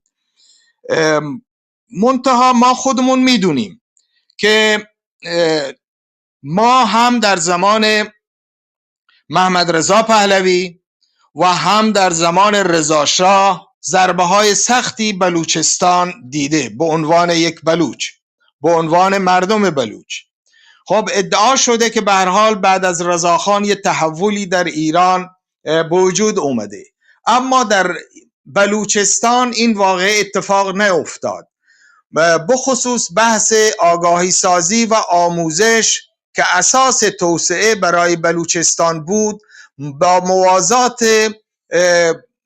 ورود محمد رضا شاه یا رضا خان هم پیش نیامد و این آموزش چه در زمان پدر و چه در زمان پسر عمدن در این مناطق آموزش وجود نداشت که بتوانند جوانان بلوچ در توسعه خودشون، توسعه منطقه خودشون شریک باشن یا در قدرت منطقه خودشون و در قدرت این کشور به عنوان وزیر، به عنوان ارکان قدرت اونجا نقشی داشته باشند. هیچ گونه نقشی نه در زمان پدر داشتن و نه در زمان محمد رضا شاه پهلوی داشتن و بخصوص یادمون هست وقتی که آقای خلعتبری رو پرسیدن که شما چرا به بلوچه ها توجه نکردید و همین سال 56 و 57 که شما در خطر هستید قول و قرار و شعارهای توسعه و آبادانی برای بلوچستان میدید و یکی از سیاسیون ما شما جناب آقای حسین بر میگه که من پرسیدم از آقای خلعتبری، میگفت که ایشون جواب دادند که آخر شما بلوچه ها سنی هستید. یعنی به خاطر همین ما این 30-40 سال رو مردم بلوچ رو در بیسوادی، عقب ماندگی و در عقب افتادگی قرار دادیم و همچنین جنبش های آزادی خواهی بلوچ سرکوب شد و در تبعید به سر بردن و همینطور برادران بلوچ ما در بلوچستان شرقی با هلیکوپترها و نیروهای اعزامی محمد رضا پهلوی در اونجا سرکوب شدند. اما با تمام این سوابق به هر حال ملت ایران و ملت بلوچ اختیار دارند که چه واکنشی در مقابل محمد رضای سوم، پهلوی سوم نشان بدن که آیا ایشون رو قبول دارند یا ندارند. ممکن است در هفته های بعد، جمعه های بعد این مسئله رو روشن بکنند یا این ادعایی شده، یک رسانه ادعا کرده که الان در زاهدان در اولین روز پیوست اعتراضات مردم بلوچستان به این اعتراضات سراسری اسمی از حمایت پهلوی برده شده که ما به عنوان آگاهان و فعالان سیاسی و رسانه‌ای این مسئله رو زیر سوال میبریم و قبول نداریم مگر اینکه ثابت بشه. البته راهی وجود دارد که اگر آقای پهلوی بتواند با بقیه اپوزیسیون و آلترناتیو و تمام این ملیت ها و ملت ها توافق داشته باشد که آیا به حقوق آنها اعتراف میکند، به حق تعیین سرنوشت آنها اعتراف میکنه، آیا قبول میکنه که منطقه جغرافیایی اونها رو اختیارات لازم خودشون رو بده، فدرال بده یا یک چیزی بیشتر و کمتر، و همچنین مسئله زبانی رو، مسئله توسعه رو، همچنین عقب ماندگی های 50-100 ساله رو با تبعیض‌های مثبتی که لازمه این مناطق هست آیا راضی هست به اینا اعتراف میکنه یا اینکه میگه نه ما این مسائل رو قبول نداریم و ممکنه بعد از آمدن باز یک نیروی دیگر بر بلوچستان مسلط بشه و بلوچ ها نتوانند با آن حقی که دنبالش هستند در این 120 سال به اون نرسیدن، ممکنه هنوز هم موافق این مسئله نباشند. پس بنابراین ما این رو به ملت بلوچ واگذار میکنیم و در روزهای آینده و امیدواریم که همانطور که دانشگاهی‌های ما در تمام ایران توانستند به خیابانها بیایند، این دانشجویان بلوچ، ما انتظار داریم که دانشجویان دانشگاه سیستان و بلوچستان، دانشگاه ایرانشهر، چابهار و دیگر دانشگاه‌ها اونها هستند که به خیابانها بیان و فریاد بزنند و به نمایندگی از مردم و از تمام اقشار و صنفهای خودشون فریاد بزنند و حقشون رو بخوان. الان موقع در واقع فریاد زدن است، اما باید هم احتیاط بود، چون وقتی که در مرکز و شهرهای دیگر مردم به پا خواستند و بلوچستان به حمایت از جنبش ژینایی به پا خواست، بعد دیدیم که بلوچستان تنها ماند و در جمعه خونین و در تنهایی کامل به رگبار بسته شدند مردم و بیش از 500 نفر مجروح و زخمی و تقریبا بیش از 100 نفر در اونجا در چشمه‌های رسانه ها و مردم دنیا و مردم نمازگزار زاهدان در واقع به خاک و خون غلتیدند و همچنین در خاش و بسیاری از اونها به زندان رفتند، تجاوز شدند و هنوز هم بعضی ها زندان هستند و اینه که میطلبه جوانان ما و مردم بلوچستان بیشتر این حرکت خودشون رو، اعتراضات خودشون رو، اعتراضات در واقع آگاهانه‌ای بکنن که فقط نگن که جنبه مذهبی داره، فقط نگن که روزهای جمعه هست. ما امیدواریم که این نسل زد بلوچ دنبال حقوق خودش باشه. ما نتوانستیم حق خودمون رو بگیریم و برای آیندگان که همین نسل زد هستند کاری بکنیم، اما اونها خودشون هستند که یک نیروی در واقع نترس و آگاهی دارند که مسائل رو به خوبی درک میکنن و نباید هم فرصت رو از دست بدن. اگر که دوباره بشینن مثل انقلاب دوره 57 و 56 همه کارها انجام بشه، بعد ما بیدار بشیم، این مسئله واقعا ما رو هماهنگ با یک جامعه نمیکنه. در حال حاضر هم ما بسیار فرق داریم از جامعه مرکز و ملت‌های همانند خودمون مثل کردستان.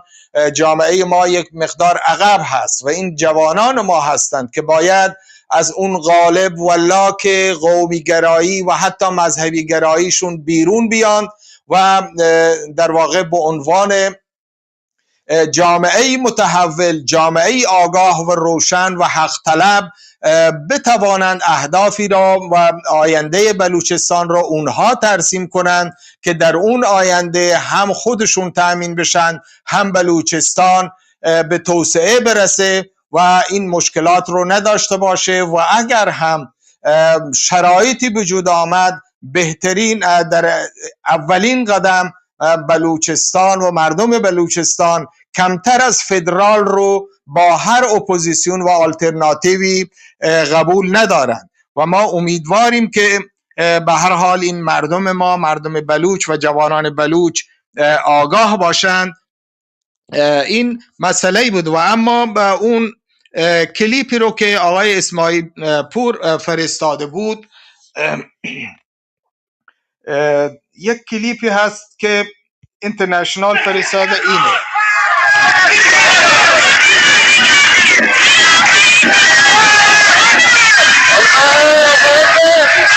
خب این خب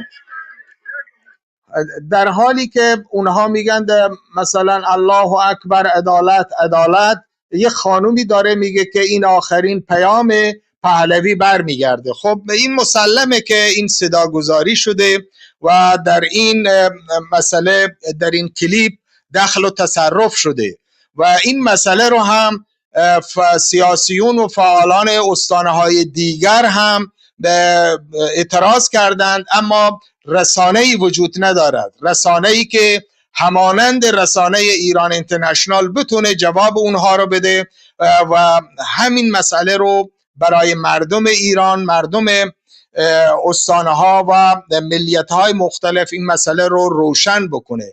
اما دیگه اون زمان گذشته و در فضای مجازی همه چیز روشنه و دیگر اون مسئله نیست که ما خمینی رو در ماه ببینیم و 50 سال و نیم قرن گذشته و حالا بچه های 5-6 ساله ما آگاه و سیاسی شدن. من بیشتر ادامه نمیدم، تا همینجا کافیست و متشکر از این وقتی که به من داده شد. من متشکرم و به صحبتام پایان میدم و پایین میرم. متشکرم. ممنون جناب ملازی. ما آقای پیروت رو داریم. خوش اومده آقای پیروت. پیروت صحبتاش رو بکنه، ما یه جنبندی میکنم کوتاه و اتاق رو میبندیم، چون من دیگه خسته شدم، هرچند من کار خاصی نکردم. اول همین انتظار و سفر نگاه کردن بیش از 3 ساعت خسته کننده. آقای پیروت در خدمت. درود بر شما، سلام به همه عزیزان در اتاق. من زیاد نمیخوام صحبت کنم چون مجبور شدم اتاق رو گهگدار ترک کنم. فقط اون موقع که اومدم بالا خواستم یه شاباش یا شاسین به اون دوستمون علی سلمان بگم که چه صحبت‌های خیلی خوبی کرد و مهم بود صحبتاش. ولی یه نکته، حالا که این صحبت رو گوش دادم، یه نکته، 2 نکته خیلی خلاصه میگم دیگه، وقت نمیگیرم. ببین مدت زیادی از من توی این کلاب هاست، من حالا خوشبختانه به دلیل اینکه زبان ترکی بلدم، کردی میفهمم و خودم سابقا چپ بودم، به اصطلاح جزو جریانات چپ، جریانات مختلف اتاقاشون میرفتم گوش میدم، بیاد ملاحظه میکنم چه خبره توی عالم سیاست و اینا. و تجربه‌ای که دارم تو این سالها، یک اشکال خیلی بزرگی کل جنبش ایران و از جمله جنبشی که ملت‌های مستعمره زیر یوغ دولت داعشیه رضاخانی، من بهش میگم 100 ساله دارن تمام حقوقشون ضایع میشه، یه اشکال بزرگی توی کارشون وجود داره. به نظر من جنبه، میگم حالا هر کسی اشکالات میتونه زیادتر و کمتر باشه، ولی مهمترینش به نظر من این بوده و اونم اینه که به نظر من بخصوص در این شرایط که الان ما در بحبوحه این تظاهرات ها و مقاومت ها و درگیری ها و اینا هستیم، ببینید تو ایران جمهوری اسلامی حاکمه.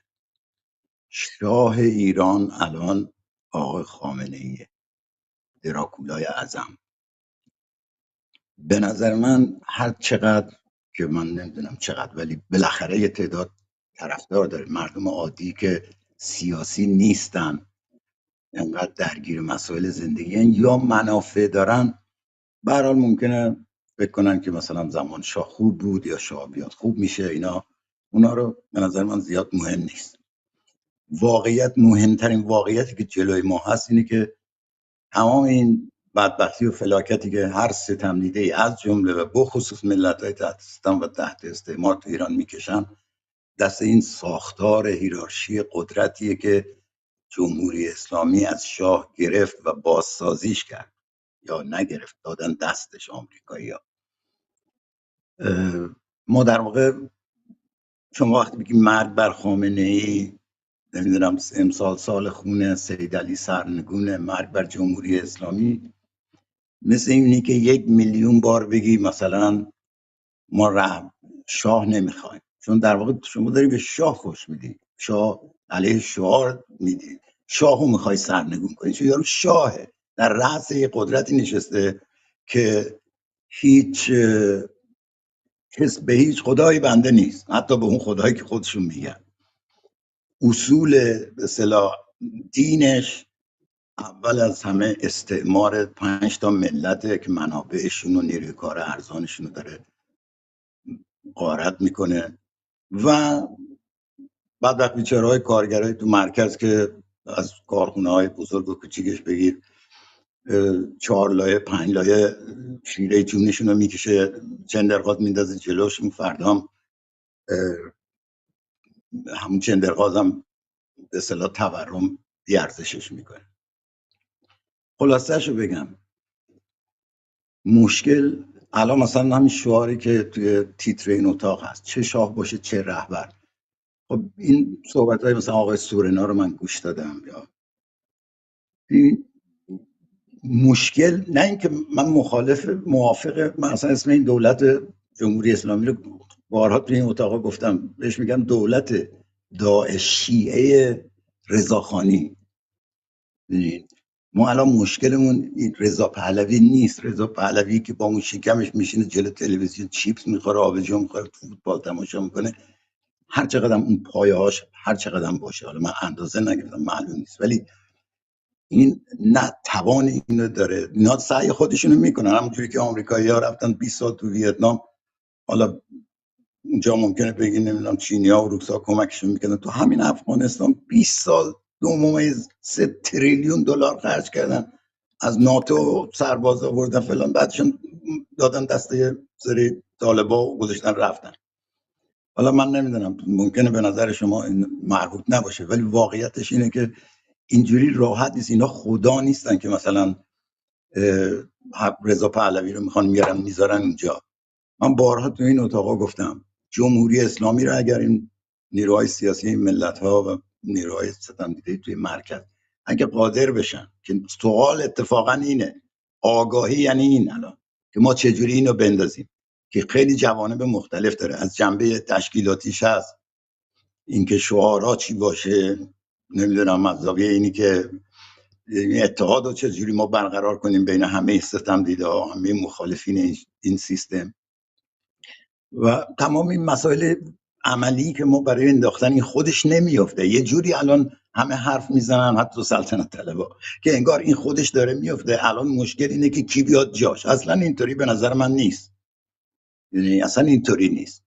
یعنی ما امروز اصلا نیازی نداریم بگیم که چون رضا پهلوی در قدرت نیست و حتی این حمایت هایی که ازش میشه، این صداگذاری هایی که میکنن، اینا وقتی که این جمهوری اسلامی، این ساختار هیرارشی قدرت وقتی سرنگون بشه، بارها من اینو گفتم، هیچ کس، هیچ نیرویی، هر کی میخواد پشتش باشه، چون یه صحنه بسیار متناقضی، هیچ کدوم اینا قادر نخواهند بود این ساختاری که جمهوری اسلامی 3 سال به درش در اومد، واقعا سال 60 نمیدونستن در قدرت میمونن یا نه. اگه شنیده باشین خامنه ای گفت خدای سال 60، یعنی اون موقع انقدر مستاصل شده، من فکر میکنم مثلا دارن اینجوری نشون میدن که خدا بهشون کمک کرد.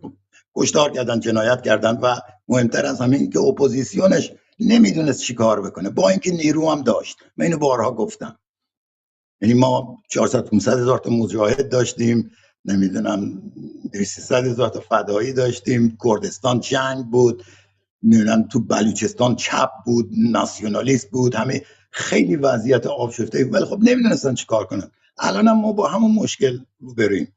الان اون کسانی، یعنی اولا اینکه میگم شما سوریه نگاه کنید، الان تو سوریه چیزی به اسم دولت سوریه وجود نداره. به محض اینکه اسد سرنگون شد، دولت اسرائیل تمام ساختارهای نظامیش از بین برد و دولتی که ساختارهای نظامی نداشته باشه دیگه دولت نیست. الان شما نگاه کنید 150 هزار تا کرد مسلح هست که اونم اسرائیل پشتشه، بعد از اون طرف احمد الشرع، بعد نمیدونم آدمای ترکیه. یه دولت واحدی تو هنوز تو اون کشور وجود نداره و به وجود نخواهد اومد. و شاه یا هیچ کس، مسعود رجویشه یا هر کدوم از، هیچ کس قادر نخواهد بود مرکز رو در ایران دوباره باز تولید کنه و تعمیر کنه، به جای خودش بذاره. این کاری رو که جمهوری اسلامی تونست بکنه، هیچ کس دیگه بعد از جمهوری اسلامی قادر نخواهد بود انجام بده. برای همین امروز، حالا سرتون رو در نیارم، امروز مسئله اصلی و شعار اصلی این سلطنت طلبات یه اتاقی بود، اتاق پرسش، نمیدونم 1,500,000 نفرم نشسته بودن داشتن. یکیشون آقای بود به اسم رایان، ولی خب همشون تقریبا همینطوری فکر میکنن. یه چیزی گفت جالب بود، گفتش که باید اینجوری باشه: یک کشور، یک ملت، یک شعار. تو پرانتزم گفت جاوید شاه. تو ایران یعنی ما اگه هم برای ملت ها، هم برای ستمدیده های مرکز، برای هر کسی که تو ایران زجر کشیده توی این سیستم، یک کشور، درسته فعلا اینطوریه دیگه، قانونم چند ملت و یه شعار، اونم سرنگونی جمهوری اسلامی. اگه اینا همه کسایی که بیزارن از این وضعیت پشتش وایسن، همسو همگون و دنبال تیله این که نمیدونم اون تظاهرات مسابقه تراکتور بود، ترکای آذربایجان هم فوش به شاه بده، مرگ بر شاه، این حرفا، بیفتیم دنبال این تیله ها، تو دست جمهوری اسلامی بازی کرد. اگر یکی توی چت نوشته بود، به نظر من اگر اینطوری باشه که این همه نزدیک اکثریت جامعه ایران ترک و کرد و عرب و بلوچ و ترکمن و اینا هستن، مازندرانی و گیلانی و اونام که چیز شدن، اگر اینا اینقدر ضعیف باشن که جمهوری اسلامی بیفته، چنان پایه‌ای داشته باشه که رضا پهلوی و کمکم که داره بتونه یه مرکز تشکیل بده، دوباره سر مردم کلا بره، ما هیچ کاری نمیتونیم بکنیم. منتها این واقعیت نداره. یعنی شعار، یعنی چیزی که، یعنی اون چیزی که باید همه رو متحد کنه و همه رو فعال کنه. مثل یه سری بحثا من شنیدم که نمیدونم کردا، امروز کامران متین تو BBC میگفت که نه، کردا به خاطر اینکه نمیخوان فعال بشن چون که بهانه دست نمیدونم، دفعه قبل هم همین چیزا رو گفتن.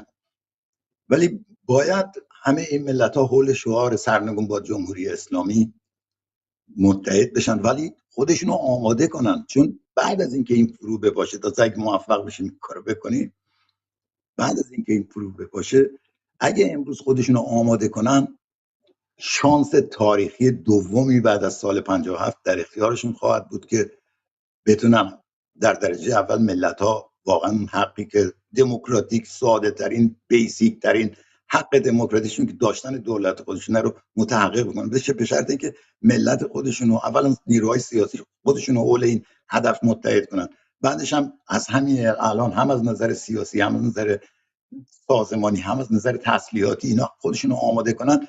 اون مرکز دیگه مرکز بشو نیست. میتونن، همه ملت ها میتونن این آرزو رو متحقق کنن و یه آرزوی کاملا مشروعیه. تو دنیایی که سرمایه داری، تو کوره دهاتای نمیدونم قبایل آمازون هم نفوذ کرده، کاملا با این وضعیت منطبقه. برای همین در واقع هدف عمومی، چیزی که هم ملت ها رو متحد میکنه، هم قشرها تیپای مختلف رو متحد میکنه، هم دهن، وقتی دنبال تیله ها نیفتین، دهن اون کسایی که واقعا به دلیل ناآگاهی مثلا فکر میکنن جاوید شاه میاد نجاتشون میده، وقتی ببینن تمام تمرکز و تمام هم و غم نیروهای سیاسی از جمله و بخصوص نیروهای ملیت ها، تمام تمرکزشون اینه که جمهوری اسلامی رو بندازن، اینا خلع سلاح میشن. بعد از اینا اونا دیگه وقتی ملت ها آماده باشن و نقش بازی کنن، چون نقش بازی کردن و عاملیت در این دوره، همین دوره‌ای که جلوی ما هست و همین روزها، نقش مثل این تظاهراتی که امروز در زاهدان نقش بازی کنن، مثل این میمونه که در سرنگونی جمهوری اسلامی مثل خلع اصلاح کردن سلطنت طلبها یا هر کس دیگه، هر شعاری میده، هر آلترناتیوی مد نظرش هست، هر کی فعالتر نقش بازی کنه که جمعیت نیروهای ملت هم بیشتره، بعدم نیروهای سیاسیشون به اصطلاح از نظر آلترناتیو، یعنی زاویه مطالبات واقعا برحق طرف درست تاریخ وایسادن. برای همین شانسی برای کسی که دوباره بیاد این نظام استعماری رو علم بکنه و تعمیرش کنه، دوباره اعمالش کنه به همه این جغرافیای سیاسی، واقعا وجود نداره. من سرتون رو درد آوردم، نمیخواستم زیاد صحبت کنم، ولی آخر اتاقم هست. امیدوارم که همه همه تمرکز روی شعار سرنگونی جمهوری اسلامی باشه، از هیچی هم نترسین، از کودتای روسی، از این چیزایی که سلطنت طلبا میگن، این چیزای روسی، نمیدونم هر کی یه چیزی میگه که میگه از سلطنت طلبا میترسه. اون چیزی که جلوتونه، هیولایی که واقعا آدم میکشه، غارت میکنه، همه اینا جمهوری اسلامی. اینو یه میلیمتر هم، یک درجه هم ازش نباید منحرف شد. نه اینکه نیروهای مختلف نباید آلترناتیوهای مختلف تو ذهنشون باشه و براش تدارک ببینن، ولی الان اگر یک نیروی سیاسی باشه از این شعار و این هدف یک میلیمتر هم به نظر من اون طرفتر اجازه نمیده که، یعنی شما با این کار اون وقت حتی اجازه نمیدین که جریاناتی که به اصطلاح چه میدونم مثل این کسایی که سنگ زدن به نرگس محمدی، اینا چوب لای چرخن، نباید بهشون اجازه داد. یعنی باید چرخایی باشه که این چوبا رو خیلی راحت میتونه بشکنه. چرخ مبارزه ملت ها برای آزادیشون خیلی راحت این به اصطلاح ترفندا رو دود میکنه، میفرسته هوا. اگه همه متمرکز باشن روی سرنگون کردن جمهوری اسلامی، از هیچ چی هم نباید ترسید. از آینده این اون کارو میکنه آمریکا، اینا خدا نیستن، هیچ کاری نمیتونن بکنن. زنده باشید به امید اون روزایی که همه ستمدیده ها از جمله و بخصوص ملت های مستعمره تو ایران دولت های خودشون داشته باشن. شبتون بخیر. ممنون جناب آقای پیرت. پس من جنبندی اتاق خوبی بود، دوستان اومدن صحبت کردند و تشکر از دوستانی که اومدن بالا صحبت کردن یا دوستانی که پایینم به عنوان شنونده. به هر حال ما در یکی از دوران حساس و سرنوشت به سر میبریم. جمهوری اسلامی اگه بیشتر بمونه بیشتر ضربه وارد میکنه به تمام مردمان ایران، فرقی نمیکنه از چه استانی باشن، چه ایالتی، چه ملتی، چه مذهبی. به هر حال همه نشون دادن اگه فقر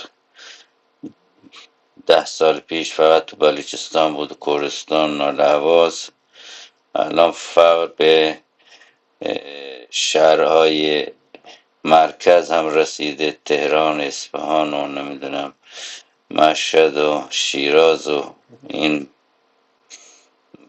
قسمت ها. با وجود این که برحال تمام امکانات در طول این حاکمیت شاه و شیخ 100 سال به اونجا سرازیر شده، تمام دارایی ها، منابع، شغل ها، کارخانجات، ولی با وجود این به خاطر فشل بودن این نظام و عدم کفایتش در اداره مملکت، اقتصاد کشور و غیره، الان مردم رو به جایی رسونده که برای نون شبشون محتاج باشند. با وجود این که امکانات و درآمدی که ایران داره میتونه یک جمعیتی با 2 برابر 3 برابر کنونین رو هم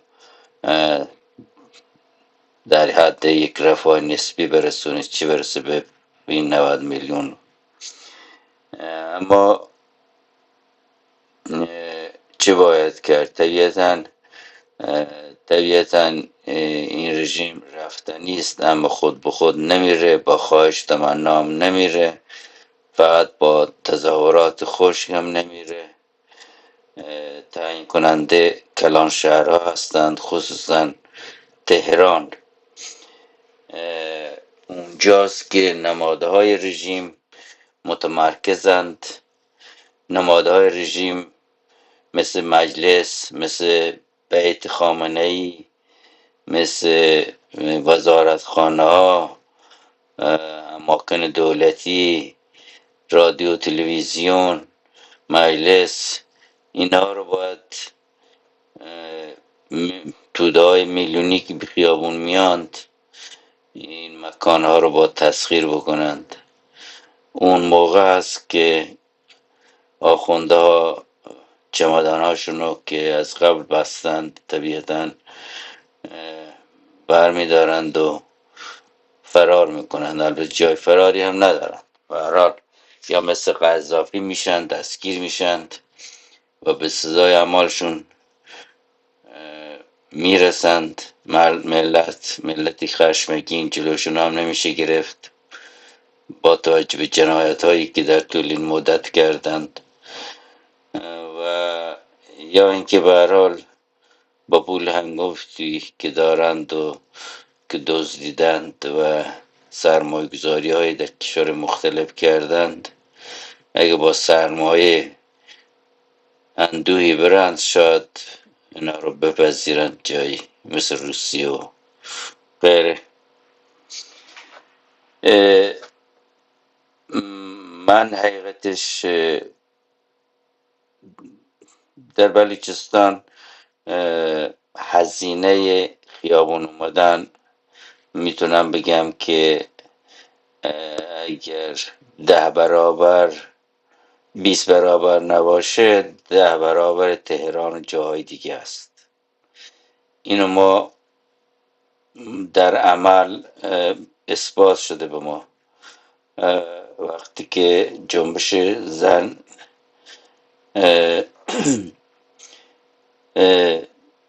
جنجیان آزادی بود،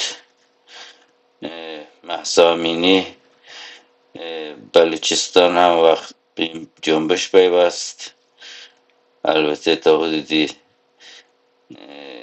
فرق میکرد به خاطر اون تجاوز به اون دختر بچه بلوچ توسط که پاسدار در چابهار تأثیر گذاشت خیلی. ولی دیدیم که اگر در تهران و جای دیگر به طرف مردم با ساجمه شلیک میکردند، در بلوچستان با اسلحه سنگین نیمه سنگین حمله کردند و هنوز هم این مسئله صدق میکنه. به همین دلیل بلوچ آباد بسیار هوشیار باشند در انتخاب نوع مبارزاتشون، و اگر هم این تظاهرات در زاهدان و جاهای دیگر بلوچستان ادامه پیدا میکنه، باید یک سری مسائل امنیتی رو کاملا در نظر بگیرند، خصوصا امنیت ایمنی فردی و جمعیتی با در اولویت باشه. یعنی از ریسک های غیر ضروری باید پرهیز بکنند. به تنهایی نرند به تظاهرات ملحق نشند، یا اینکه برعکس تظاهرات رو تنهایی ترک نکنند، باید حداقل چند نفر باشند، چون این ریسک دستگیری رو کمتر میکنه تا اینکه طرف تنها باشه.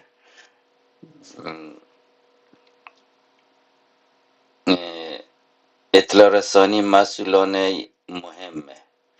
اخباری که دریافت میکنن باید راستی آزمایش باشه، یعنی پرهیز از شایعه. هم اخباری که به خارج منتقل میشه برای رسانه‌های مختلف باید راستی آزمایی باشه، و هم این که اخباری که از تلویزیون‌های خارج کشوری دریافت میکنن، مثلا همین کلیپی که در مورد بلوچستان درست کردند با هوش مصنوعی، شعارهایی به نفع رضا پهلوی داده شده با اینکه در واقع داده نشده بلکه اینها دروغ محض است. خب طبیعتا کسانی که اطلاعات از هوش مصنوعی ندارند و مونتاژ این شعارها به دروغ شاید باور بکنند. اگر مردم یک شهر دوباره به جنبش مثل بپیوندن بیان تو خیابونا و میگن فلان شهر زاهدان این شعار رو داد، ما هم همین شعار رو میدیم، در حالی که زاهدان برعکس شعاری که داده خلاف اون چیزی که تلویزیون ایران اینترنشنال میگه. شعارشون، یکی از شعاراشون مرگ بر ستمگر، چه شاه باشد چه رهبر. یعنی خط بطلان کشیدن به سیستم سلطنتی غیر دموکراتیک. یکی از دوستان نوشت که رضا پهلوی صحبت از آزادی دموکراسی میکنه. صحبت کردن تا عمل کردن فرق میکنه. خمینی هم وقتی که پاریس بود خیلی از این صحبت ها کرد، ولی وقتی آقای رضا پهلوی خودش چندین بار گفته که این به اصطلاح پادشاهی که فقط سمبولیک باشه، فقط بره سالی یک بار مجلس رو افتتاح بکنه، این به درد ایران نمیخوره. یعنی چه این؟ یعنی اینکه من میخوام تصمیم گیرنده به تنهایی باشه، همون نقشی که پدر من و پدر بزرگ من داشت، یعنی یک دیکتاتور به تمام معنا. و به همین دلیله که آقای رضا پهلوی همیشه صحبت از یک گذار کنترل شده از این وضعیت، یعنی فقط میخواد که به اصطلاح چهره عوض بشه، آخوندا برن و خودشون و دوربریاشون که الان در خارج کشور بر علیه تمام مبارزین به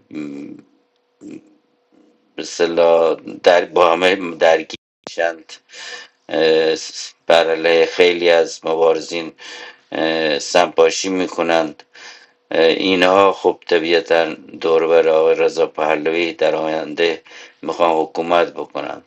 وقتی که در همین اروپا حمله میکنند به مخالفان خودشون، با اینکه قدرتی ندارند، با اینکه اینجا نظم و قانون حاکمه، چه برسه که اونجا وقت که رسیدند و حکومت رو به دست گرفتند، سپاه پاسداران دست نخورده، اطلاعات دست نخورده، بسیج دست نخورده، رژیم دست نخورده، اینا رو به هر حال استفاده میکنن از این نیروها برای سرکوب مخالفان خودشون. بنابراین شعارهای علیکی رو باور نکنیم. ممنون از شرکتتون. من دیگه اتاق رو میبندم. آقای کریم تو پاکی اگه صحبتی دارید بفرمایید، اتاق رو میبندم. آقا مهم میشه چهار تا حرف اضافه بزنم؟ حرف میتونی بزنی، ولی حرفی که باعث تفرقه و باشه تشتت باشه نزن، بهتره تو این شرایط. باشه نه حرف میزنم. من یه بلوچی میخواستم یه ضرب مثل بلوچی بگم اینجا. بلوچی میگم که بز پا کلو آپوس نمیشه. شاید آقا مولزهی ترجمه کنه این چیزا رو. بلوچ که هستیم باید زنای بلوچ برای بلوچ برن بیرون حرف بزنم، نه کسی که با سیاستی که ما با اون کاری نداریم. پیشگاه بلوچ بزرگه. هر موقع که تو اومدی بیا بیشین حرف بزن با بلوچا. نباید یه بلوچی هم بره برای یا شاهزاده که پدرش با پاکستان همراه پاکستان کلن بلوچا رو شلیک کرد. یه بلوچی ضرب المثلی دیگه هم بلوچ داره که بلوچ بیردن 200 ساله آهوی دودن تانه، الان که 100 سال شده، 100 سال مونده دیگه. شاید ملازی ترجمه کنه این چیزا رو. بلوچ بقای بلوچ فقط حرف بزنه. این سیاست تهرانه. این سیاست بلوچستان نیست. بلوچستان یه مرز داره. بلوچستان یه زمین استان داره. بلوچستان پیشگاه داره. هر کسی هر کسی که بلوچ رو میخواد اول بیا حرف بزنه که تموم.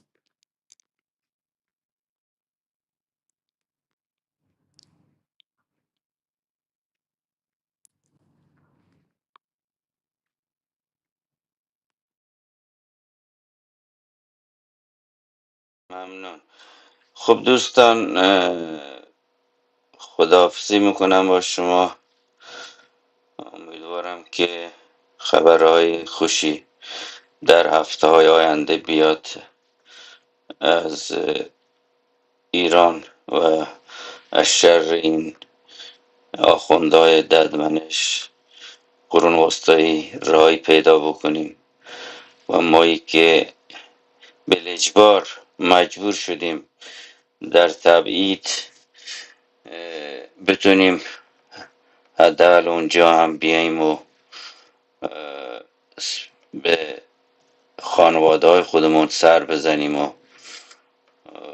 دوباره دیداری تازه بکنیم، ماهایی که مدت است که از جام دور هستیم. تشکر و خداحافظ.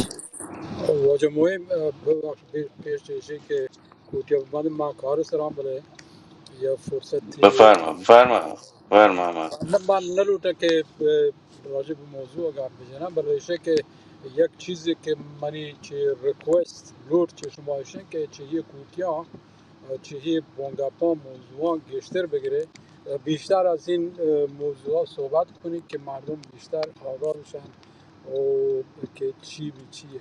حالا این بدبختی و بزدگی را که مردم بلوچ دارن لمس میکنن یا تمام ایران، برای اونا مهم نیست که چه کسی سر کار بیاد. برای اونا مهمه که این اونا نمیدونن که اگه از این چاه که افتادن، اگه بیان بیرون به چای عمیق‌تر میافتن یا نه، ولی اونا فعلا هدفشون اینه که از این چاه بیان بیرون. اینه که کی بیشتر نوعه میکنه، کی بیشتر میگن که به قول بلوچا باز گپا گوشک چه سیرا هم بدتره.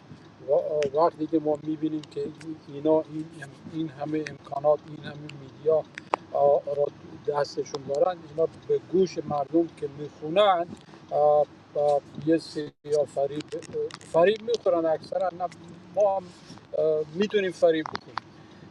اینه که اگه از این اتاقا شما نذاری که مردم بیان نظراتشون رو بگن که حقایق رو برای مردم روشن کنند، حتما فریب میکنن.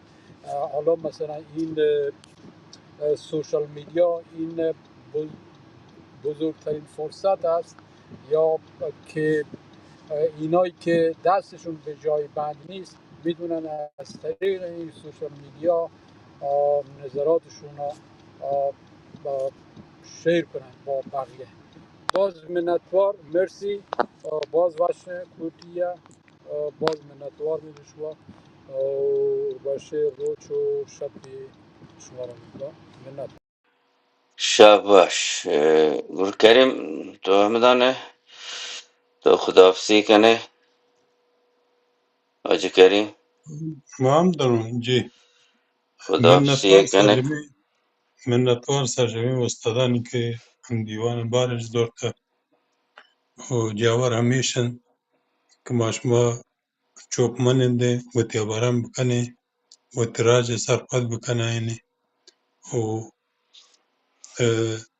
بزانین که ای ماشمایی که وتی سرنوشت پی که وط گچین بکنه وط چوکانی وتی آینده وتی ملک مدام وش و وجدل و وشال باته